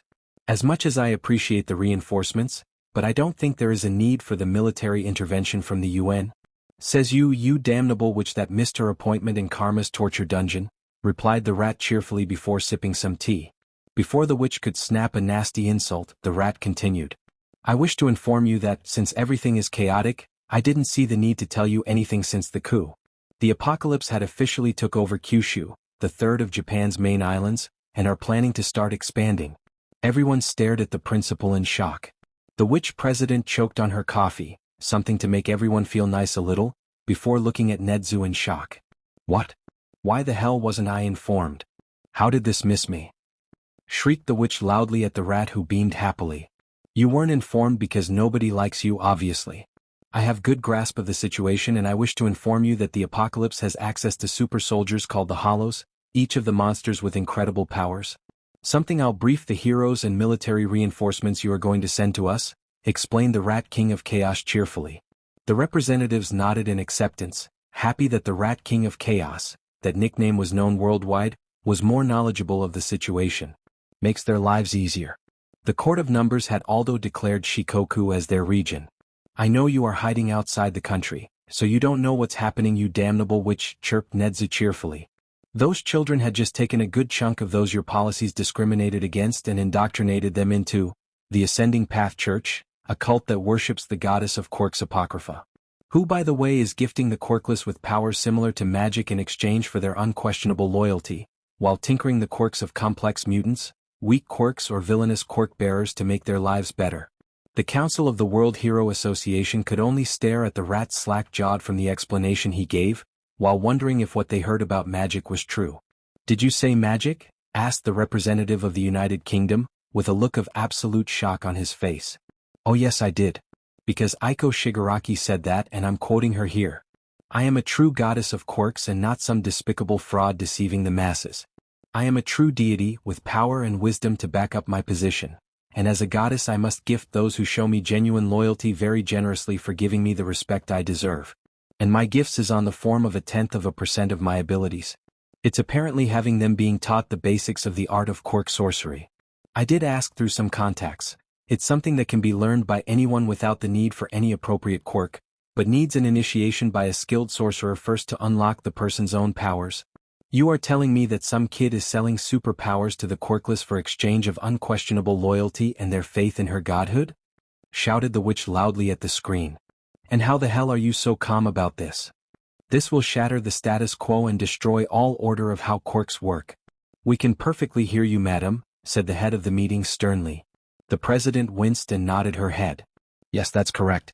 She also is tinkering with quirks of complex mutants, making them into transformation quirks. Easily getting rid of the problem of unwanted looks that complex mutations give you, which made a lot of complex mutants that she helped truly see her as their truly amazing and beloved goddess. She is also giving them magical powers if they chose to serve in her army, added the rat. Also, magic isn't the only option if power she gifts. She is offering them the Shinigami Path powers instead of Sorcerer Path powers. Apparently the Shinigami are more similar in abilities to Paladin with aura that gives them superpower and combat techniques instead of sorcery. There is also Quincy and Shinobi too. The council are getting a huge headache right the F now. And what the absolute shit. Quirks are being given out Mike candy by a little girl in exchange for those gifted to worship her like a deity? And those paths sounded like things off an RPG game or some fantasy world fiction. Not real life, and that's coming from overseers of superheroes. What the hell? Anything else know about these powers? Asked the head of the meeting with a sigh of absolute exhaustion. This meeting is turning out to be a huge pain in the ass. Well, yes. Those powers oddly resemble abilities from pre-quirk fictions, which I'll send you Wikipedia links to do you study it. It's shockingly identical to both magic and aura that the sorcerers and warriors use, explained the rat before sighing. To think that such a brilliant child decided that villainy is better than being a hero in the society the HPSC which in Prime Jerk created is rather sad. You are really enjoying this, aren't you, mascot? Shouted the president of the HPSC. Anything to add other than the fantasy world kingdom being built by a child that watched too much pre-quirk anime? Asked the head of the meeting dryly, his face full of exhaustion from life itself. In fact I do, nodded the rat with a cheerful smile. Everyone else groaned miserably. The Shadow Empire had become an actual government, starting with Hokkaido their home. And they started their own system with Karma as the righteous emperor, Mastermind as his prime minister as well as Vengeance plus Reaper as the main generals of his army. What? Shouted everyone else in shock. Yes, that's the truth. So as you can guess, the UA and All Might as our figurehead and representative had already called back all the heroes true to their word, willing to defend the citizens and uphold the law. We are going to fight off against the apocalypse.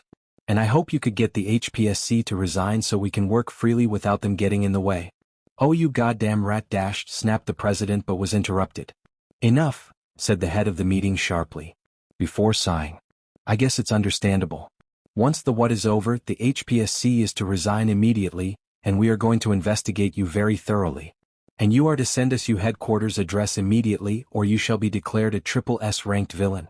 The representatives in the council nodded their heads in agreement. The president looked shocked like she didn't know what to do, but Nedzu just nodded happily. The Shizuoka government will be given the absolute authority over the reinforcements of heroes and military, decided the head of meeting with everyone nodding in acceptance. I expect a full report of the situation, because unfortunately it seems that the HPSC is not very competent despite the crisis. Of course. I'll send you full details of Aiko's magicians and warriors, the situation of the Kyushu and Hokkaido governments and how our own order is going, chirped Nedzu cheerfully. Then I believe that we have everything figured out. Now to wipe out the apocalypse and take back Kyushu, find a way to peacefully reclaim Shikoku and take back Hokkaido from Karma. Nedzu, you should start coordinating with the National Diet of Japan on establishing a new system. HPSC President, you are to manage the war efforts, but you take orders from the UA and its War Council. The United Nations will at the time of your war against the apocalypse make sure your enemies don't get any exterior help, declared the head of the meeting. Now start the preparations. We must take down those villains and get peace back. Everyone from the council nodded their heads in agreement. The situation is dire, Japan is in shambles and war is soon to break out. The HPSC which looked on the verge of AK.0 but she couldn't do much against the Global Heroics Council of the World Hero Association. Their power was absolute, so someone with only power over one country was nothing in comparison. Especially when they proved incompetent AD corrupt as well. This whole mess was their doing, Karma, League of Villains, Table of Rejects, Vigilante Alliance. Those all are from the HPSC's policies and discrimination. Understandable, and I wish to inform you that we are already on the progress of putting everything together. The government is being reorganized with me and Sir Night Eye closely inspecting the current government person by person and infrastructure by infrastructure, assured the rat principal with a nod. Excellent. Then this meeting is concluded, decided the head of the council with a nod, to which everyone else agreed to. Now time for things to get serious. HPSC is technically a governmental organization, dating back almost to the dawn of Quirks, that was tasked with overseeing the Hero Society. It rates villains, oversees hero deployments against them while being supposed to serve as the Hero Society's internal security group. It's technically a governmental organization because slow power creep over the decades and the growing importance of the Hero Society to the societal order lead to the HPSC becoming less and less controllable by the government, easily capable of lobbying its way out of any attempts to curtail its power growth. For most of its history it was playing a genuinely positive role, managing to narrowly keep all for one at bay, preventing his total takeover of Japan mostly by using some sometimes extreme measures to suppress his subsidiary organization. The real issues started to happen once All Might returned to Japan. With the war against AFO entering a new phase, HPSC began to double down on its extreme measures, up to assassinations for example through Lady Nagant, in hopes of finally managing to take AFO down. This led to increasing strife within the organization, with a lot of members leaving in disgust while others began to be increasingly corrupted. This era of HPSC reached its end when Lady Nagant went renegade and massacred the HPSC leadership. From then the new president took over. It was, somehow, a turn for the worse with the new leader being a major believer in Quirk apocalypse theory. This led to HPSC's slow conversion into what could be described as an apocalypse cult. This led to things such as the Paragon Project, with HPSC secretly forming its own hero death squads after recruiting children with strong quirks, in order to prepare Japan for the incoming Quirk apocalypse, which was suddenly seen as a greater threat than even the All for One. Regretfully, this also meant that the HPSC was declining into a personality cult of its president, or to be exact, people opposing her openly didn't stay in HPSC for long. This led to her personal biases and bigotry infecting the rest of the organization. But not everyone. Because Yakumaru Mera at least wasn't one of these a-holes. Something he was very close to announcing in this meeting it seems. So let me get this straight, started Yakumaru with a neutral expression. You want me and your other test examiners to mass revoke the provisional licenses of every single UA attending/aligned student. Then, when that's done, start trying to get the hero schools to send us their students to bolster the Paragon program because of our recent losses thanks to the Court of Numbers. Which if I'm not mistaken would pretty much result in weakening the temporary UA government trying to keep us from falling on our hands and knees, then both metaphorically and literally lick Karma's boots? Or worse, become Conqueror's expandable slaves who treat him as a living god while he looks at us like dirt on his own ground? Or maybe just Apocrypha's worshippers who pray to her as she sits down on a throne dressed as a magical girl and princess in the same time. Did I get this straight? He tried to stay as calm and collected as possible. But inside, he was losing his shit. What the F you Beach? Did you lose your mind? The others on the call are pretty much terrified, none of them are willing to stand up to the president. But Yakumaru had enough of this witch's bullshit. He had enough for so long. Now he was just flooding. They were in the middle of a war between three villain lords, each of them powerful and terrifying in their own right. Whole were performing a three-way deadlock around the temporary UA government whom were all trying to keep the country from spiraling into a slaughterhouse. And this beach wants to F said government up to a what? Get more power over Nedzu? Get control over said government for herself? She was the reason, well, and Mizuki, that 2/3 of the already mentioned villain lords are here. You don't understand, the witch replied with a scowl. It's completely out of control. The World Hero Association gave the rat full control of the country. The rat king of chaos. And worst of all, he seems somewhat chill with Karma and Apocrypha. I refuse to believe that he knows so much about them through spies. Yakumaru Mera wanted to laugh at her face. She looked like one of those TV crazy conspiracists. And the best part is that this beach was right. Nedzu was absolutely having allies working with the Soviets type of deal. The Court of Numbers is an unexpected addition, but a welcome one nonetheless. I am so shocked.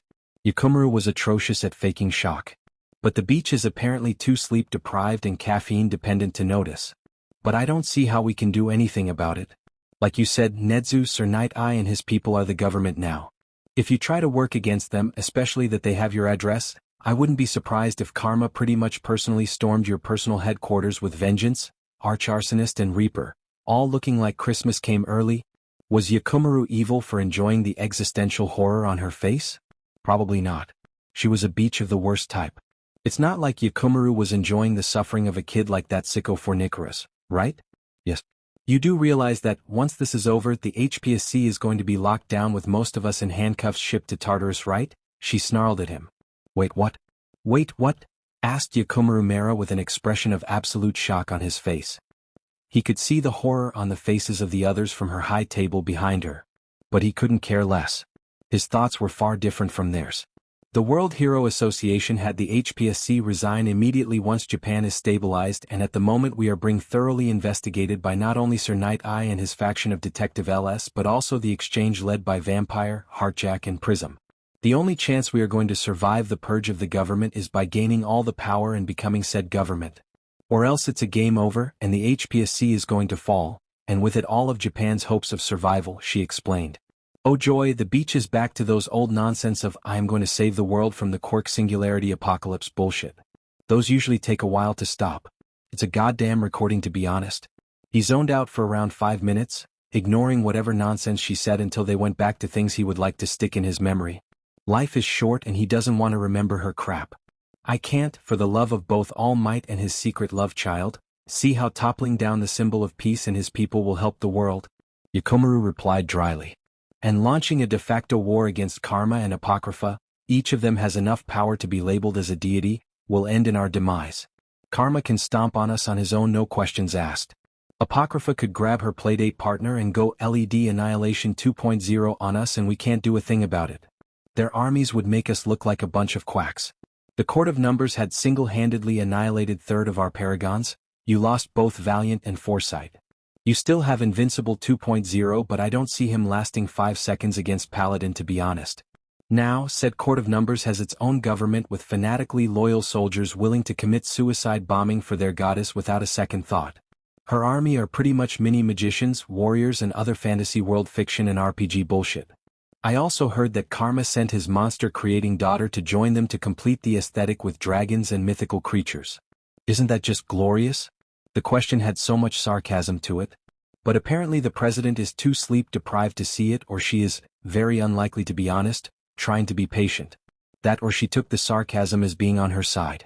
Oh absolutely. Quirks are pretty much irrelevant from here on out. This whole magic thing will be the new fashion. The president gripped at her hair. Can you even imagine it? It's the dawn of quirks all over again. The chaos are going to go on for decades. The anarchy will skyrocket to the rest of the world and that kid will go around the planet gaining more followers by the day. It's even worse than All for One ever was. And the quirk singularity apocalypse is right over the corner as well. This is a mess. Yakumaru sighed as the woman started to rant once again. He was almost starting to feel sorry for this WB. It almost being the key word. Because this beach deserves to burn in hell for eternity for all the crap she pulled over the years. I think you are over-exaggerating. Yakumaru cut in sharply, cutting the beach from another long unnecessary rant that he absolutely doesn't want to hear. The president gave him a furious look, but he ignored it. First of all, let me do you a favor and be the first person in a very long time to tell you the truth. Because your dumb advisors are telling you what you want to hear, your other employees are scared shitless and your soldiers are brainwashed and can't say no to you. She raised a brow at him, so he spoke up. You, madam, are clinically and scientifically insane. The president looked at him with more shock than anger. Wow, isn't that a new one? Behind the president in her meeting room and in every single window on the screen, everyone else were looking at him in shock and horror. He doesn't give a shit. Excuse me? She asked while gritting her teeth. He wasn't intimidated. You heard me, Beach, I said you are insane, replied Yakumaru with a sigh. You are a crazy woman who went overboard with her beliefs. The quirk apocalypse is a thing, yes, but unfortunately it doesn't justify all the crap you've been pulling in your discrimination policies. And for the record, if you hated quirks so much, why hate the quirkless? She opened her mouth for some fearsome threat, but Yakumaru continued before she could even say a word. Simple, because you were once upon a time quirkless yourself but then late bloomed. Yakumaru answered, getting shocked gasps from everyone else. The president looked at him with hatred in her eyes. But he continued. He is going to say it, not just for himself but the whole world. I have excellent sight, quirk, I saw your extra toe joints. So here is my theory. You kept trying to annihilate them because they remind you of who you used to be. You tried to issue so many laws that discriminates against them because you didn't want to be a normal human being and go to a therapist. Instead, you started letting out your frustrations and anger from your past bullying on innocent people. You also are a cousin of Mightless if I'm not mistaken, though she doesn't know that. Mightless is your complete opposite. She tries to defend the quirkless and stand up for them while you try to get rid of them because of your childhood PTSD, you beach. You dashed the witch started, but he didn't let her finish whatever she was saying again. Holy shit, it feels great. He must keep going. Next, you are a psychotic beach and I refuse to lose my conscience in exchange of pleasing your dumb, miserable, bigoted, arrogant, biased, clinically insane and supremely fat ass. He decided to go plus ultra with his adults. He is recording this and will send it to Nedzu. Maybe he'll get a job in UA for this? The witch looked like she was gonna shoot lasers from her eyes with that glare. Someone needs to chill out. You suck big time, and I can perfectly see why Nedzu and his school became the winners in this long political feud. Do you know why? Do you know why you lost? Why Nedzu won? Why the UA is the government while the HPSC is on the chopping block? All Might, the witch snarled, but flinched as Yakomaru slammed his hand on the desk. The sound was easy to hear in the deafening silence. And his glare of absolute fury made her recoil. No, you crazy beach /witch /1 political terrorist. He shouted at her and she moved back from her screen. It's not All Might. And while we speak about All Might, why not discuss why he never listened to you? Maybe it has something to do with you trying to convince the kindest man alive to be a part of your quirk supremacy dictatorship? Oh, I could see why it failed. Yakomaru laughed loudly. Something about your oh please All Might join my racist and quirkist club of bigots so we could hurt so many innocent people and mess up the future of so many kids for being born with the wrong quirks or none at all. Crap. Oh yeah, I can see how this didn't work. He made the best impression of a whiny little beach and he hopes he nailed it. He was on fire and on a high and he was feeling both free and refreshed. Holy shit, why didn't he do that before? He must keep going. This is fun. So much fun. So back to that, All Might hates your guts, and the only thing stopping him from pretty much smashing your face so hard that All for One would look like he got hit by a 6-year-old kid with a boxing glove is the fact that the whole society would follow his example and start killing people. Other than that, holy shit, he would have paid someone to kill you. But he didn't, and so I'll say that he isn't the reason you messed up, Beach. Was you. It was all you. You hurt so many people. Why do you think Nedza started his feud with the HPSC to begging with? A rhetorical question, but she actually opened her mouth. The Beach. She really has some balls in there, doesn't she? I'll answer, don't tire yourself out. Yakomaru chirped enthusiastically. He hates your guts because when he showed his face to humanity as a rat/bear/mouse creature with intelligence and self-awareness that was wanting to be a part of a society of intelligent people, you talked the previous president into kidnapping the poor rat and experimenting on him to find a way to make an army of extremely smart animals for you to enslave. He escaped thanks to some kind soul that visited the lab and caused enough destruction for him to run. I would bet that it was an all-for-one stage thing because who the F else would know about that? The president gaped. Yeah, she got it. Nice. Yeah. All for One did something more heroic than you. Take that and shove it right up your old wrinkly ass. So when the rat escaped, he became a pro-hero because it sounded like the only way to get justice for himself. By battling you in your own game. He then started interacting with more humans and got allies. All Might would rather die than join you for what you did to the person who was his principal in the past. And Nedzu is now not just fighting for himself but everyone you ever hurt. And he won. You lost? President stared at him, wondering if he still had what to say. Ho, he does. Okay, now let's move to how you created karma with your idiot dead best buddy Mizuki. She opened her mouth, but he kept going. You had the brilliant idea of destroying the dreams and pretty much all possible future of little quirkless boy so he would off himself and you could feel a quick passing emotional high for a few seconds, but it backfired miserably. All for One took a broken, lonely, bitter and lost child, a child with a brilliant mind and great talent, then groomed said child into his successor. The child, while still quirkless, made you and the entire hero society look like a bunch of morons for a whole year, then he got a quirk. The strongest of them all too, then he started out. You found out who he was, that it was the kid you ruined. And what was your brilliant idea? He asked, but continued before she could fully open her mouth. She tried to talk. The Beach. You crazy Beach kidnapped his mom. And paid dearly for it. You almost died. But you're still not taking the hint. So now with another devil popping out demanding your head after killing Mizuki, I'll say it because I want to sleep. Go F yourself. I'm not meddling with the business of the truly good guys for someone like you. Go die in a ditch, Then when you get to hell because that's where you belong, wait for atrocity so you could suck him off. You two deserve each other. I quit, you crazy, unhinged, sadistic, inhuman, demon-worshipping psycho. Then with that final one, he hung up. Yukumaru Mera took a deep breath. He inhaled, then he exhaled. Holy shit, that felt nice. If nice, that felt great. He felt liberated. It's as if a great weight was lifted off his chest. But he must run to the rat now before that WB itch kills him. Yukumaru grabbed his phone quickly before phoning Eraserhead. He really needs a lift. What? Asked Eraserhead from the other line. Oh shit, please don't tell him it was his nap time. Yukumaru despised the idea of being someone that interrupts sleep. Hey man, it's Mera. I need a lift from your warper from my home to UA before the witch gets me shot. We had an argument, a nasty one, and I told her to go to hell then suck off Conqueror because she was a beach and that they deserved each other, then hung up. Mera heard Eraserhead choke. Was he drinking coffee? Please? There was a short pause. Give me 40 seconds was the reply, then Eraserhead hung up. That's it? 40 seconds later, black mist appeared in his living room, scaring the shit out of him. Hi, I'm Cloud, the cloud of black purplish mist said cheerfully. Yukumaru sighed and walked through, but only after taking everything he needed with him to UA. Maybe this is a fresh start for him? Japan Quirk Civil War Frontline Situation. Honshu UA Hero Alliance Control, JSDF/remnant of Japan's government. Kyushu Apocalypse Control. The Radical Branch of the Meta Liberation Army / the remains of the Creature Rejection Clan / the remains of the Inhuman Supremacy Party / House of Red. Shikoku Court of Numbers Control. Quirkless Population / Villainous Quirk Bearers / Complex Mutants / Ascending Path Army. Hokkaido Shadow. Empire Control. The League of Villains / Quirkless Liberation Front / Meta Liberation Army / Paranormal Liberation Front / Villain Tech / The Exchange. Islands on south of Japan aka Iwo Jima and Okinawa, presumed neutral, UN and WHA control. Rina was currently sitting in the forest with Mr. Katsuki, doing something she never did before, but then kept on ever since she came to UA. Training. Or to be more precise, she was meditating. The two of them were sitting under the shade of a tree, sitting in what Mr. had explained to be a lotus position.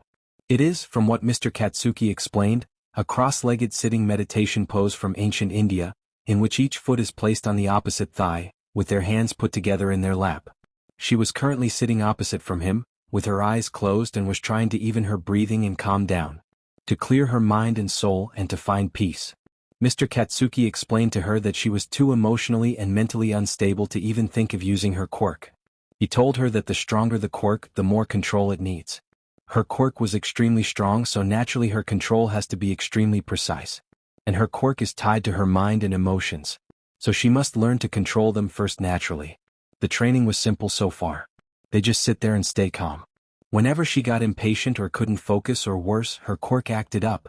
Shockingly, her teacher never yelled or displayed annoyance for that. Instead, he always ruffled her hair and told her that it was necessary and that she should calm down. Today was one of the days where she actually felt peaceful. Not that she had any specific reason to feel bad either. People in her new home were kind and supporting.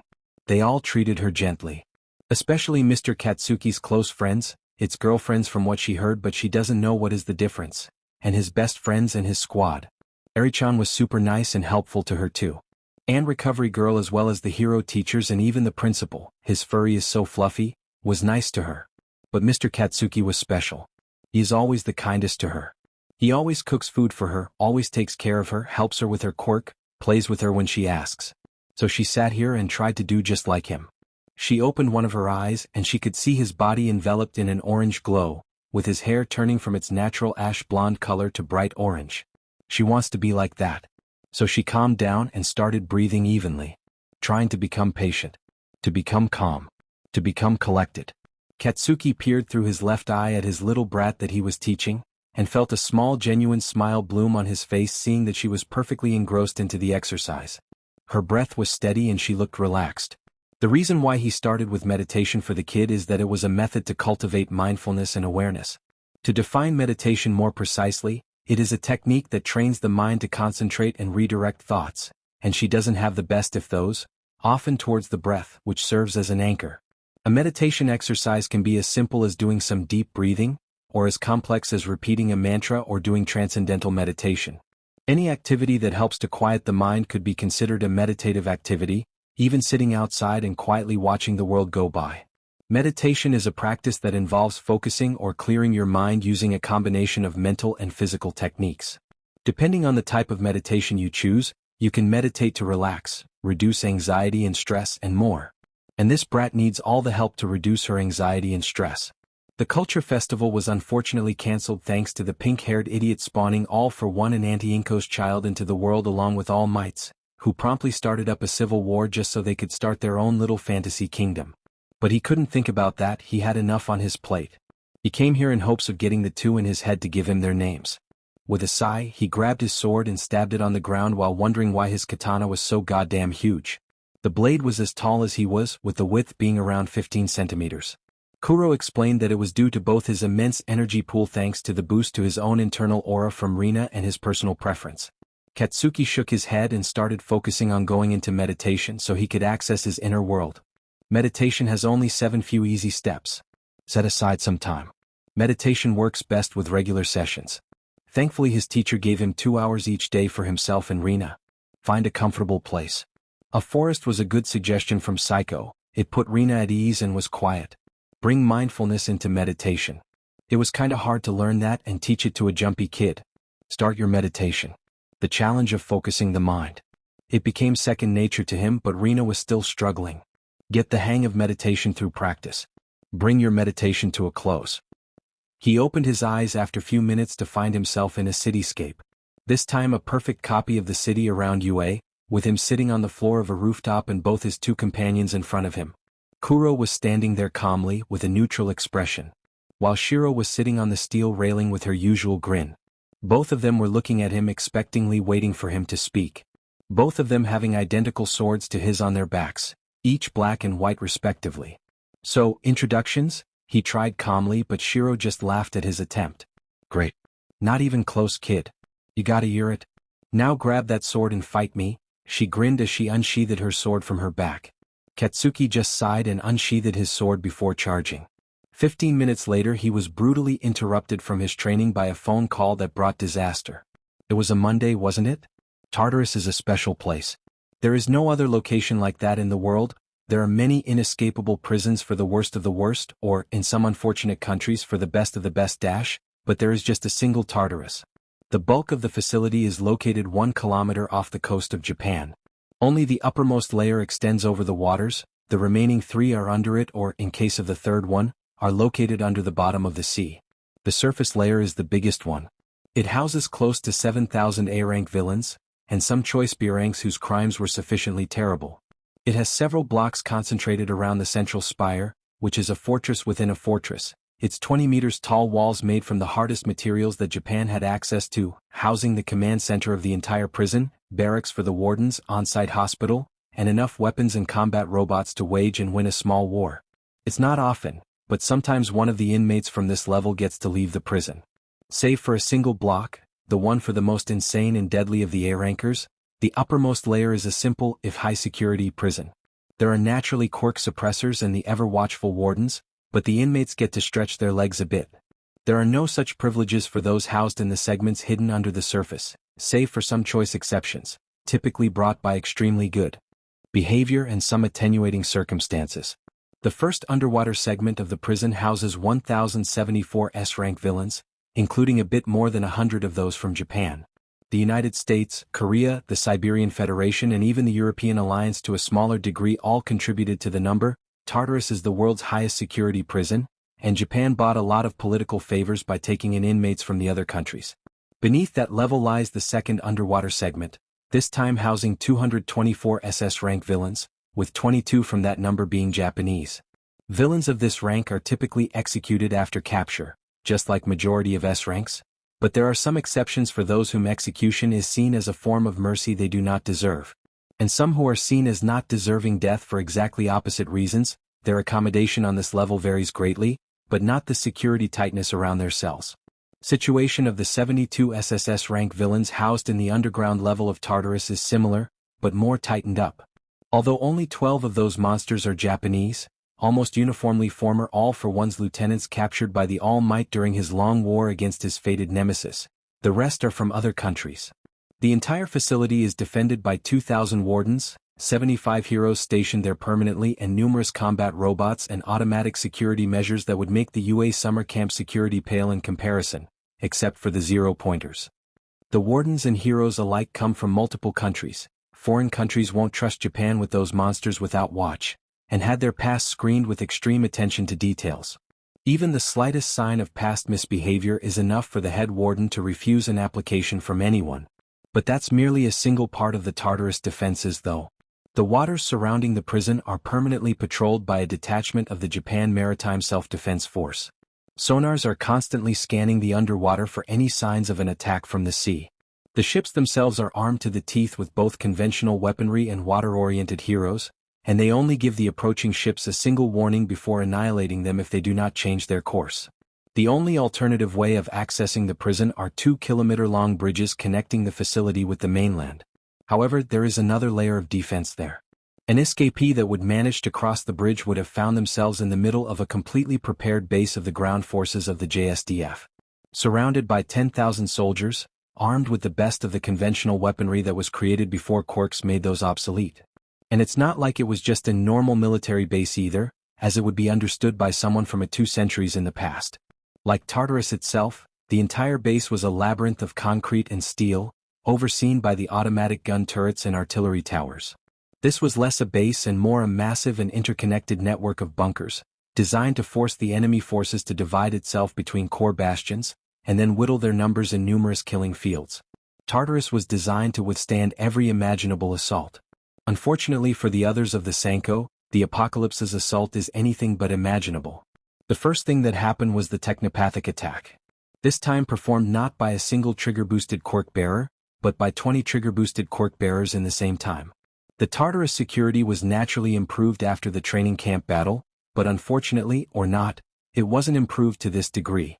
Throughout the facility, the security gates opened up, automatic turrets went high-wire and opened fire on the Allies, artillery turrets exploded due to induced mishandling of its ammo stockpiles, the communication networks died down, robots began to rampage, and hundreds of cells stood wide open, unleashing the monsters imprisoned inside. Not all of them had their quirk suppressor disabled, and even then the overwhelming majority of the escapees were from the A-rank block. But it still occupied the attention of the wardens. Just as the Apocalypse's main forces emerged from the forest surrounding the JSDF base, the artillery rounds began to rain on it, just as dozens of tanks, some made according to designs that predated the birth of quirks, rolled towards the concrete walls of the fortress, accompanied by Nomus and hundreds of the Gillians themselves. The monstrosities launched their quirks and blasts of energy immediately, causing destruction to the turrets and towers that was disabled by the technopathic attack. The turrets and towers that survived the technopathic attack instantly returned fire by nature. The ships in the distance began to launch sea-to-ground missiles as well in support. The battle started. Tanks, Nomus and Gillians were a very good distraction, if the leader must admit. The defenders of the outer walls of Tartarus didn't notice the leader of the assault, 100 of Ajucharank hollows, and 1,000 white skulls marching behind the first line of attack with their big boss until it was too late. Nedza didn't expect to have his day interrupted by a phone call. Especially not from the president of the HPSC. And even more especially not right now, when he was busy trying to organize the forces and craft some battle tactics with his disciple, through a very secure internet connection, for future engagements in both army and heroes organizing. Nedzu and Mindscape were both data analysts. And brilliant ones at that, but that's where similarities ended between them. Nedzu was a master tactician, capable of crafting battle plans on the fly, seeing how quirks were best used in battles for group and one-on-one engagements. But on the other hand, Mindscape was better at managing assets and people. She was a brilliant organizer.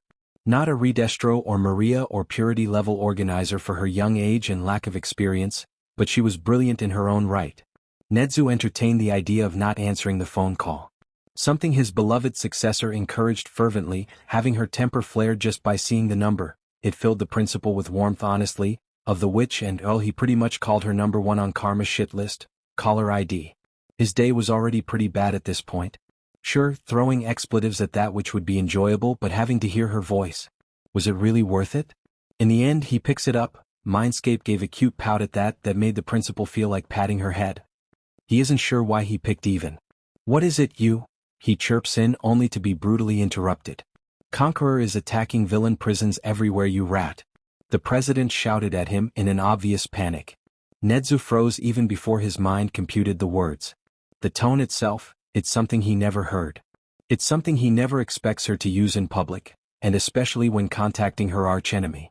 On the screen, Mindscape's face paled like a sheet instantly. Yes, he understands why. Including Tartarus. Send everyone you have now? Oh dear. Today was a Monday, wasn't it? I think my language is excused when I say, I hate Mondays, sighed Mindscape loudly. Nezu really loves how he has people who truly understand him. He quickly slammed the red button on his desktop. Cloud, all the UA faculty members and All Might along with Lemillion and Dynamite. Let's be real here, with his old quirk he could fight pros, now he was a top hero already, all got a message in their phones to meet up at the gate. He spoke through the intercom system and explained the situation. Cloud warped them as quickly and closely to Tartarus as possible. Meanwhile, Kamui had already picked up the top heroes from their agencies. Only 3 minutes after the call, All Might, Lemillion, Dynamite, Edshot, Best Genist, Crust and every single member of the UA faculty, sans Lunch Rush and Power Loader, are warped to the edge of the warp coordinate scramblers ranged together with some cars. All Might, Lemillion and Dynamite rushed ahead, faster than conventional vehicles, while the rest followed suit. Neither group got very far before they encountered the Apocalypse rearguard, including several Ajuchas, White Skulls and Jillians. The Vanguard trio didn't waste time blitzing ahead, smashing or cutting down then blowing up anything that moved brutally faster than the eye could follow. The trio cut through the enemies at a steady pace. Unfortunately, they weren't going to make it in time. Karma was sitting in his new office in Daika City, the one that his wife, Rikita naturally, generously gave him so he could oversee the progress of having Daika turn from just a semi-independent island to an indomitable empire capable of waging and winning a war. It wasn't that hard, honestly. Redestro, much to Karma's chagrin, deserves praise for his hard work and organizational skills. Mastermind did as well if not better, perfecting the security systems and military force of Hokkaido. They had their own loyal JSDF soldiers now changed to the JEKF, Justice and Equality Keeping Force. Said force was bolstered in numbers by the soldiers of both the Quirkless Equality Movement and Quirkless Liberation Front. Mightless and Red Death, Consequence changed her name with the QEM no longer being a thing, became the co-generals of the army and equals. Something the two took with gusto. The whole Quirkless Liberation Front relocated from Nabu Island at his orders, and Cure had already took all of his research and developments into the new research and development established in Daika along with Garaki, who moved everything from his lab in Jaka City including the Nomus. Vengeance, Reaper, Arch-Arsonist and Hypothermia, the two became official now. Holy shit, that was quick. Had officially become the co-leaders of the overseers of the, oh the delicious irony, Shadow Empire's newly established hero system. The irony of a self-proclaimed villain emperor establishing a hero system in his own country was nothing but amusing to both Karma and All for One, who cackled loudly into his microphone mid-call, most likely scaring the ever-living hell out of his poor students and faculty in the process, as well. Sweetheart, you need to take a break, you know, called out Rikita Shigaraki with a sultry tone as she walked into the office. Holding a tray with some treats, and some drinks. Looks like there will be a round of savage lovemaking here and now, I know. I just can't find it in me to relax with all the things happening in of the country. It's stressing me out. Sighed Karma as he stopped doing his paperwork for a second so he could appreciate the beauty of his wife, dressed in a white blouse, a short black skirt and heels. She looked amazing and the way she walked to his desk was so goddamn beautiful. Wow, his wives corrupted him, didn't they? Too much for being a cinnamon roll, huh? I see, I understand how you are concerned, especially that your baby sister is out there out of your protection. Karma sighed as his wife said that. It was the truth, he was stressed out by that. He couldn't for the life of him get Aiko to just go to their family home. And the worst thing is that she was doing great in her endeavors. She was successful. Yeah, don't get me wrong. I'm proud of my sister, I really am. But, she is a child, Kiki, and very young. She opened her eyes to the world like, what? 6 weeks now. And she started by launching a civil war and then taking over a main island of the country, and got herself to be worshipped like a goddess. I can't help but worry. She is way over her head. She is very powerful in her own right to the point I know that with some more years of training and experience she'll be my and Dad's equal. She is intelligent beyond comprehension for how quickly she is moving forward, shockingly charismatic to great degree that a small country-sized land is following her. She has an eye for talent and capable of crafting long-term strategies. But she is still a child. Karma ranted before he threw his head back and pinched the bridge of his nose in exasperation. I didn't know her for long and I can't for the life of me be anything but proud and loving for her and wish to support her. But on the other hand, the danger she is throwing herself into is making me want to lock her in a vault and be done with it. Is this normal? Mastermind, his beloved wife, his beautiful angel, just sighed fondly and pinched his cheek. He doesn't know if he was supposed to feel pain because he can't feel it. Oh my sweet handsome kind-hearted villain emperor, cooed Mastermind lovingly before she kissed his cheek with passion. As he was busy blushing, furiously mind you, she sat on his lap and hugged him tightly. I understand, my sister is with yours, I'm worried sick, but I can't let it stop me. And I won't let it stop you. I'll help you relax, and burn off the excessive energy. I am your wife after all. Karma grinned sadistically at that, raising his right hand and undoing the buttons of her blouse in one swift motion. She giggled and kissed him on the lips, as he was busy starting to grab and rub those glorious melons of hers. She moaned lovingly as the two of them got to it in the office, with the window behind them without curtains. But neither of them cared. He put her on the desk, ready to start pounding at his lover, when his phone started vibrating. The burner phone where he was keeping the chat with the two other governments of the country. Bo. I was getting aroused, whined Mastermind with a pout as he, begrudgingly and with so much sadness, pulled away and grabbed the phone. This better be worth my time or I swear, started Karma, but right as he saw the text that the rat sent him, he froze in place. Both shocked and startled. Sweetheart, what is it? Asked Mastermind before she peered at his phone, and her face paled immensely. Principal, emergency sortie. Principal, Conqueror is attacking in no less than 15 high-security prisons throughout Japan. Principal, including Tartarus. Well shit. He didn't waste time and quickly summoned everyone from the League members, and his other supervillain followers, to the office. His panic reached new heights when they gathered up only to discover that the nearest place where Kurogiri can drop anyone is 15 kilometers away from Tartarus. It took him, Nedzu and Sir Night Eye 5 minutes of intense internet debate to agree on a plan. All Might, Lemillion, Dynamite, Ed Shot, Best Jeanist, Crust and every single member of the UA faculty sans Lunch Rush and Power Loader, were quickly warped to the edge of the warp coordinate scramblers ranged together with some cars. All Might, Lemillion and Dynamite rushed ahead, faster than conventional vehicles, while the rest followed suit. Neither group got very far before they encountered the Apocalypse rearguard, including several Ajuchas, White Skulls and Jillians. The Vanguard trio didn't waste time blitzing ahead, smashing or cutting down then blowing up, anything that moved brutally faster than the eye could follow. The trio cut through the enemies at a steady pace. Unfortunately, they weren't going to make it in time. The defenders of Tartarus knew that things were gonna get nasty the second the turrets and towers were high-wired and opened fire on the Allies. Artillery turrets exploded due to induced mishandling of its ammo stockpiles and the communication networks died down. It was quickly confirmed when the Apocalypse's main forces emerged from the forest surrounding the JSDF base, appearing on the view of the soldiers. The soldiers naturally started showering the attackers with artillery rounds immediately like they were, only for dozens of tanks, some made according to designs that predated the birth of Quirks if the soldiers' knowledge was correct, rolled towards the concrete walls of the fortress, accompanied by Nomus and hundreds of giant of white silhouettes. Each of them was a huge monster at least 2 to 6 stories tall, easily towering over normal humans by leagues. The monsters all had a white mask with an elongated nose. Their bodies were covered from their head to their feet with a black covering reminiscent of a cloak. Around their neck was a row of thin white spikes and had large pointed feet wrapped in white bandages. The giants opened their mouths and started launching red blasts of energy that put the defenders' artillery to shame, causing massive destruction with their power increased by sheer numbers. The Nomus weren't behind though, as the multi-quirked abominations started firing their quirks at random, causing destruction and occupying the attention of the Tartarus defenders. Unfortunately, the soldiers were too occupied that they didn't notice the army that was sneaking in the back of the monstrosities and abominations until they stopped in the middle, letting the army become visible. With a young woman in a dark bodysuit, wearing a black gas mask/helmet with a long black leather coat and a sword by her side. Behind her were some monsters that looked like an abomination from some Greek mythology and fantasyland. And being the monstrosities were around 1,000 soldiers all identical in looks, built and uniforms. Human-like white soldiers with skulls that lacked any flesh, dressed in white uniforms, all with swords strapped to their sides. Greetings Tartarus. I am Entropy and I wish to announce that we are here to bulk up our ranks with your inmates, so do you us a favor and die already, announced the leader now identified as Entropy before unsheathing her sword, then pointing it downwards.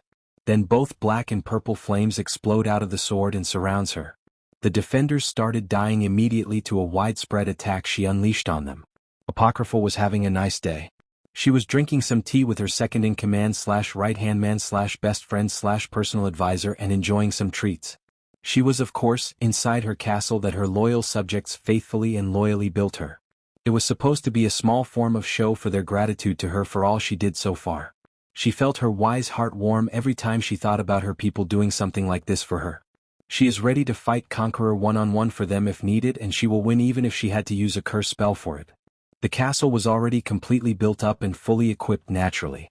You'll honestly be amazed by how easy quirks made things in this day and age.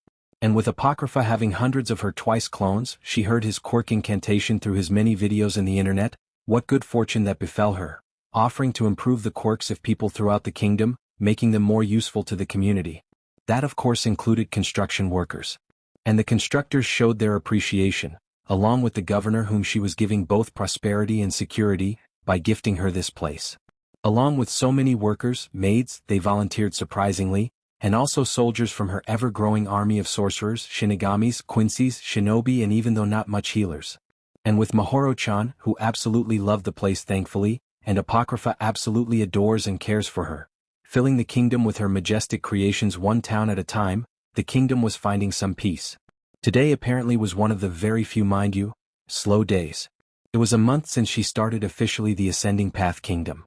And it was nothing but busy labor, paperwork. Meeting Nedzu so she could learn his high-spec quirk spell was a mercy at her, making the job slightly less nightmarish, and organizational work. She was still perfecting her infrastructures and army, trying to make her kingdom fully independent and self-serving, not needing anyone else to run itself. She still had a lot of work to get there, but she will. She must. It was hard work, but most definitely worth the effort. Her people deserve all her effort and kindness after all. And a goddess must give just as much as she takes after all. The weather today is beautiful, don't you agree, Retsukuin? Asked Apocrypha calmly, then took a sip of her tea. Imperial Golden Tips. Tea of the high class and cultured people. Apocrypha doesn't despise coffee per se, but she really dislikes it. It's addictable and could cause a lot of health issues on the long run. She didn't ban it, but she made it clear that in her opinion as the goddess of this kingdom, coffee is frowned upon by her. She instead worked on showing how tea was far more superior and healthy. Yes, it's alright to put some caffeine while manufacturing tea, but only in healthy doses. But coffee? It was too full of the compound. It was anything but healthy. And the pros for it are far inferior to the cons. Natural choice, really. Yes, it is, my fair lady, her white knight responded with a smile. Much to her chagrin, he was standing. He took his role as her knight and guardian quite seriously, and while she appreciates his dedication, she wishes he would relax a little from time to time. You unfortunately don't get to sit down and relax too often, Lady Aiko, so make use of it. Understatement of the century if Apocrypha ever heard one. She is busy almost all the time.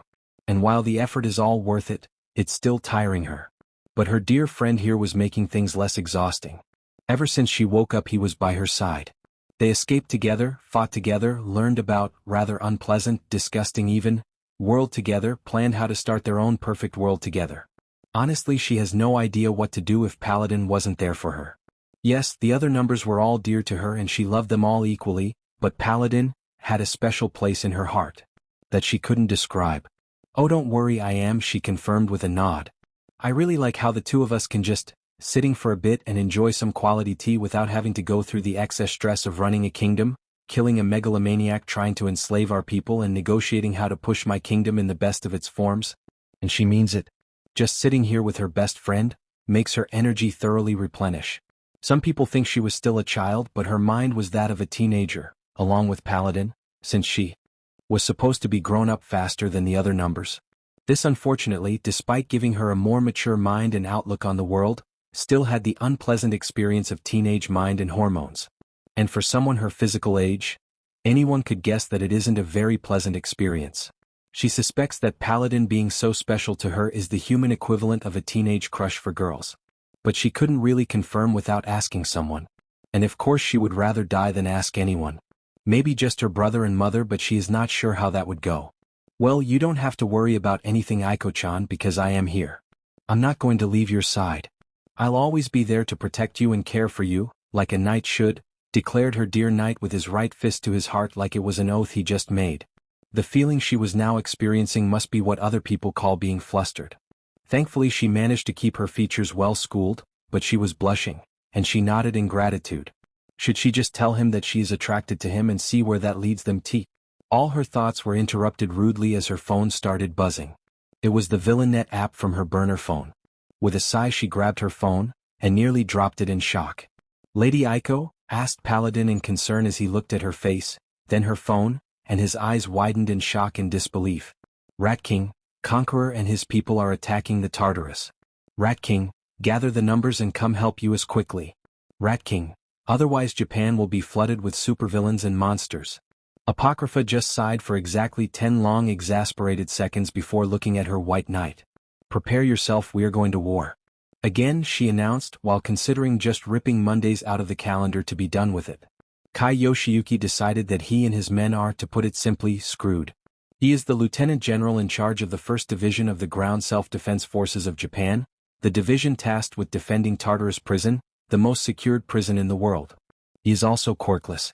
A relic in a way, a man who climbed to a high rank in the time when the quirkless weren't discriminated against that badly, but it still sucked either way. His combat experience was minimal unfortunately. Before Karma's time, the military was unneeded thanks to the heroes, with nobody dumb enough to attack Tartarus.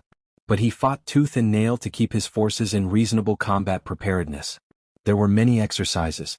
He knows the theory and trained the practice a lot. And he had good knowledge about odds in battle. So he knows that this battle is hopeless. Especially when he saw the abominations and monstrosities part to the sides, revealing an army that could conquer a small country on its own. And most definitely when the big boss on the front transformed, and started decaying anything remotely close to her into nothing. The walls held against the enemy vanguard at first. The second wave was unstoppable, however, even without the big boss. The general lieutenant has no idea what those damnable things are, but they tore through the walls like they were made from paper without problem, blasting anything at sight like the silhouettes but worse. He saw one of them tear off a tank's turret with its bare hands. He saw another stand after getting hit directly by an artillery turret. He doesn't think that the defenders managed to destroy. Kilk is too weak of a word for abomination like those, even if they look like humans, even a single one of those. Now they were tearing through the base, followed by the regular infantry nomas. Those could be resisted, but the mythical monstrosities left only dead, wounded and scattered soldiers in their wake. That's without mentioning the big boss who was marching forward carelessly, any attacks turning to dust from a distance from her, and grass under her feet rotting away. And the less said about anything or anyone she touched the better. His soldiers tried their best. They really and absolutely did. But unfortunately it wasn't enough. The support fire from the ships was growing thin as well, since they were sunk or forced to retreat by the enemy blasts from the black giants who opted to attack the ships instead of going for the prison. The battle was unfortunately hopeless. But he still has a duty to uphold. And a history to end in a way that will not make him feel ashamed to stand in front of his ancestors and predecessors. He contacted his best friend, the head warden of Tartarus, and told him that he will buy him as much time as possible. Then with that said and done, he gave his last words to his soldiers through whatever remains of the base communication network, and gathered his command unit, before leading it into combat. The 1st Division of the Japanese Ground Self-Defense Force stopped existing as an organized fighting force 10 minutes later. Out of 10,000 soldiers that participated in the battle, close to half of them died while the rest were either overlooked by the enemy or managed to escape. It was a one-sided massacre. Takana Danjin, the head warden of Tartarus Prison, was dealing with an absolute disaster at the moment. Ever since the escape of Lady Nagant, staged and executed by the #1 villain Karma, the security of Tartarus was upped exponentially. They increased their security ever since then. And made sure that if the cell of one of the prisoners opened with authorization, it'll be showed with bullets. They also upped the technopathic security system after the summer camp battle. After the report of a technopathic attack that cut off the UA's communication network was cut off, they naturally improved theirs. Unfortunately it wasn't enough. In an instant the security gates opened up, automatic turrets went renegade and opened fire on the Allies, the artillery turrets exploded due to induced mishandling of its ammo stockpiles, the communication networks died down and the robots began to rampage. And worst of all, hundreds of cells stood wide open, unleashing the monsters imprisoned inside to go ape shit. Not all of them had their quirk suppressor disabled, and even then the overwhelming majority of the escapees were from the A-rank block, but it was still terrible. Then his best friend, the general lieutenant of the 1st Division of the Ground Self-Defense Force, contacted him and told him that he will buy him as much time as possible. He didn't have time to grieve though. He knew that help is coming. He knew that All Might is battling it out there, but he saw the army storming the facility. Army that stood between the prison and the rescue force. All Might is powerful, indomitable. But he is alone or with only a handful of other heroes. They will not get to Tartarus in time. He knows it. The technopathic attack has already deactivated Tartarus warp scramblers. To make matters worse, the enemy can simply warp the rescued prisoners from the prison. The only warp scramblers left are those of the Apocalypse. And they are set to not interfere with their warpers. It's a perfect trap. From what it looks like, the situation is, unfortunately, hopeless. With thousands of soldiers, unstoppable monstrosities tearing through anything at sight, gigantic, probably laser-blasting silhouettes, and whatever demon was leading the assault. Yeah, the heroes won't make it in time, unfortunately. Takana Danjin really wishes that he had other options. He really does. But unfortunately he has none. Not today. Not when the country just spiraled into civil war. Not when villains became their own government. Not when those monsters could join Conqueror. He made his decision, then quickly blew up the bridges connecting the Tartarus with the mainland, trying not to think of the soldiers that were fleeing through it. The Apocalypse Vanguard was there too, which made it slightly worth the effort, until he noticed that they were walking on air, which made it even more despair-inducing. Then he switched on the intercom. "This is the head warden speaking," he says. His voice is calm and collected, although internally he is screaming. He doesn't want to do it. He would have killed himself on the spot if it could have stopped what's coming. Code Red. Tartarus under attack by an overwhelming force. Perspective of reinforcements unlikely. Purge protocol in effect. I take full responsibility. 30 seconds later, the entire segment of the prison inhabited by SSS rank villains was flooded. 72 monsters to equal Conqueror and Apocrypha, not Karma, that kid was in a league of his own, drowned to their deaths during the next few minutes. The segments for S and SS ranked villains were already too influenced by the Apocalypse's technopaths for their automatic purge systems to work. There the wardens need to get their hands dirty. He was about to call them and lay his orders when he was pinned down, with his hands held behind his back. "What then? What are you doing?" Takana snapped at one of the wardens with him in the command post, who was holding him down. Was he a traitor? "Oh. Stopping you, obviously. I can't have you kill people that's useful to me, can I, Takana-kun?" asked the warden. Which only increased the confusion of Takana. "What the hell do you mean useful to you? You are as dead as all of us if the Apocalypse make it in here," shouted Takana in outrage. The warden just laughed loudly, before giving a wide, dark, malicious, bloodthirsty Cheshire cat-like grin in response. "Shatter," whispered the warden, just for the sound of shattering glass to fill the room, and for the image of the warden to shatter into none other than Conqueror. Takana's eyes widened in shock and horror, as he stared at the Triple S ranked in the face. He couldn't comprehend how it happened. He just couldn't. "How?" he wheezed out. Conqueror just chuckled in dark amusement and delight. "Do you remember that commercial that somehow hacked into your system, and all others across Japan?" asked Conqueror before sighing loudly in amusement. "There was a mirror breaking, right? I put a good chunk of people in Japan under my hypnosis, you included. Taking one of the wardens and replacing him wasn't that hard. I need to bulk up after all so I can defeat all for one's children and the UA, don't you agree?"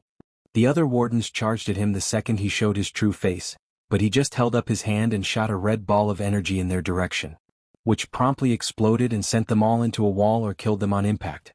"We'll evacuate the prisoners now. But first I must make sure you don't do something stupid by killing yourself," declared Conqueror as he handcuffed him and took his weapon. "Wow. How do you know about that?" "Only me and the Hero Commission president know about it," shouted Takana in shock. "Only the head warden of the Tartarus and the president of the Hero Commission are aware of the last failsafe of the Tartarus prison. One that is to be used only in the direst of circumstances.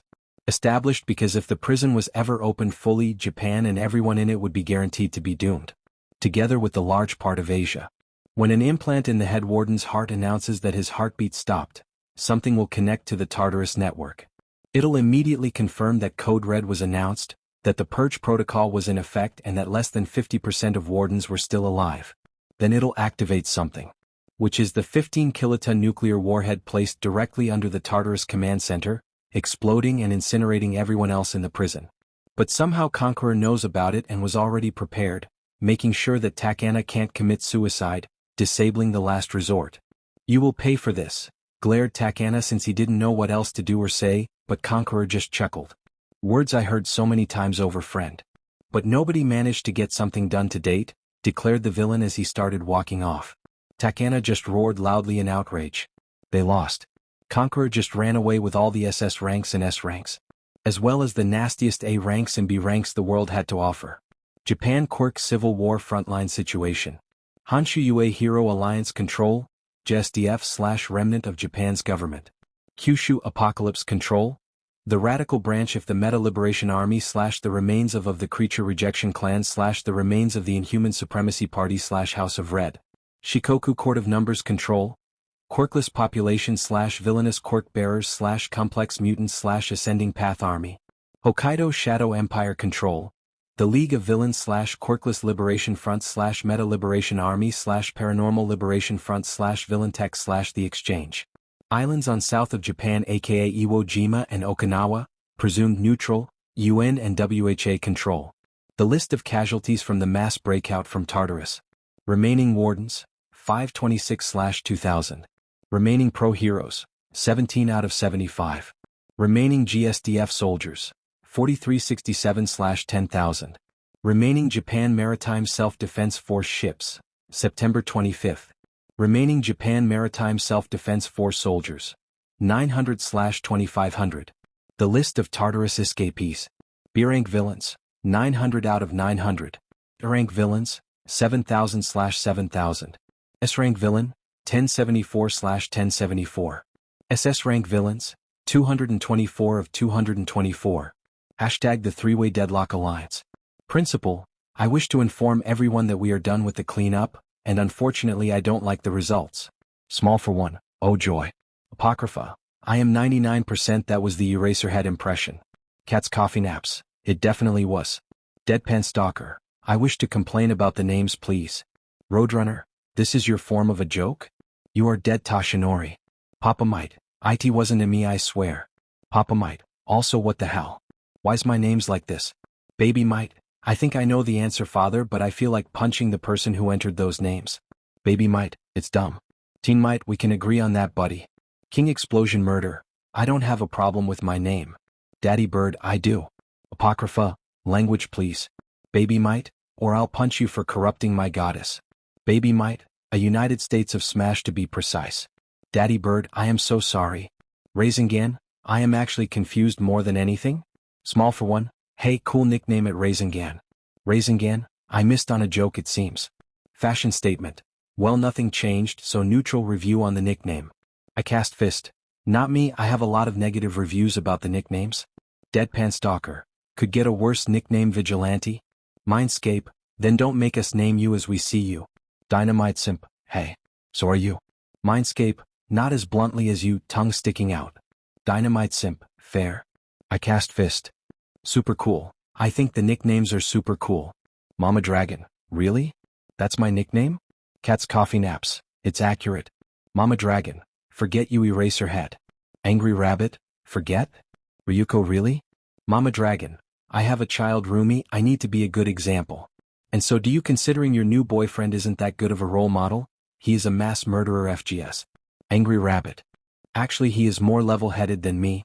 Daddy Bird, wait really? Holy shit. Oh. Harley Quinn, I feel like I missed on some joke. Cat's coffee naps, I googled it, it checks out. Small for one, mean. King Explosion Murder, I'll send her the wiki page, let's see if you ever get out of the guest room you hobo. Cat's coffee naps, don't do it Bakugo. Teen Might, oh. Mrs. Bakugo too, oh. Prime Minister Mara, what? Teen Might, anyone ready to call out that WB? It's just someone I'd like to have as my own Prime Minister. Principal, indeed. Prime Minister Mara, I feel like I need more qualifications for the job? Papa Might, surprisingly no, being a politician is the profession that clowns with no real-life skills take. You'll do great. Small for one, holy shit. Small for one, that's what Dad once said. Papa Might. Teen Might, you're a jerk. King Explosion Murder, yeah. Small for one, oh. Apocrypha, are we seriously wasting time on nicknames? Just throw tomatoes at Nedzu and be done with it. Principal, now it wasn't me. Cat's coffee naps, Yes it was, I can hear your cackles from here. Principal, oh well. Daddy Bird. Why does the princess have a normal name? Roadrunner, yeah? Apocrypha. Because I can hijack his quirk spell to make him dumber than his normal species and he wants to avoid my wrath. Small for one. My baby girl. Cat's coffee naps. Holy shit, I'll pay to see that. Deadpan Stalker, same honestly. Baby might, I'll punch you Nedzu. Principal, I'm in danger. Apocrypha, get back. To the meeting. No. Principal. Principal, naturally. Principal, the list of casualties from the mass breakout from Tartarus. Principal, remaining wardens, 526/2000. Principal, remaining pro-heroes, 17 out of 75. Principal, remaining GSDF soldiers, 4367/10,000. Principal, remaining Japan Maritime Self-Defense Force ships, September 25th. Principal, remaining Japan Maritime Self-Defense Force soldiers, 900/2500. Papa might, darn it. Daddy Bird, oh poor guys. Fashion statement. This is unfashionable. Raisingan, yes. Angry Rabbit, the apocalypse really didn't bother leaving us a lot of forces, did they? Mama Dragon, yes. I cast fist, apparently. Deadpan Stalker, this is a disaster. Mindscape, that's putting it lightly. Dynamite Simp, too true, I mean this guy blew open the TRTRUS, damn it. How many criminals did he even get? Principal, let's answer that question, shall we? The list of Tartarus escapees. Principal B-rank villains, 900 of 900. Principal, A-rank villains, 7000/7000. Principal, S-rank villain, 1074/1074. Principal, SS rank villains, 224 of 224. Principal, SSS rank villains, 00/72. Papa might, oh crap. Daddy Bird, Cat's coffee naps, this is a nightmare. Harley Quinn, hubby I want you and Nezui-chan to hug me. King Explosion Murder, oh hell. Teen Might, oh god damn it. Apocrypha, I'm going to improve the protective barriers it seems. Baby Might, most advised my fair lady. Roadrunner, I'm getting too old for this shit. Prime Minister Mara, you just killed any chances I'll sleep in the foreseeable future. Thank you Principal. Cat's coffee naps, took the words right out of my mouth. Small for one, oh dear. Mama Dragon, HM? Small for one, so many delicious quirks waiting for me to harvest. Small for one, and best part that it's from idiots we are gonna kill either way. Small for one, this is magnificent. Teen Might. King Explosion Murder, opportunists in their purest form really? Mindscape, yes. Dynamite Simp, yes. Apocrypha, let's cut to the chase. Damage control? Defensive plans? Ideas on how we manage this disaster? Strategies on how to massacre as many of those criminals once they pop up? I cast fist, straight to business. I respect that. Baby Might, thumbs up. Small for one, well you said something about a barrier? Apocrypha. Yes, it's a technique I developed in the past month, we started using it last week. I have installed special towers surrounding the ascending path, with a distance of 1 kilometer between each. They work on gathering the nature energy from the air and turn it into a strong wall. Together they are forming a special barrier spell. The barrier is invisible, but any non-authorized intruder, you need a special paper with a specific seal on it, will be set on fire. Principal, all. Deadpan Stalker, all. Cast Fist, all. Papa Might, all. Teen Might, all. King Explosion Murder, all. Fashion Statement, all. Super Cool, all. Raisingan, all. Mama Dragon, all. Angry Rabbit, all. Small for one, all. Daddy Bird, excuse my language dear young goddess but WTF. Where do you find time to make stuff like this? Apocrypha, I have hundreds of twice clones, I tinkered with the quirk spell to regain memories big brother. With all of them using a high-spec spell to learn everything they can. Apocrypha, 200 clones are studying various fields of science, physics, biology, medicine, history, maths, economy, business, philosophy, politics and any other thing possible, even culture. The other 300 are split up into 2 groups. First one memorizes and analyzes quirk spells while the second one's practice and tinkers with spells to improve them from quirks that I already heard their incantation and sound. Apocrypha, I am also still developing the books about quirk sorcery. I'm already in the 6th book. I'll probably be done with the 10th, not letting my own graduates get my level, or so. Small for one, I'm so proud of you Aiko-chan and I'm so coming to your castle to pick you up for a family meeting. Small for one. Rabbit is coming from school too since she applied for a work study. Only she and league interns did. Others don't want to get anywhere near Japan, which is understandable unfortunately, and we can all be together. Small for one. Also Kat-chan, I'm picking you and your parents up in Rina-chan. Eri loves her to death. Up. Apocrypha. No offense but I'm not going anywhere without my right-hand man. Baby might, yes my lady. Small for one. Just put on casual clothes please, mom can only handle so much preciousness. Baby might. Baby might, I can take the ammo of a tank and not be scratched, then tear it apart with my own hands. How am I precious? Small for one. My mom has a class 2 quirk that attracts small objects and can tear off your eyeballs, and some internal organs, but she is busy crying about whether being bad, good or neither, about being happy, sad or neither, she cries a lot. Baby might, oh. Baby might. Baby might, I'll see what to wear? Papa might, actually can I borrow your right-hand man Apocrypha? I think it would be nice to have just a night with just the two of us hanging out together and getting to know each other. Papa might, you can't be a hero to people if you're not one to your family after all. Teen might, inspiring. King Explosion Murder. I'm using that as a quote from now on. Apocrypha. I think that you are bringing up a fair point here. I'll allow it. Retsukuin, you are having the evening and night off.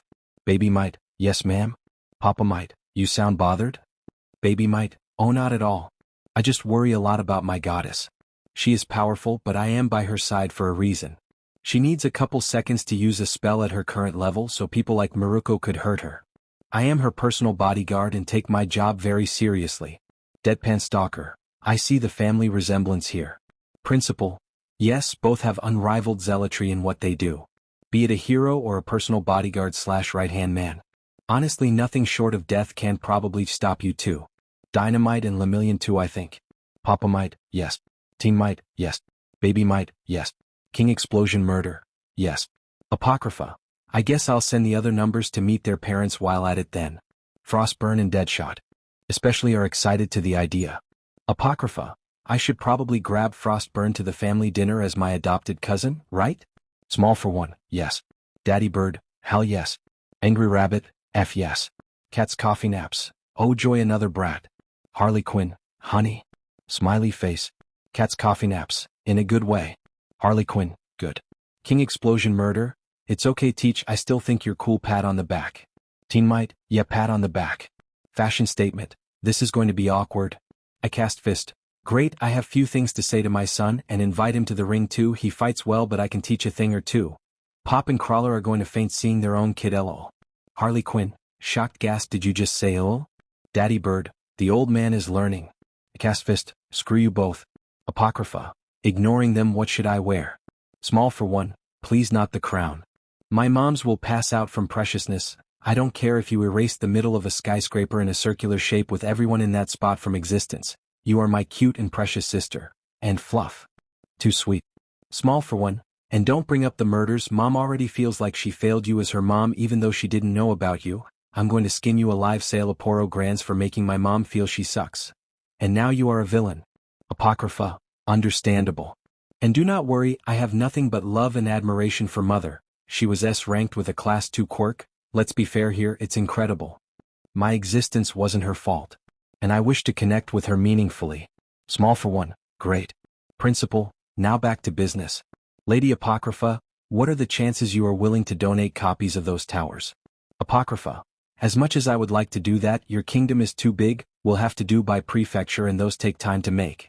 Plus I'll have to tinker with the spell. I can offer you similar protection from Yuzudafu though. Deadpan Stalker, best we can get I guess. Small for one. Now, when will Star and Stripe reach Japan with all the reinforcements? Principal, funny enough it's today. Cloud will pick everyone up in an hour.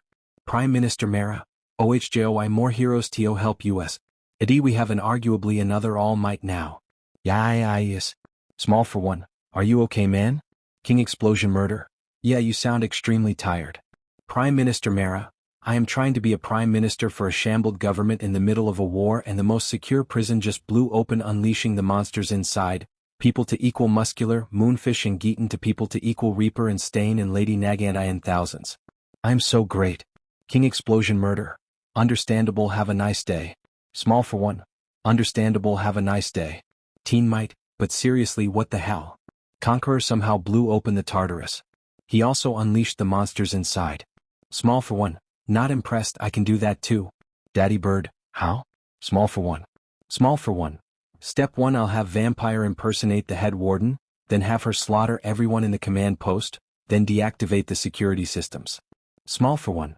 Step 2, I'll warp in with the League once the warp scrambling towers are off. And then my League slaughters the heroes and wardens quickly and swiftly while I deal with the Japan Maritime Self-Defense Force and 1st Division of the GSDF. Small for one. Step 3, I let out the supervillains and take who I like as my faithful servants.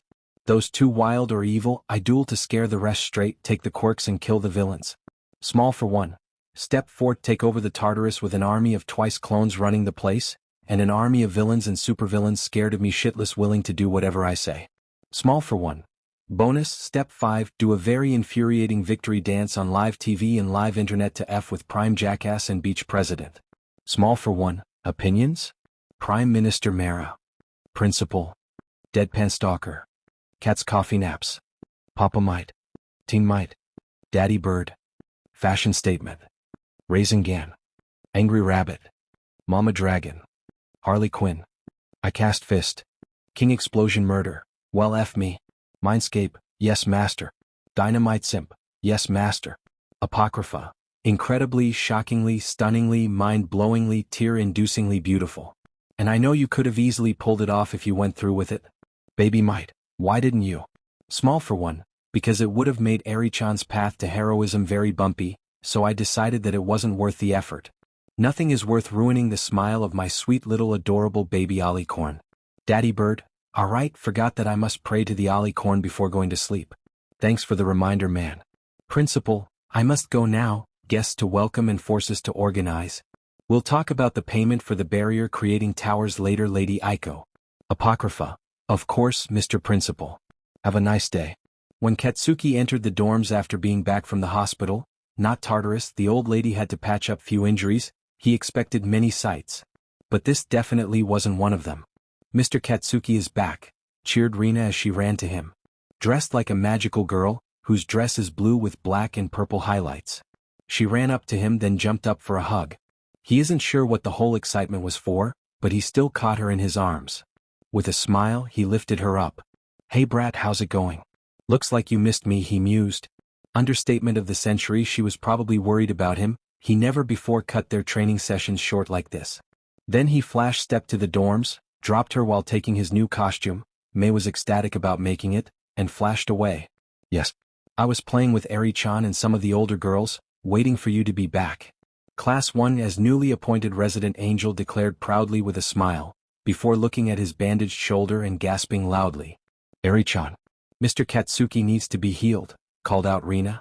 Not 10 seconds later the Alicorn came to the door, dressed in a magical girl outfit that was white with red and yellow highlights. For F's sake, there is only so much fluff Katsuki can take. What happened, Uncle Kat-chan? You're hurt? Asked the kid with a worried tone. Katsuki just sighed before he picked her up and carried her to the living room over his shoulders with Rina. I'm fine, brats. It was a long fight, that's all. Me, All Might and Lemillion had to fight through an army to get somewhere, but we arrived too late. You shouldn't worry yourselves with it, he explained calmly as he walked to the common room. To find most of the girls in the dorms dressed like magical girls too. Including his girlfriends. He wasn't ready for that unexpected amount of cuteness when he came to pick up the brats. You look nice, he settled on saying to his girlfriends. When the other girls glared at him, he sighed in defeat. You all do. The girls now smiled. Ugh, women have serious mood swings, holy shit. So can I know what you were doing before I came? And where are the guys? Asked Katsuki looking around for anyone. The girls shrugged at that before Ochako spoke up. Some went to the gym, some are visiting their parents in their own large complex, and some are in the forest doing whatever. I only know for sure that Shoto-kun is with his sister. Katsuki blinked at that before shrugging his shoulders in acceptance. Not his business what everyone else are doing. He was going to the sale complex too. It was a place that was built in a couple days by Cementos, Ectoplasm and Power Loader to house the families of the students for the upcoming crisis.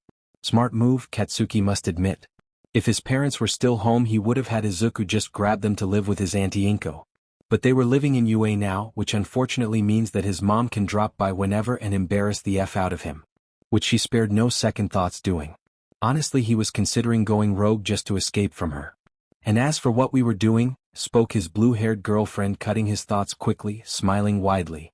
Well, you can ask Rina-chan what this was about. Katsuki raised a skeptical eyebrow at that, before he looked down at his brat. His students then patted her head. Meanwhile, the unicorn was busy healing his wounded shoulder. He managed to get a glimpse of the boss, but that beach cut him too quickly for him to react, and her sword was sealed to rub metaphorical salt on his metaphorical wound too. What were you bunch doing while I was outside doing hero work? Asked Katsuki gently, deciding to play along with them. Rina just beamed at him, and he wasn't ready for that brightness. Honestly, why were kids so goddamn adorable? First the brat his teacher adopted that sees him as an older brother, and now this kid looking up to him. Holy shit, the pressure is too much to handle. Is that what All Might feels all the time, having everyone look up to him so much? How does he take it all? Everyone here were trying to help me find a hero persona and aesthetic for my future career, answered the brat with a very happy smile and shining innocent blue eyes, which might or might not make Katsuki feel like beheading a certain pink-haired scientist. Meanwhile, somewhere unknown, Sailaporo Grands paused his work and took a look around him, feeling disturbed for a second as dread started creeping over him. Why do I hear boss music? Asked the pink-haired scientist, feeling very disturbed for a reason he didn't know. Was the children of All for All plotting his demise together or something? Back to Yue and Katsuki. I see, and you settled on magical girls as an aesthetic? Asked Katsuki with a small smile on his face. It was unfailingly precious and wholesome in his opinion. He obviously didn't watch the series of animes, he was a guy for F's sake. But he was aware of the general idea of girls in dresses and skirts with bright colors, and a persona all about power of friendship. Wikipedia left nobody clueless about anything, power of friendship and love. Well, I'm actually still deciding, responded the angel-faced brat with the same atrociously adorable on her little face. Holy hell. It's like a baby cheeks with zero hatred to the world despite her shit life. Is that why Izuku is so brutal in his protection of Eri? He could understand. He will murder whoever thinks of his kid this brat and brutally. She was too innocent for this world and deserved all hugs in the world. Oh really now, Rina-chan? He asked with his smile growing ever so slightly. He couldn't help it. The kid was too cute, damn it, and now his shoulder is perfectly healed. The girls around him cooed at how cute he was while with Rina, which was absolutely bullshit. He wasn't cute or soft. He was strong, and this kid wasn't his. She was just a ward he was caring for until she grew up in his lap. What other options are you still considering? Don't feel pressured to choose. You have over 9 to 10 years until you start going to a hero school. Rina took a cute childish thinking position and started thinking about it hard. He was tempted to snap a picture, but doing so would mean that he lost to the temptations. He will preserve. He can do it, he can do it, he can do it, he can do it, he can do it, he can do it, he can do it, he can do it. Well, magical girl, a wizard, a supergirl like the one in DC, or a Japanese dressed version of All Might since I should have super strength, maybe someone with mixed aesthetic and persona? The kid looked unsure, then quickly turned to him in curiosity. My quirk isn't helping me in finding a specific aesthetic for what type of hero I should be. What do you think, sir? She was looking up to him in more ways than just literally, and Katsuki felt the heavy, as in even All Might can't lift holy F, weight of having a child looking up to him even though this kid was his. She was. Well, I say the Supergirl aesthetic with Japanese flag costume with magical girl persona. I say it suits you well, he shrugged, settling on the mixture being good option and hoping he didn't F it up. Rina stared at him for a few seconds and he was starting to think he messed up. He definitely wasn't sweating in his answer. But then the brat closed her eyes and nodded with a big smile, as in even bigger. Somehow she pulled it off. Katsuki has no idea how, but she did, on her face. I knew that asking Mr. was the right decision. He is super smart just like he is super strong and nice. My hero is the coolest, she declared with confidence. Was it bad for Katsuki to feel his ego skyrocket from her praise more than anyone else? The girls cooed gently at her while he was busy feeling content with his life. No offense, but my papa is the coolest. Eri interjected with a smile. Uncle Kachan is the second coolest after my papa. Rina pouted and crossed her arms. But my papa is super strong, she argued, and Katsuki was feeling awkward seeing her Arthur like he was her parent. Shouldn't Mirio be the one to take this responsibility? He was more smiley and had a girlfriend. Katsuki had 5 but still, and he was less sweary for lack of a better term. He should be her dad. Eri pouted back and seemed about to start arguing, so he decided to step up before a friendship is damaged for a stupid meaningless argument. Alright, that's enough you two, smiled Katsuki as he stood up. I'm going to take you to Eri's home for a family dinner. That kid Aiko is coming too, so go up and prepare. We're leaving in 5. The kids beamed and bolted up. Precious brats. He looked at his female friends and girlfriends, to see them giving him a shit-eating grin. What? He asked, feeling dread for some reason. Their faces promised existential crisis and other bad things. So, when will you adopt her, Splody? Asked May first, because of course she did. The blunt one and zero social awareness. He choked on air before gaping. What? What the hell makes you think she would want me as a parent? He asked. He never considered the idea. He sucked with kids, he makes girls cry. He sucks at parenting. The girls gave him a flat look, which indicates that they don't buy it. Because she looks up to you in more ways than one, like spending time with you, likes the time she sounds with you training, loves the chocolate-soaked strawberries you make her, and absolutely loves your cooking. Plus, she loves you more than all of us combined. And you are the one who cares for her the most, counted Mira calmly with a smile. Honestly? I would have been shocked if she didn't want you as a parent, shrugged Saya with genuine smile. The brat's precious and you care for her. Also, she probably can't live without you after all the love you've been giving her. So make it official. Katsuki would have denied if it weren't for the kids coming down quickly, still dressed as magical girls but now wearing backpacks, probably with other clothes for dinner. Right on time. We can talk later, bye, he said quickly, grabbing the girls and flashing through the window at high speeds. The girls looked at each other. He's in denial. I give him another day or two, declared Yui with a shrug. The girls all nodded in agreement with that. When Aiko and Hano reached the designated location with her brother, she was pleasantly surprised by the beautiful beach that met her, in the middle of the tropical island. She was surprised to find herself in a tropical island in the middle of probably nowhere, with the sun already setting down, instead of some thick rainforest far away from civilization or the North Pole. In Japan it was barely lunchtime, but here it was already sunset? She could hypothetically speaking use the time zone to track down the place, but it sounded like unnecessary work. Aiko had enough work as it is. She looked around her and noted the beautiful beach she landed on with her brother and cousin, all in casual wear. Here we are, Aiko-chan and Hano-kun, her Nai-sama declared with a big smile as he motioned around, all the while giving them a cheerful look. He was good at switching from his villain persona to this side of him quickly. Impressive.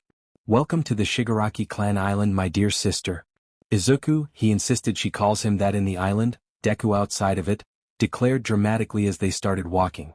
It's big, she commented as they walked through the beach. She looked at the beautiful sunset and smiled slightly. I can't believe that all for one has his own tropical island. How the hell did he even obtain it, Uncle Izuku? I mean, this place is huge. And you are telling me that the house is huge too? Asked Hano in shock. She wasn't sure either, but she'll ask later. It will prove useful for her, and she likes obtaining knowledge. Her brother just shrugged his shoulders in response. Seems he doesn't know the answer himself. Then again, knowing her dad's tendencies, he probably kept it a secret for dramatic effect. He is a huge drama queen just like everyone in the family.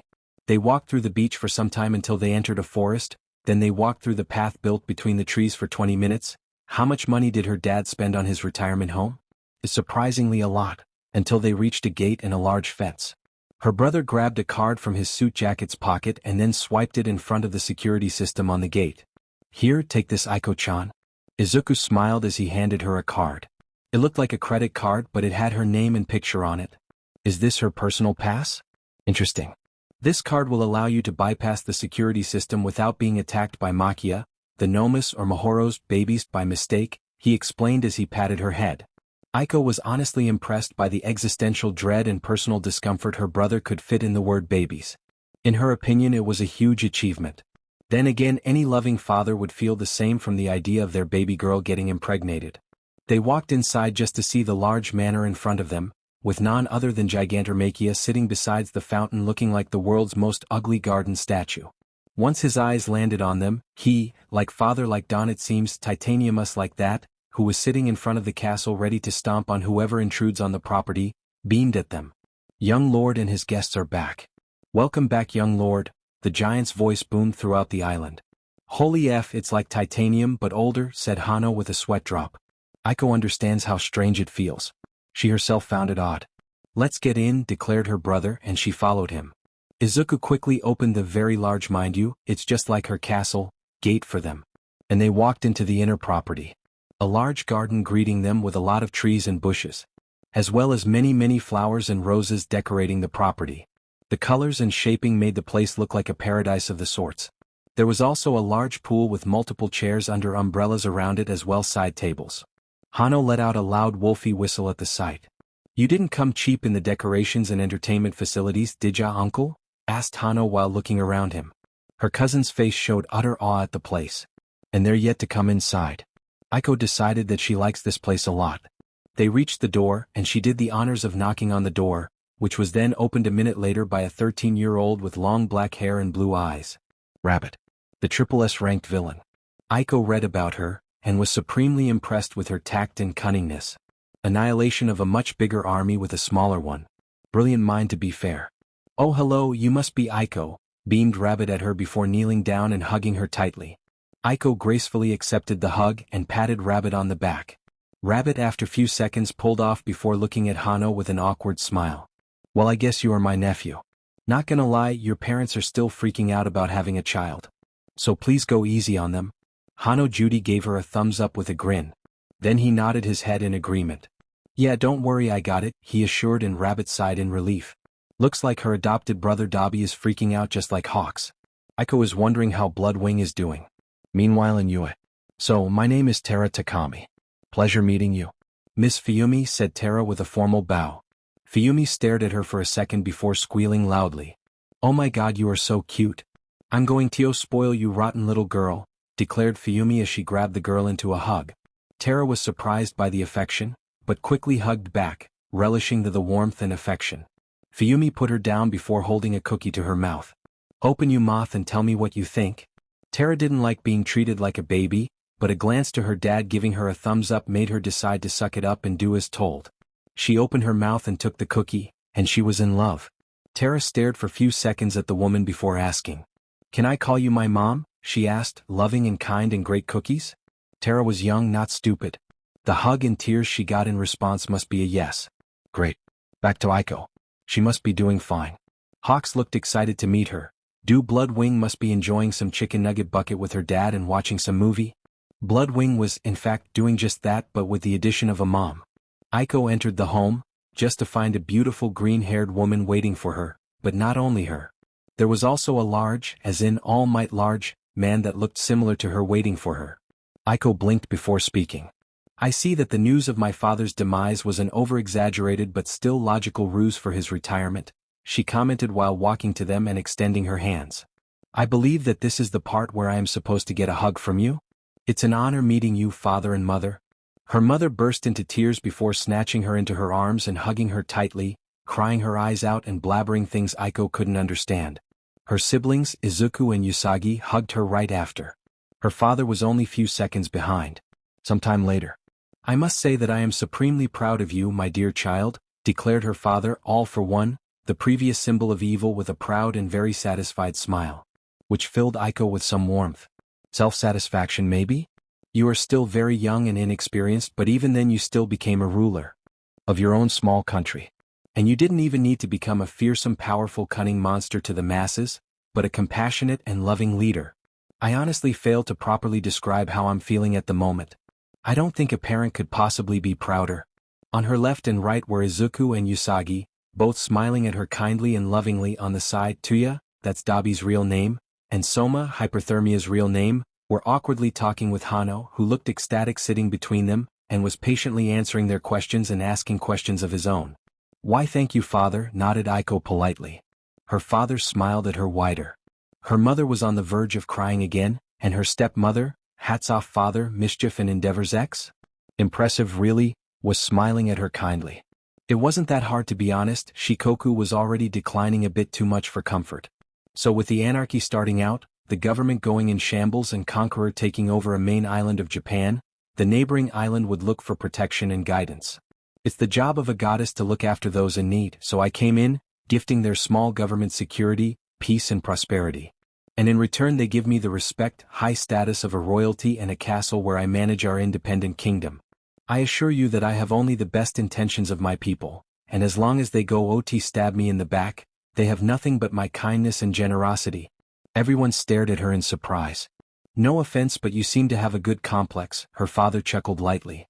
Aiko didn't even feel insulted by that. Says the self-proclaimed demon lord of evil and a de facto god of evil, replied Aiko dryly but still politely. Her father just chuckled again, but this time in pure amusement. He seems to be enjoying this too far. Then again, he just got to meet his first biological child ever, he must be savoring the moment.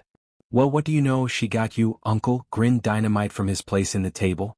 Aiko met him already a few times throughout the meetings and likes him. On his right and left were his parents.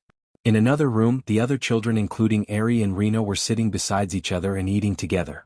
Aiko honestly thinks those two were kindred souls, one soul split into two bodies. They were too much alike, with similar backstories and goals in life, and even view of the world. We have an announcement to make, declared Raijin with a now awkward smile. Aiko raised a brow at the shift in his mood. Is mom pregnant? Izuku decided to ask first after the silence became too awkward. It really feels like something of the sorts to Aiko. I'll have another sibling? Her father seemed taken aback slightly. The Bakugos, the two blondes specifically, well, yes. Now Aiko was feeling lost. And so are her siblings, it seems. Inko, please help me with this. No, Inko replies promptly. You've made your bed, now lie in it? Ugh, her father was clearly uncomfortable with the subject, and that alone is worrying. Because what on earth could make all for one uncomfortable? The blonde Bakugos are narrowing their eyes at him. Aiko now started changing tactics, giving her father the "you just invoked the anger of your goddess, now explain yourself or else." Look, it seems effective. Alright, so I'll just skip to the chase. I considered this a form of a joke, frankly, but I did have someone do DNA tests on you and Usagi, Izuku.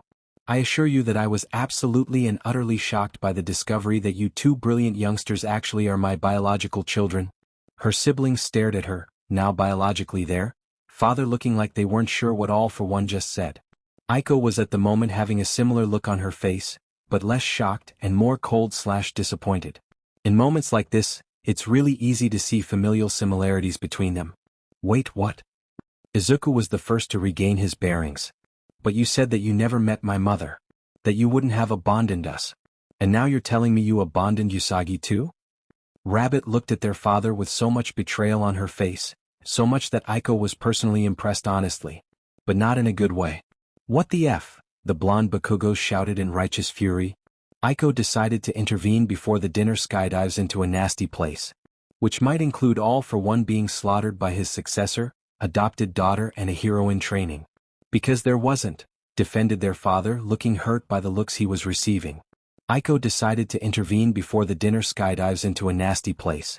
Which might include all for one being slaughtered by his successor, adopted daughter and a hero in training. He must have a good explanation, so if their mother didn't murder him, she could pull out his heart before he gets to use a regeneration quirk, then slit his throat, terrifying. He must have found a really good explanation for it.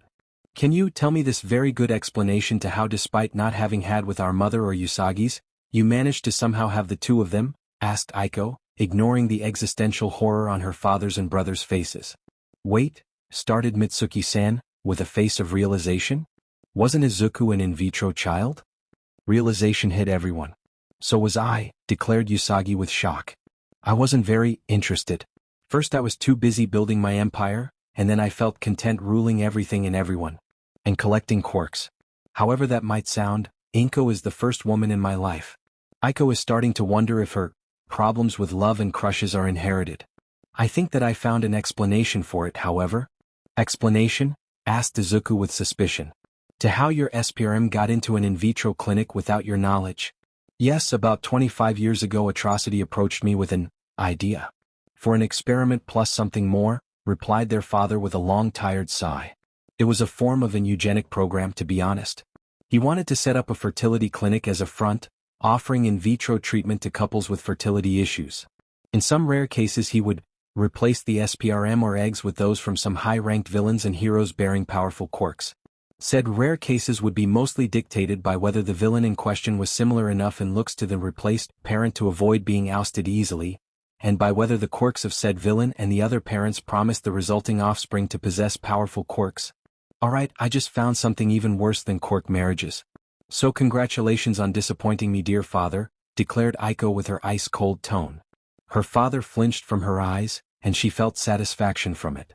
I can't believe you, father. You agreed to that? Actually I didn't, replied her father. Greatly surprising everyone.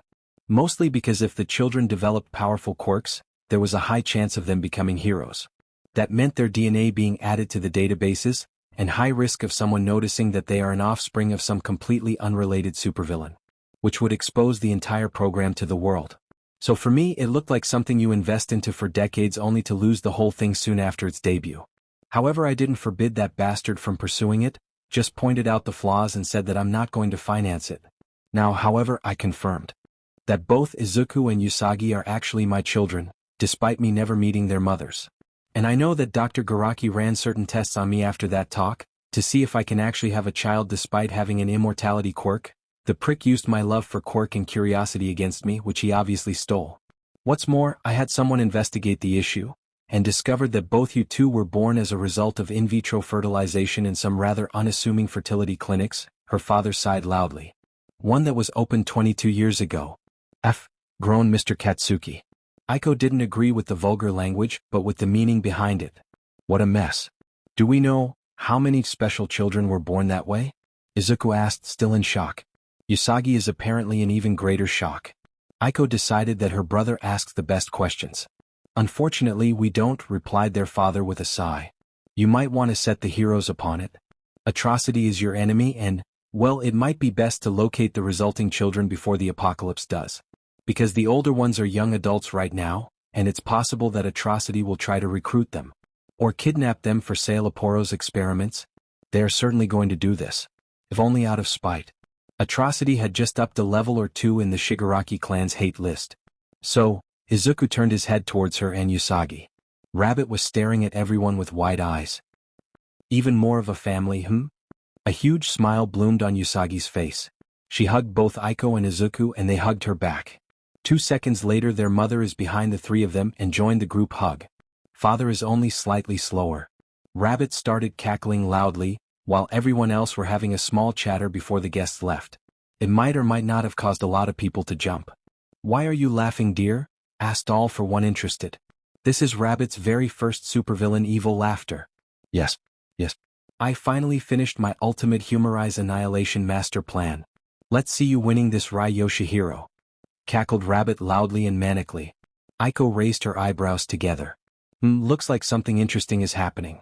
Katsuki Bakugo sighed loudly and tiredly as he entered the common room, to find everyone already sitting there and waiting patiently for him. Right as he entered, he looked around the room before clearing his throat. Okay, first of all, thank you all for coming on such a short notice, and second, I wish to inform you that I'm going to start an important investigation and I don't trust anyone else besides you for help. He decided to start that there is a chance some of you are children of top heroes and supervillains by this announcement, because how else should he start? Everyone else in the room puffed their chest in pride, looking positively delighted by his trust. It was heartwarming, if only the current situation was an absolute clusterf. I will do my utmost best to help you, sweetie, declared his blue-haired girlfriend with a salute. He nodded at her before looking at the dorm's resident doctor. And she perked up once he turned to her. Hey doc, you did blood tests on everyone here when you first came, right? Asked Katsuki. That would save them a lot of time, honestly. Doc blinked before nodding her head, although she looked quite confused. Understandable since he is yet to explain the situation. Why's that, Katsuki and I? Are you suspecting that some of us are infected with some illness by some villainous organization trying to poison the country? Asked Shoto curiously. Of course the dorm's conspiracy theorist is the one to come with this.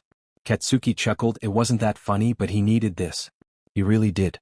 Ugh, what a burning shitty mess. No, but thanks for the laugh, replied Katsuki before sighing loudly. Meanwhile everyone were getting increasingly worried. Now, and please don't feel offended, this is a serious investigation. Which of you are in vitro children?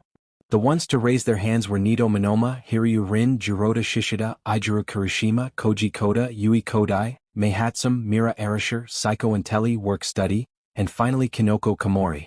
Katsuki blinked before counting. 10? Are you kidding me? He lost his composure and gripped his hair, startling his friends greatly. What's wrong, Bakugo-chan? Can you please explain what's going on, because I'm starting to get worried, Ribbit, declared Tsuyu with a croak. Katsuki took a deep breath and nodded. Okay Katsuki, no big deal, you can do this. It's not like you think. It's just a coincidence. Nothing more. It has to be. Well, how the F should I even start this? Groaned Katsuki miserably. Rina stayed for a sleepover with Eri and Mahoro and Eve and even Aiko so he could cuss, and he is going to do so for a while. He cleared his thoughts then spoke. Well, I'll be frank here, I just discovered along with Izuku and by complete accident a large 25 years old and probably still going eugenics program, and this discovery is going to make the entire society poop squares for months if ever made public. He decided to utilize his advantage as a bratty idiot and be as blunt as one could get. He never liked beating around the bush either way. Oh joy, grumbled Saya before grabbing an energy drink and chugging down. More nightmares. Hooray. Less Eraserhead impressions please, sighed Mira, looking like she aged 10 years from Katsuki's declaration. What type of program are we talking about here? Asked Itsuka with a frown. Sendai raised brow. This sounded like something huge to her. Katsuki just groaned miserably at the question. Well, turns out that Atrocity is using some large fertility clinics to run a long-time eugenics program during which he impregnates random women with children of various powerful supervillains and heroes, top 10, underground vigilantes and shit, with sufficiently powerful quirks through in vitro fertilization. For the past 25 years. And I stumbled on it by accident. Psycho and Ponytail choked on their, very expensive mind you, tea and spat it on the coffee table in a not very dignified way. In the League of Villains hideout, Gentle Criminal is crying and he doesn't know why. Some of the girls paled or turned green in disgust. Some of the guys looked ready to vomit at the idea. What? Ochako Uraraka is the loudest. Oh dear, Doc declared with a disturbed expression. Yeah, Katsuki relates. Less Nedzu impression please, said Cloud with a pout. Oh sweet all might me, the court of numbers, and now this. What the hell is wrong with Conqueror and his mad doctor? Katsuki really wants to know. He understands villainy, but even All for One is drawing the line here. This is sick. Raccoon Eyes cried out indignantly. Katsuki honestly is on the same boat. Wait a second, started Nito, narrowing his eyes at Katsuki. You suspect at least one of us to be from this project, don't you? Some people gasped in surprise. Katsuki just sighed and nodded his head in agreement. Yeah, this program pretty much works to produce children with powerful quirks, so class 4 and 5 and maybe 6. Powerful quirk bearers tend to become heroes, and if society messed up, villains? What makes you think there is so many people? Asked Denki in confusion. I doubt clinics could make so many people without drawing suspicions, maybe 10 or 12 for the past while. Katsuki groaned. He wishes they was the case really. Well, in vitro fertilization isn't that common, but there are multiple clinics, and believe it or not, both Izuku, who is like my honorary brother, and Rabbit are biological children of All for One. What? Shouted everyone with wide eyes. I know right. Izuku and Rabbit were adopted and took All for One's family name, just to turn out to be his kids. What are the chances? Asked Katsuki. Unless the number is quite high, not much. Let's see, at least 3 clinics, 2 or 3 children per year for each year. UA gets 2 students maybe, and Shiketsu twice as much. Paragon program maybe gets 3 or 4 each year. Oh dear, maybe at the very least 5 clinics. And for both famous heroes / vigilantes and supervillains. Psycho blinked, then looked at Katsuki in a way that filled him with existential horror. Oh dear. We might have a small classroom running around for each person cloned from the program. What the F? This is just messed up. It's Ochako again being the loudest. Maruko really turned her into a mini-her, didn't she? This is wrong, declared Vines with a sigh. Besides, her definitely not boyfriend nodded in disgust. Yeah, so I'm here to ask Doc to quickly check out if anyone that was born from in vitro treatment is related to some hero or villain. By the way, this changes nothing between us. I just need to get a read on how many kids we are dealing with for each year, and who is and isn't part of the program for heroes and villains, explained Katsuki. Haru sighed before standing up. Alright then, I'll go grab the hard drive with the blood test results. I hope this ends up well. She came back 5 minutes later. Katsuki turned to Mei and spoke. Mei, you think you can hack into the national DNA database so we can do comparisons? Mei beamed happily at him before grabbing her laptop. Sure do, she chirped. She connected fairly quickly, and then the existential crisis began. With tears, screams, and a healthy dose of fainting. Katsuki Bakugo wishes sometimes that Izuku just killed him in the USJ and spared him the nightmares. Small for one, I have an announcement. Vampire Queen, oh? Mad Scientist, oh? Rockstar, oh? Invisi Beach, oh? Mastermind, oh? Bloody Habanero, oh? Tensa Zangidu, gimme, your announcements are always gold. World's a stage. Yes, I agree, but they are gold with just a hint of existential horror. Fkul, I already have so many theories on this. Fkul, But I'll hold on for now because boss is serious, tongue sticking out. Small for one, thank you musty smiley face. Cool, winks and finger gun. Small for one. Anyways, following way too many jokes about how Rabbit and me look like my biological siblings and children of Dad, said Dad decided to do a DNA test just to prove that this isn't the case. Small for one. As a result, Mini Maruko leveled up from my cherished adopted baby sister to my cherished biological baby half-sister, and my adopted father is now my biological father. Oh. Papagiri, what? Vampire Queen, laughing face. Invisi Beach, laughing face. Mastermind, called it laughing face. Bloody Habanero, LLXD. Rockstar, oh. Mad Scientist, haha XD. Game Master, WTF. What's next? Me too. Burn Beach, yeah, that was a shocking turn of events. Oh. World's a stage, what a shocking plot twist. Oh. Lives a show. Oh dear karma, this is a phenomenal and entertaining discovery. Silver Death, oh that's just great, another small all for one. Live Rifle, well, F me stain. Purge the fakes, called it, the muttering sold you out. Toxic Girl, oh. Gecko Man. Okay, that was the last thing I expected. XD. Mini Maruko, I'm happy smiley face. Mini Maruko, I finally reunited with my family smiley face. Mini Maruko, I have a loving biological dad and brother, 2 loving stepmoms and 2 loving adopted brothers. Smiley face. Small for one, 3. Burn Beach, 3. Game Master, 3. Papagiri, did your dad survive that discovery? I'm almost certain that Inko can kill him if she wants. The frying pan incident is still fresh in my mind, and with her quirk she can probably kill him before he gets to fight back. Small for one, well, he found a very good explanation.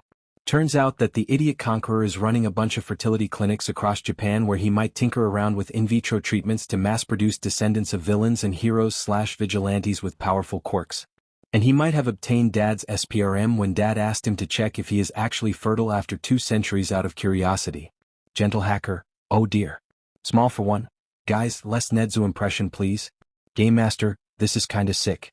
Small for one, yes. Vampire Queen, seriously messed up. Rockstar, hell. Invisi Beach, gross. Small for one, yes.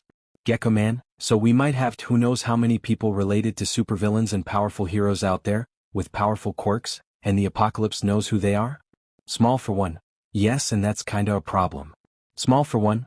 Also, I had Garaki run DNA tests on blood samples of everyone from the League. Remember the Garaki ordered blood tests once we returned from Tartarus outing in case of radiation?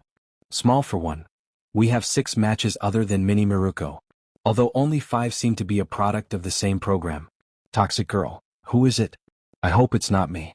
Small for one. No, you are clean. Small for one. But it turns out that Juggernaut's apparent resemblance to Gigantomachia isn't a coincidence. Juggernaut? Juggernaut, seriously? Small for one, I wouldn't joke about that. Small for one. Although sorry to tell you this, but I don't think he has enough brain power to understand the concept of being a father. Juggernaut, it's alright. I was adopted. And I knew about it. Toxic Girl, oh yeah, you showed me the pictures. Your parents are small. Absolutely not similar to you in any way. Toxic Girl, and quite cool, though I guess they are similar in that one thing. Juggernaut, yes, they are my parents regardless of how they obtained me. Vampire Queen, okay, so this turned out super wholesome. Game Master, yep. Small for one. Nice to know that we actually have a member without parental issues. I still count unfortunately. Small for one. What's the chance of 5 kids from the list ending in a single organization at the same time? Small for one. Small unless the initial numbers are big. Then again, we are a villain group mostly formed of villains of appropriate age and powerful quirks, so we are probably overrepresented, but small for one. There might be dozens of children like that out there. Small for one. 3/4 are probably young heroes or are going to hero schools, unless their parents were messy or circumstances made them go to villainy. Small for one. UA is going to get a common brain aneurysm over that, and don't have me started on what commission will do. Burn Beach, sweet moms, I hate Conqueror even more now.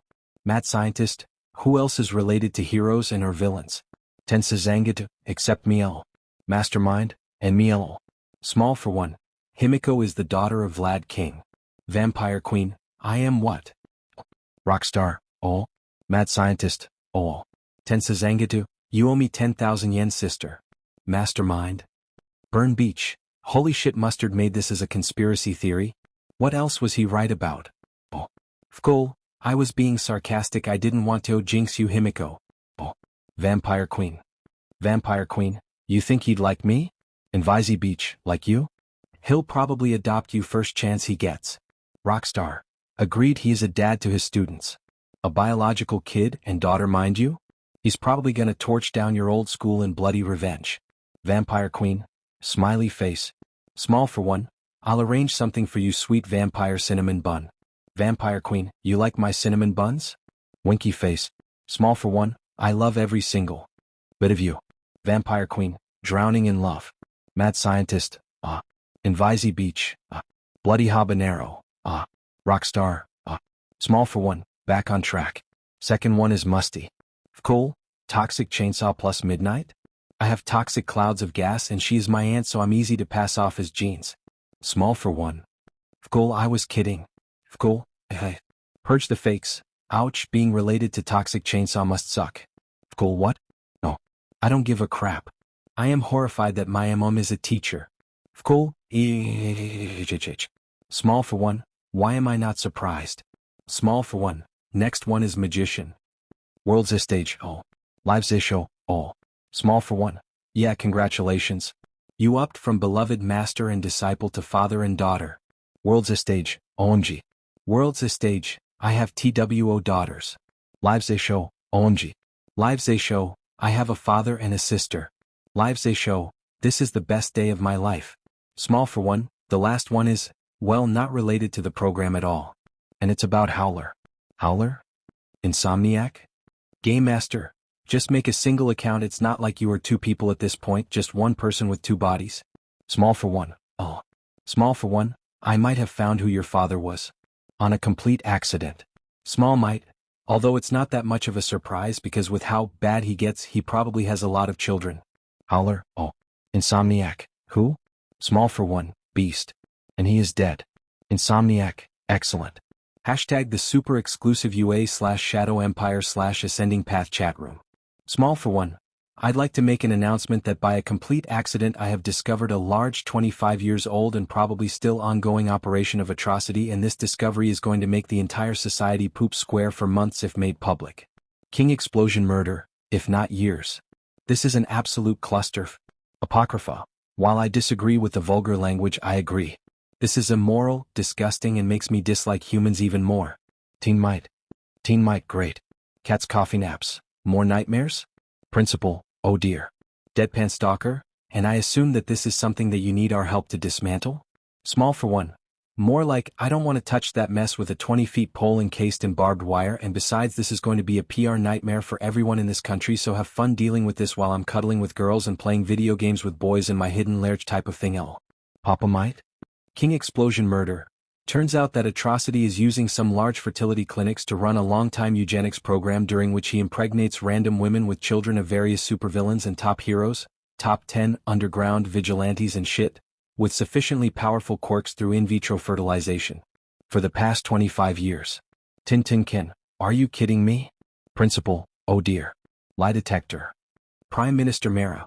What the hell? King Explosion murder. Yes, that's exactly my reaction. King Explosion murder, holy all might. Small for one, holy all for one. Small for one, I can't believe it. Daddy Bird, why are you freaking out like this? Apocrypha. It turns out that my beloved brother have 3 such children within the League of Villains alone, excluding himself and Rabbit. Principal. Himself and Rabbit? I mean, I know he is son of mischief, but who else? King Explosion murder. He is the biological son of all for 100. Papa Might. What? Teen Might, what? Within One for All, Yoichi Shigaraki stared blankly at Mirio phone's screen, his brain malfunctioning from the reveal. The past One for All wielders weren't that much better, gaping at the phone screen with shock and disbelief, not knowing how to react to this revelation. Then Yoichi jumped off his rock and cheered loudly. I have a nephew and 2 nieces. Yes. Yes, yes, yes, yes, yes, yes, yes, yes, yes, yes, yes, yes, yes, yes, yes, yes. Meanwhile, as he kept cheering, he didn't notice that in that exact moment, Nana fell to the floor, gripping her heart at the realization that All for One had children with her daughter. Her soul, how was that possible considering she was a soul, was a mystery, left her body and started floating off to the void. The others quickly rushed to her side, trying to fan her face or get her to wake up. It was really working as intended.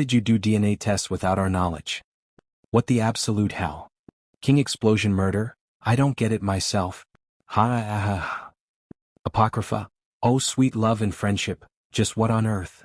I understand the court of numbers being supposed lab-made biological weapons if only begrudgingly, but this is just wrong. Small for one, he's not the only one guys. I have the daughter of Vlad King Vampire, he is 36, she is 17, you heroes get some esperem and eggs frozen in case of work accidents, right? The son of Midnight and Toxic Chainsaw, Mustard was horrified to be the son of a Teach, WTF Musty? The son of Gigantomachia, Juggernaut, D-Rank? The daughter of MR Compress, Magician S-Ranked? The child of Beast? The son of Eraserhead and MS Joke, Hypnosis, fainted from joy, you two are as old as Vlad King correct. And what the flying fresh absolute F? Small for one, I have children of top heroes, Gigantomachia and all for one in my league and I have no idea how many others like them are out there. Deadpan Stalker, you what? Small for one, I don't get it myself. Cat's coffee naps. Emmy is going to have a heart attack, F. King Explosion Murder, I did tests on Nejui. Cat's coffee naps, no. King Explosion Murder, yes, hiss of sympathy.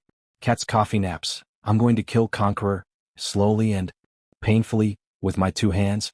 Principal, okay this is the moment when I of all people need to say, what the F? And brew more tea. A lot more tea. Lie detector, and I need to get very very very drunk. Papa might. Each time I think that all for one can't get any worse than he already is, he pulls something like that. Even from beyond the grave. King Explosion Murder, I don't want to rock your boat, All Might, but when I was having dinner with his family, we had that revelation and we all went through some old documents of his study and we're 99% sure that Conqueror did it behind his back.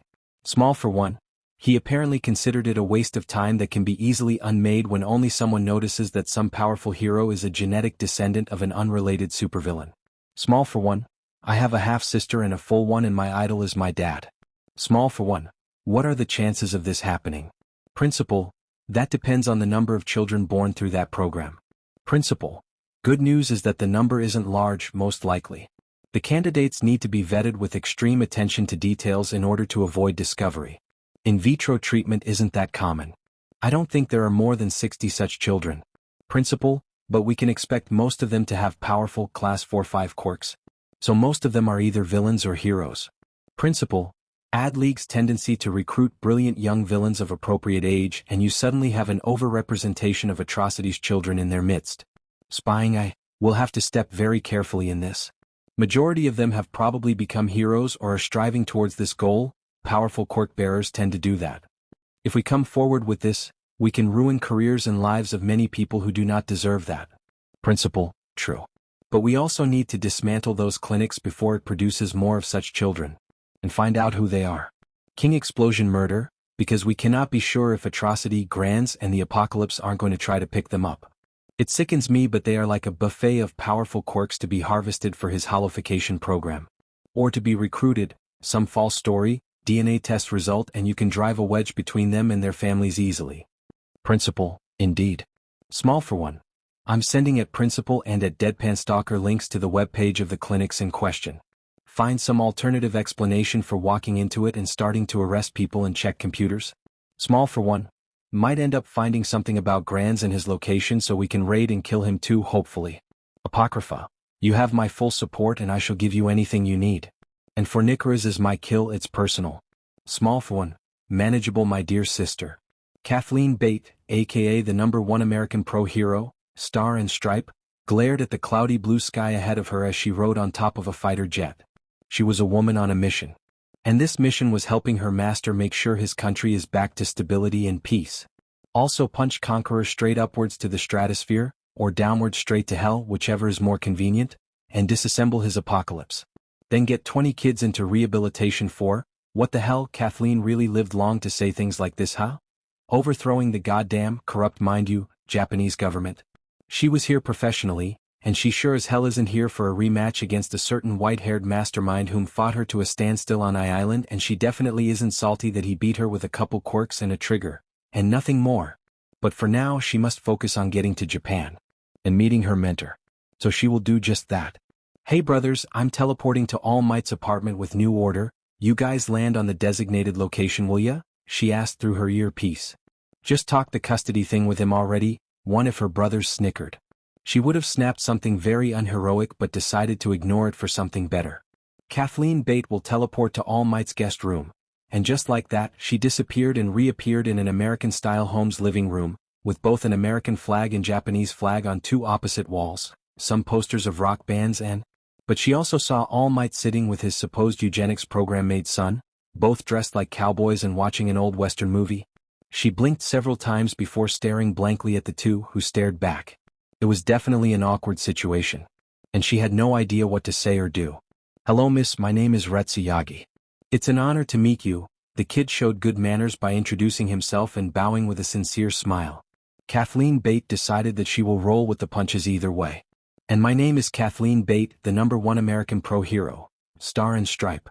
Pleased to meet you, young man, declared Kathleen with a bow before looking at All Might with a grin. Trying to be a dad, I see? Guess it wasn't that awkward to start. All Might just laughed at that. Oh young Kathleen, you know better than anyone that I detest the idea of bad treatment of or abandoning children, so what about my own? Kathleen nodded at that. Yeah, it sounded about right. All Might loved kids a lot after all. So having one, even if lab made for purpose of being a weapon of mass destruction who overthrew a government, must be like winning the lottery. So, why don't we go out to eat? I'm paying, offered Kathleen with a grin. But All Might smiled sheepishly. Actually, we're waiting for guests, answered Retsu with a kind childish smile. And Kathleen had to fight off the urge to punch his cheek.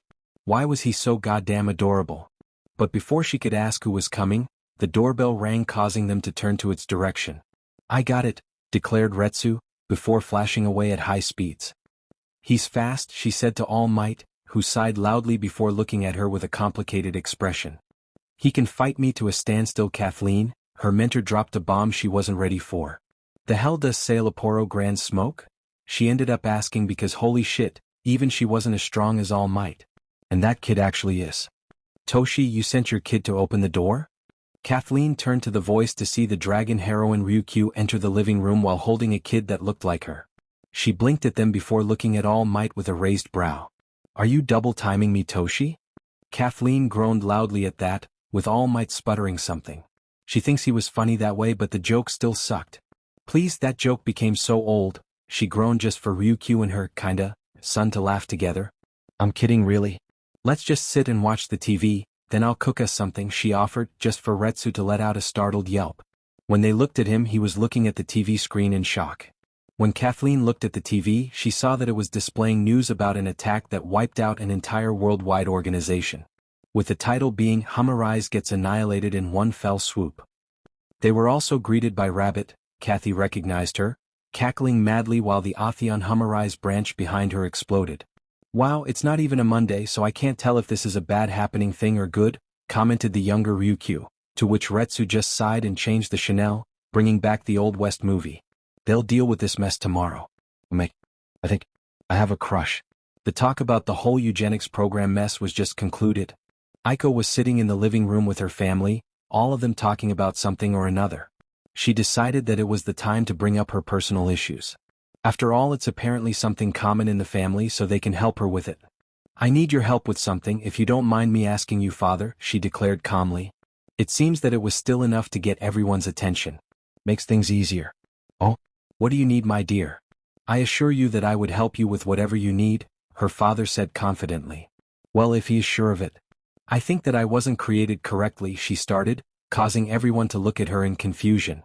So she elaborated. "While I do possess the body of a 7-year-old child, I unfortunately am mentally at the age of teenagers, such as my dear brother and Katsuki-san. Which unfortunately is coming off with some bothersome teenage things." "Like what exactly?" "Because there are a lot of phases girls could experience as teenagers. I, for example, had a phase of dressing up as a cat, which ended up with me going cat thief for real," said her mother with a smile. "I am not sure, but I think I am dealing with what most people identify as the teenage girl crush phase, and it's starting to quite irritate me. And it's making less effective in my work," she explained. She didn't expect every female, just Inko, Rei, Mitsuki and Rabbit along with the young kids. Izuku's wives couldn't make it to dinner, to squeal loudly, which hurt her ears, and start hounding her, asking a billion questions at once. Which was quite annoying. "Who's the lucky one?" That was the only question that she managed to sort out of the word vomit. So she answered calmly. "Restakuin," she replied. "Wait," declared Rabbit while, thankfully, stopping all commotion. "You have a crush on All Might's kid?" She tilted her head. "Well, this is the problem. I do not know what having a crush entails. It could be just me cherishing him as my closest friend and nothing more." "Well, why don't you tell us how you feel around him and we can help you," her sister offered gently. So she started explaining in full detail how her best friend is always by her side, standing protectively, looking out for her, helping her with her work, being unconditionally supportive of her, and how she always feels warm whenever he promises to be by her side.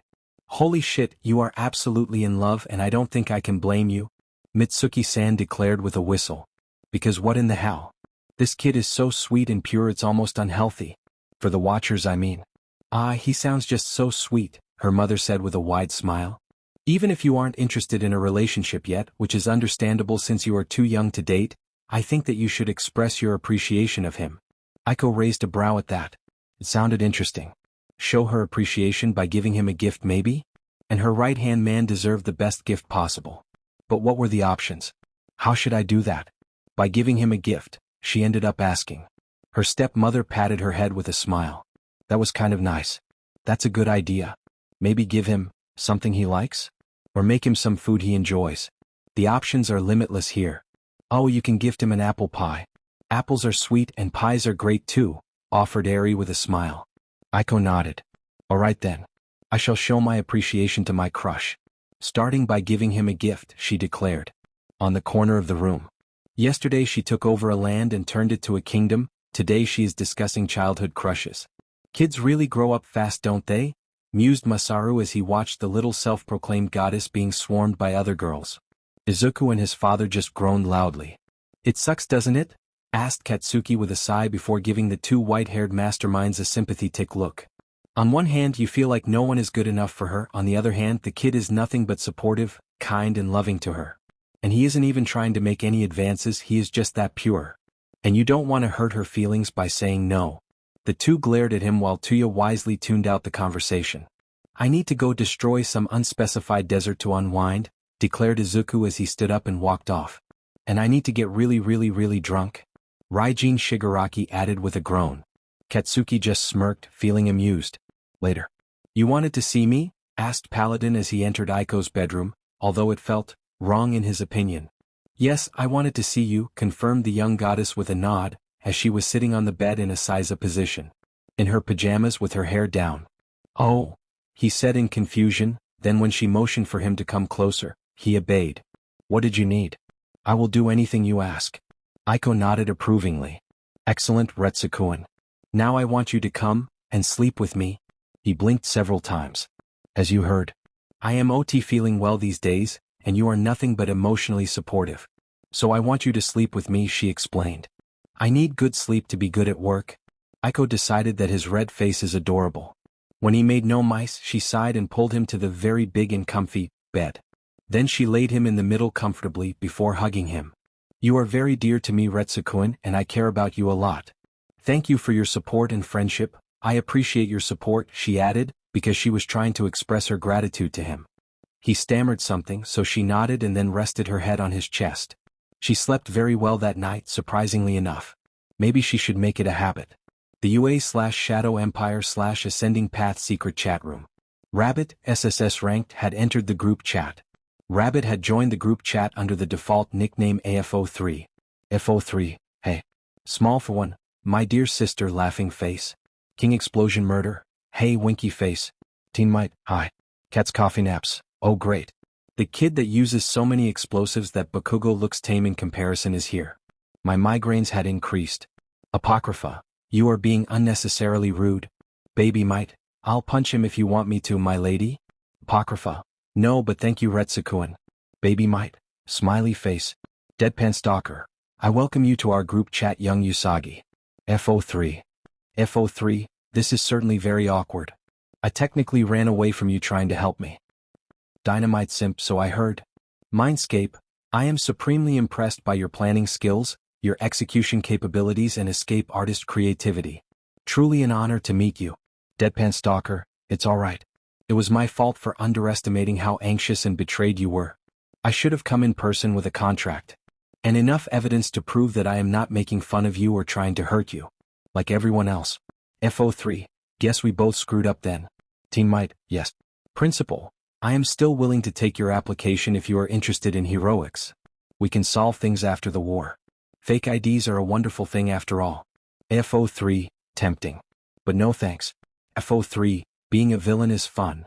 FO3, and I enjoy kicking people in the face to their deaths. FO3, in fact I'm going to do that today. Prime Minister Mara, oh joy. She is enjoying her job. Good luck making her turn over. Cat's coffee naps, yes. Deadpan Stalker, you are doing what? Small for one. Rabbit is going to annihilate the Humorize cult as an organization in one fell. Swoop today and hopefully take Marshall down. FO3, I'll try to do it non-lethally. I heard from Maki Yoshihiro that his brother is a good kid. But his quirk apparently wasn't there when Maki told his mom to F off and ran off to be a vigilante that punches villains in the nose and helps people with their everyday lives. Small for one, when did you talk to him?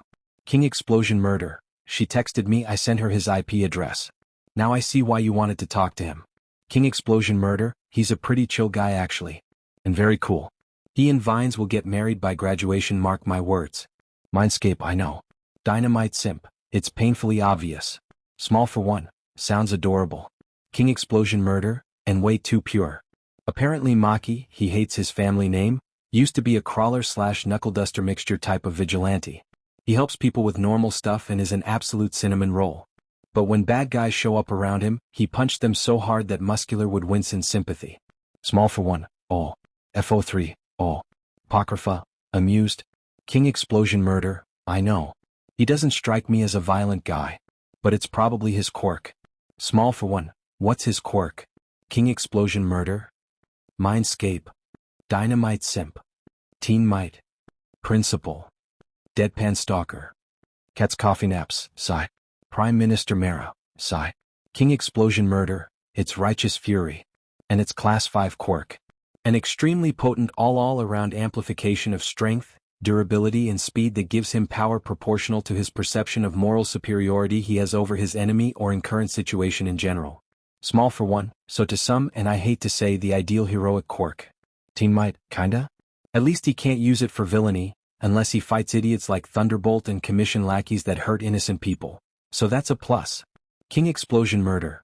The quirk strength is usually divided into up to 5 power-up levels called gears. He's currently limited to Gear 2, maybe 3 in extreme circumstances, but once he graduates and gets some additional time to hone his skills, he should get up to Grade 5. King Explosion Murder. At Gear 5 he is comparable to Muscular, in that while the strength of his every blow is somewhat beneath him, he can punch faster due to not needing to pile up his muscle fibers for every blow. As a result, he can easily punch Muscular 3 to 4 times with an equivalent of 80 to 85% of Muscular's top strength.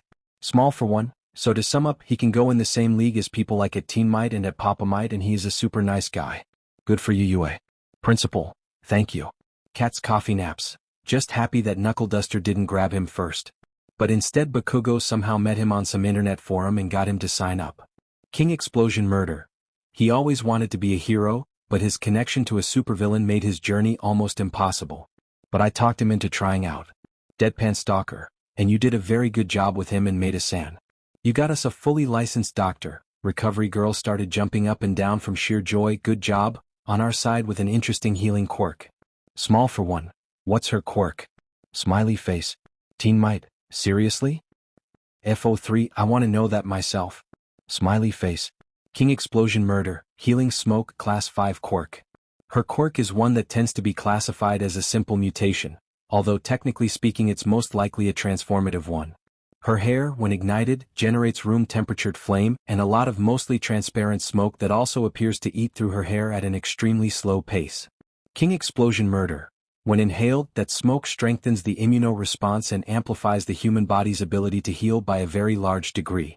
While it won't let you restore a lost limb, it'll achieve similar effects to Recovery Girl's quirk, although at a much slower pace, counted in hours. In exchange, it's also good dealing well with infectious diseases. Small for one, that's a super cool quirk. King Explosion Murder. Being influenced by her quirk while suffering from a serious allergic reaction might make it worse, however. Small for one. Small for one. No quirk is perfect. Principal, what was it about your attack, young Usagi? FO3. I'm going to take down the Hummer in one fell swoop. I've been planning this ever since the disastrous raid against the High Cathedral. Because I am very salty at being outsmarted. FO3. Marshall made it personal by screwing over every single plan I made so far. It's a game by now and I'm going to win this little game of ours. Because I'm a goddamn Shigaraki and we don't lose. Small for one, yes. Apocrypha, yes. Turnflecht wasn't expecting to be woken up from his bed by the sound of explosions, but it was just how he woke up.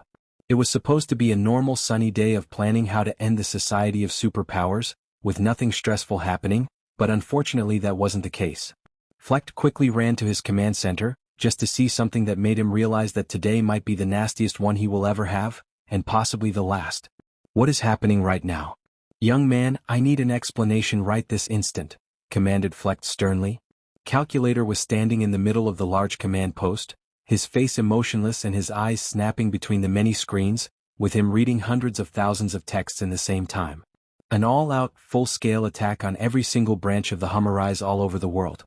It's to put it simply, the most unexpected thing happening now, replied the young man before grabbing the microphone. Paris, New York, Singapore, Cairo, Berlin, London, Florence, Hong Kong, all of you start the preparations for full-scale evacuation. Repeat, all of you start the preparations for full-scale evacuation. Flecht cursed under his breath. He didn't expect Calculator to go for the running away option this quickly. It means that things are horribly out of control and that the enemy forces are too dangerous to engage. How bad is it?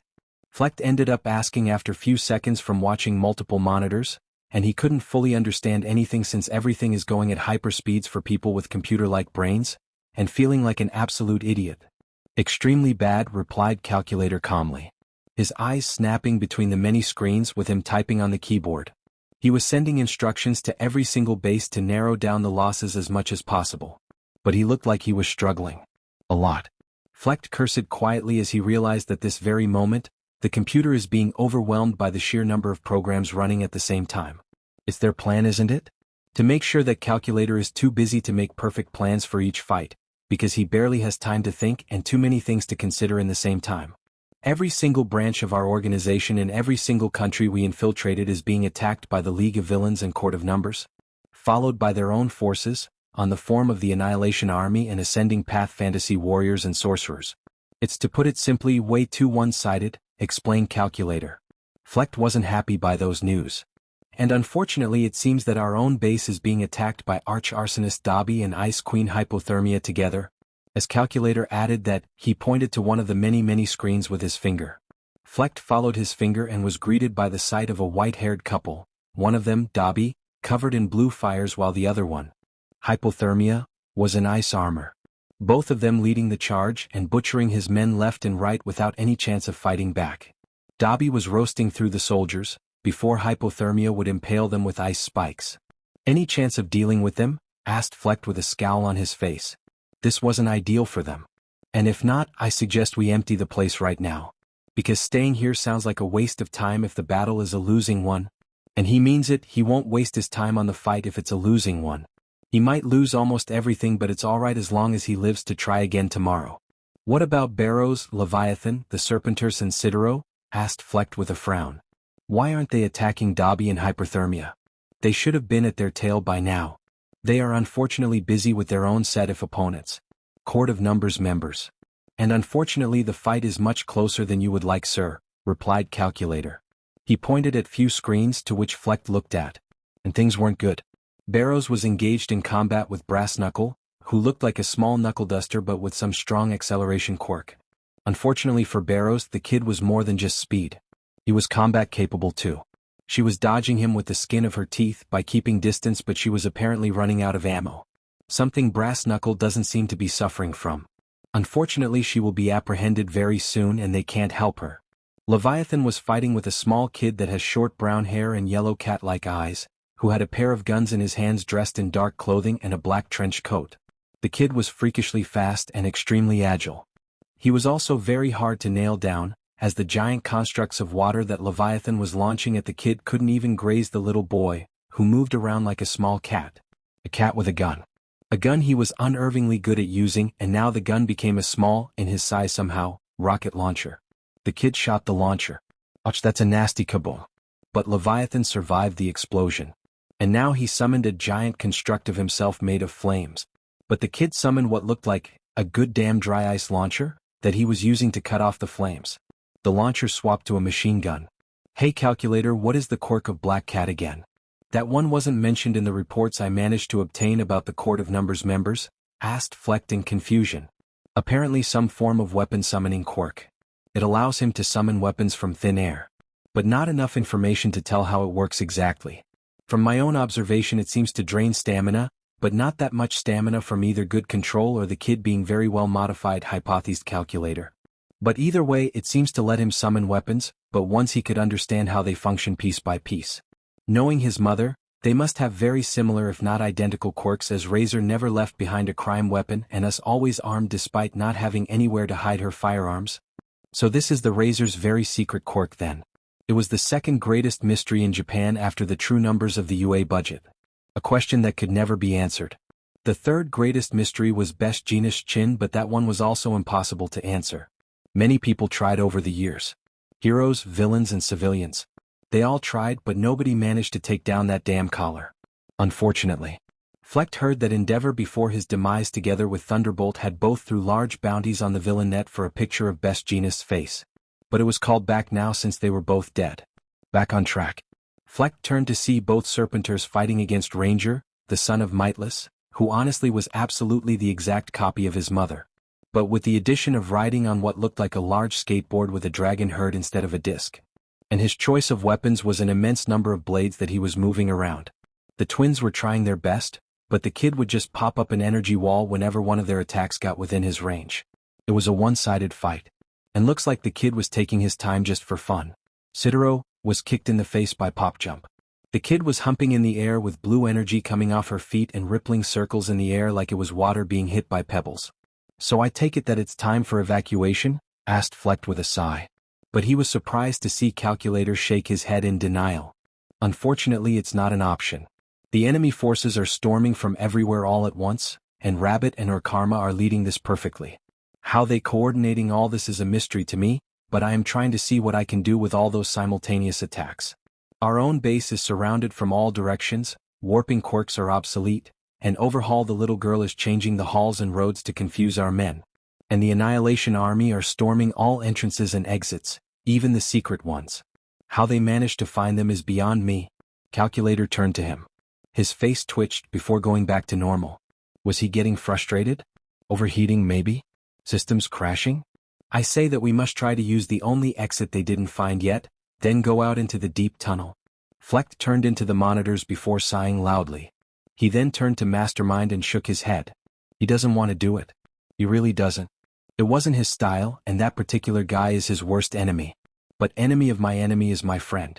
Call Conqueror. We need help and they can provide it to us, ordered Fleck.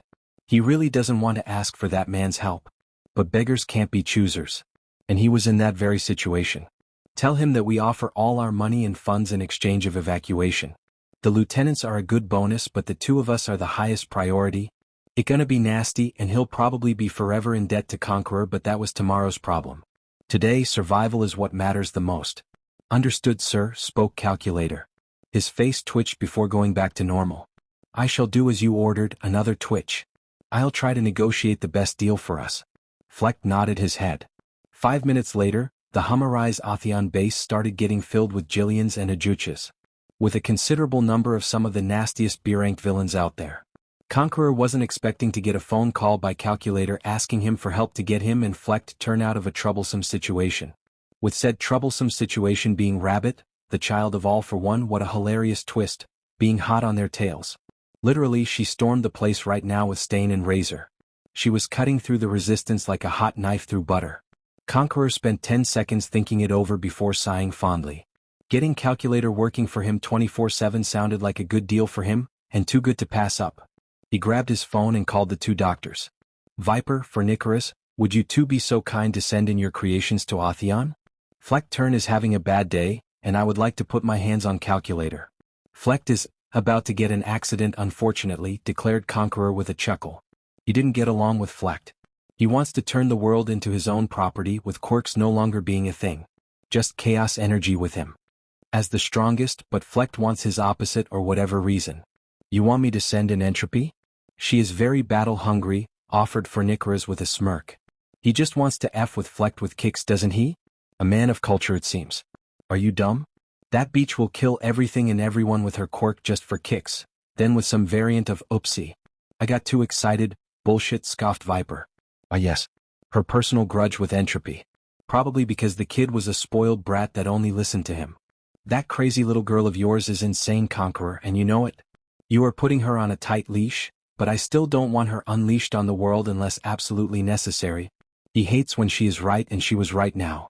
Entropy was too unhinged for something this delicate. She would most likely kill Calculator for saying something that pisses her off, even if he didn't mean to. True. Send in the Jillians, Ajuchas, and our nasty bloodthirsty B-ranks. They must be prepared and dying to spilling blood, he smirked. Nicholas saluted him before cutting off the feed. Viper just sent him a, how hilarious, venomous glare, then cut off the feed. Rabbit was startled when from literally nowhere, a bunch of giant Jillians came out of nowhere. Well, not out of nowhere. A black gargantua, her brother and Dynamite insisted they call it that, opened where the things came out. Oh shit, grumbled Rabbit before shaking her head. Welp, she prepared for this outcome. There was a, Mastermind was amazing like that, 52% chance that Fleck Turn would get desperate enough to ask Conqueror for help. Looks like Conqueror likes Marshall more than he hates Fleck Turn. What a twist. Well, guess it's plan B then, growled Razor as she knelt down, then she summoned a grenade launcher. Rabbit thinks that her quirks is truly amazing. She pointed her firearm at one of the Jillians before she opened fire. It was a dead center hit. An absolute dead shot. The Jillian's mask exploded into splinters. And it exploded into black smoke. Rabbit grinned at that, seeing that these things die with one hit. She touched herself and her companions before running at the closest of the monsters. Razor is fast and Stain is powerful, she declared, then she grinned widely. She unsheathed her katana and gripped it tightly with her two hands. Rabbit is powerful, fast and resilient. My sword is unstoppable. She bent her knees before with a mighty flex she jumped up high in the air. She reached the first monster's face, and then slashed down at it. Her sword cut the mask in half. She landed down to see her two teachers going at Ajuchas together. The monsters were tough, but not tough enough to handle a ×10 stronger hero killer and a much faster at shooting Razor. It was absolutely one-sided slaughter for the mythical creatures. Not even worth calling a struggle.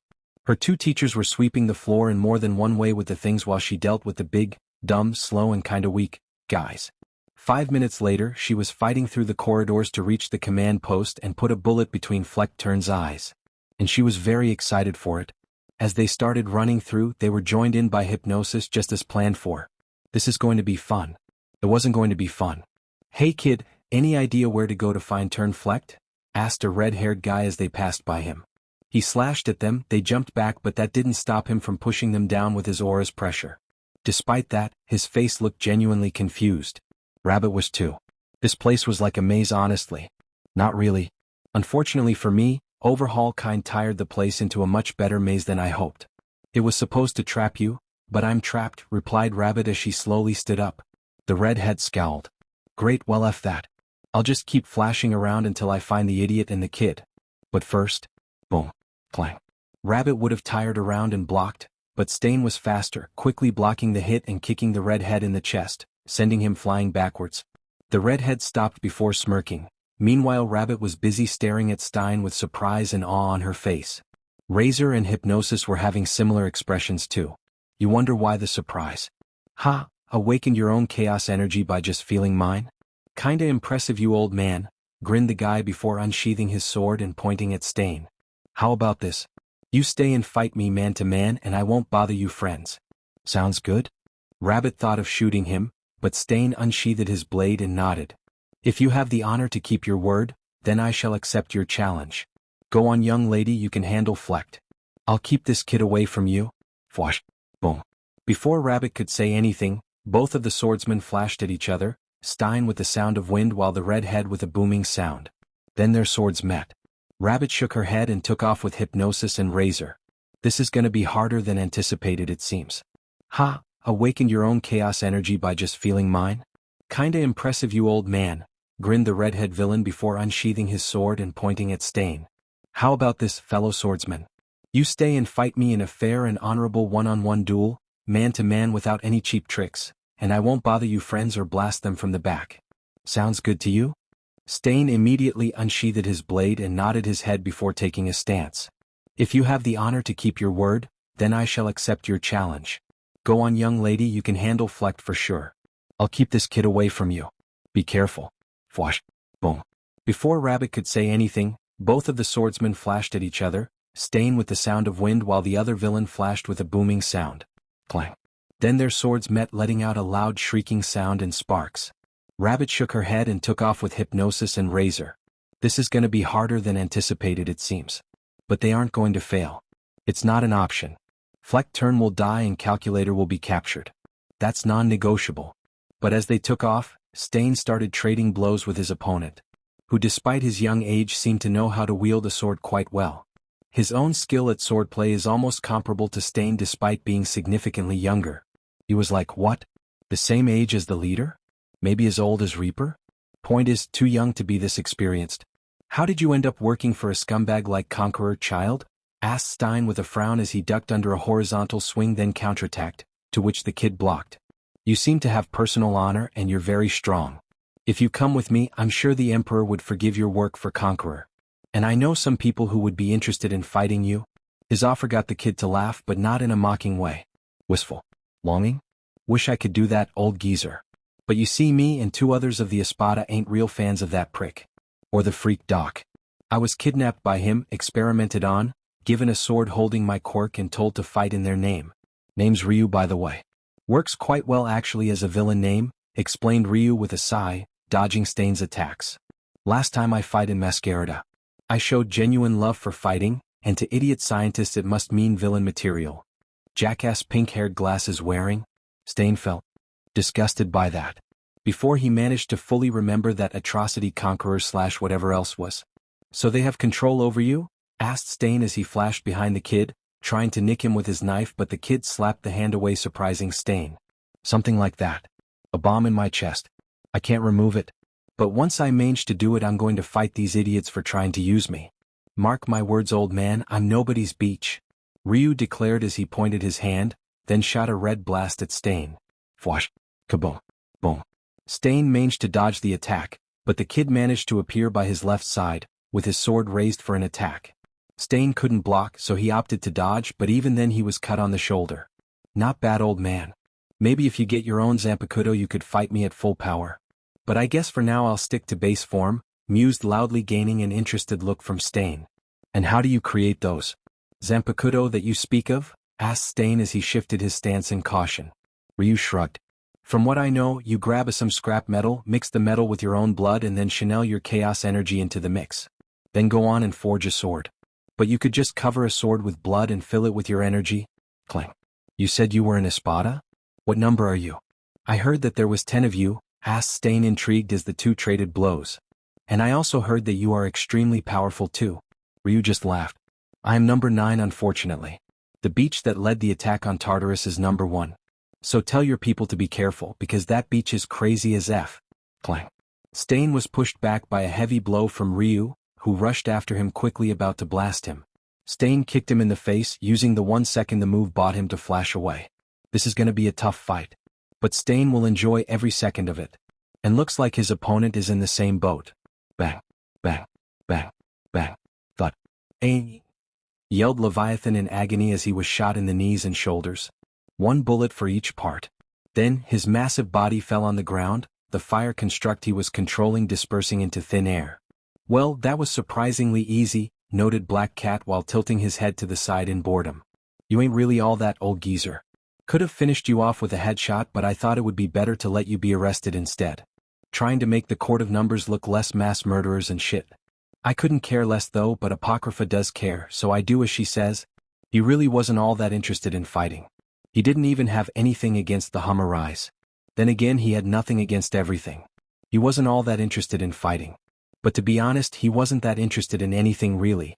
All he wants is to laze around and sleep. He didn't want to be a fighter, even if he was one of the most perfected murder machines. When Apocrypha woke him up, he wanted to just go back to sleep. But he knew that the apocalypse will be a pain in his ass. So he hung out with her and the others. Then he made the mistake of getting attached to them. Apocrypha gave him now a huge home with a comfy bed, warm room and great food and lots of milk, and things for entertainment as well. He was like a cat, lazy and not a fan of work. But he also was a house cat, so he needed an owner taking care of him.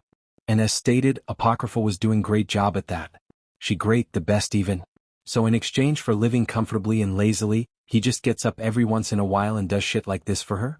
Sounds like a good deal to him. The best he could ask for actually. He knows that he can't laze around all the time. He wasn't stupid. The opposite in fact.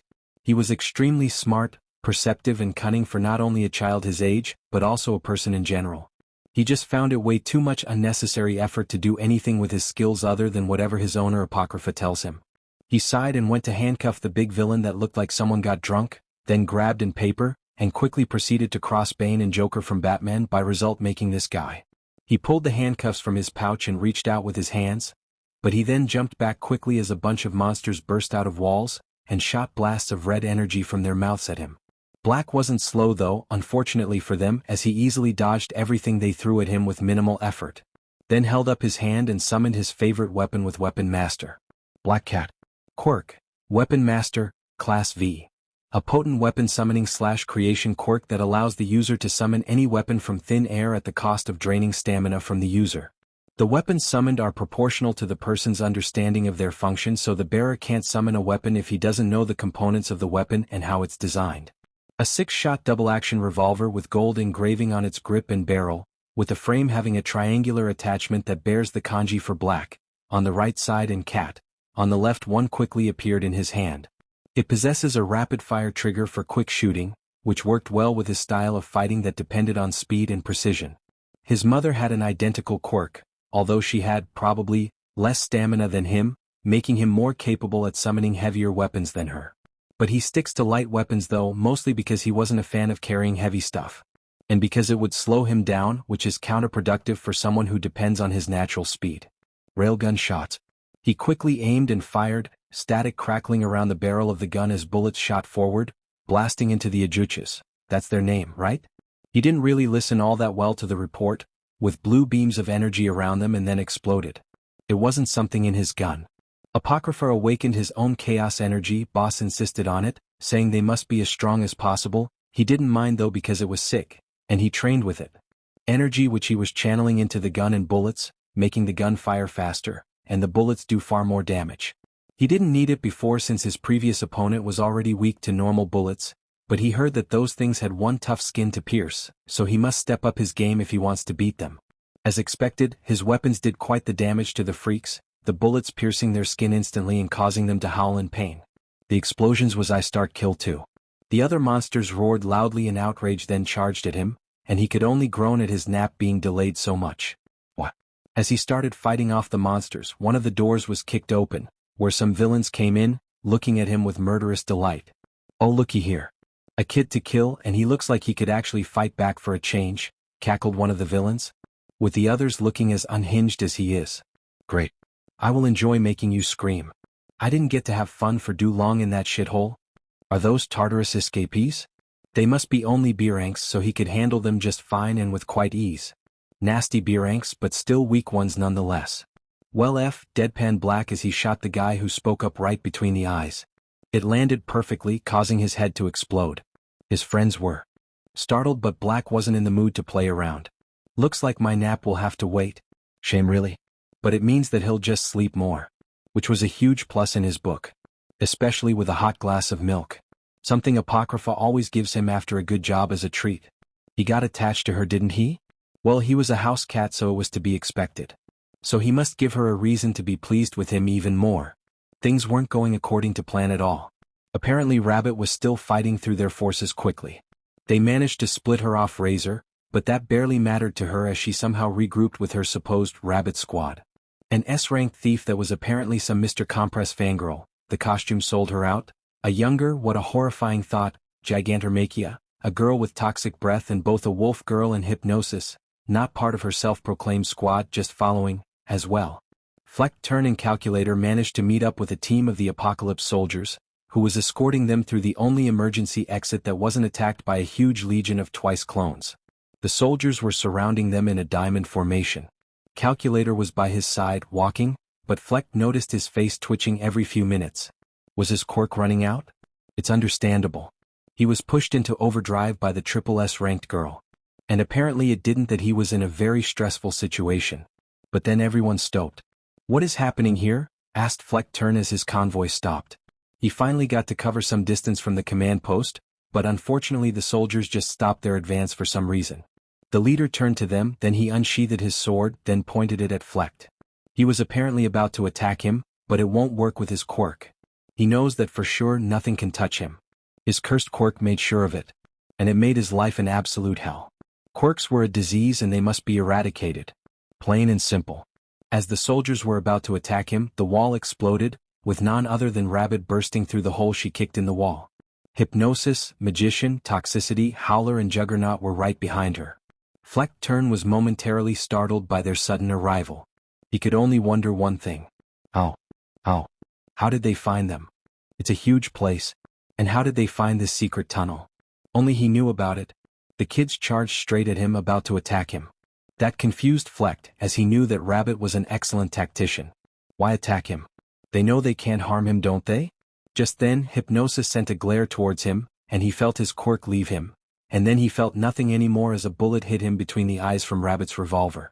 Rabbit looked around her. They must have gotten close. They've been going after Fleck Turn and Marshall for some time now. Mostly thanks to Howler tracking the scent of Fleck Turn after they made it to his command center. Before getting there, they split off Razor, who stayed behind to fend off a bunch of Ajuchas who popped out of nowhere. They actually passed by Black Cat, and Razor's maternal instincts must have kicked in with the power of Maruko's strongest kick as she jumped in to fight them off, allowing Rabbit to proceed. Then she pulled out a marble from her pocket and tossed it on the ground, letting out her team in hypnosis. She didn't want anyone to know how many people by her side she had. They quickly ran to the command post, which unfortunately was filled with some fanatics of the Hummerais and some nasty Tartarus escapees. They had to fight them off, unfortunately. It was an absolute massacre. Magician was the one to score the most kills, shockingly enough. Pocket Dimension is a terrifying quirk in close quarters combat. Hypnosis wasn't that far behind though, as he shot a lot of soldiers in the face with glee on his face. Rabbit now understands what her brother meant by Hypnosis is an absolute murder junkie and addicted to the high it gives him. His face created her out. The fight wasn't absolutely one-sided though. If Rabbit couldn't heal wounds, then they would have lost toxicity due to a stray bullet. After they killed off everyone in the command post, Howler got to work tracking down the leader of this cult and his prisoner computer boy. Howler pointed to a wall, to which she kicked down without hesitation. Then got to work on chasing after Marshall and Fleck Turn. It wasn't a long run to catch up though, and once they got next to them according to Howler, Rabbit kicked the wall and burst through the hole in the wall, with her friends right behind her. She charged forward, and right as Hypnosis activated Erasure, she shot Fleck Turn between the eyes.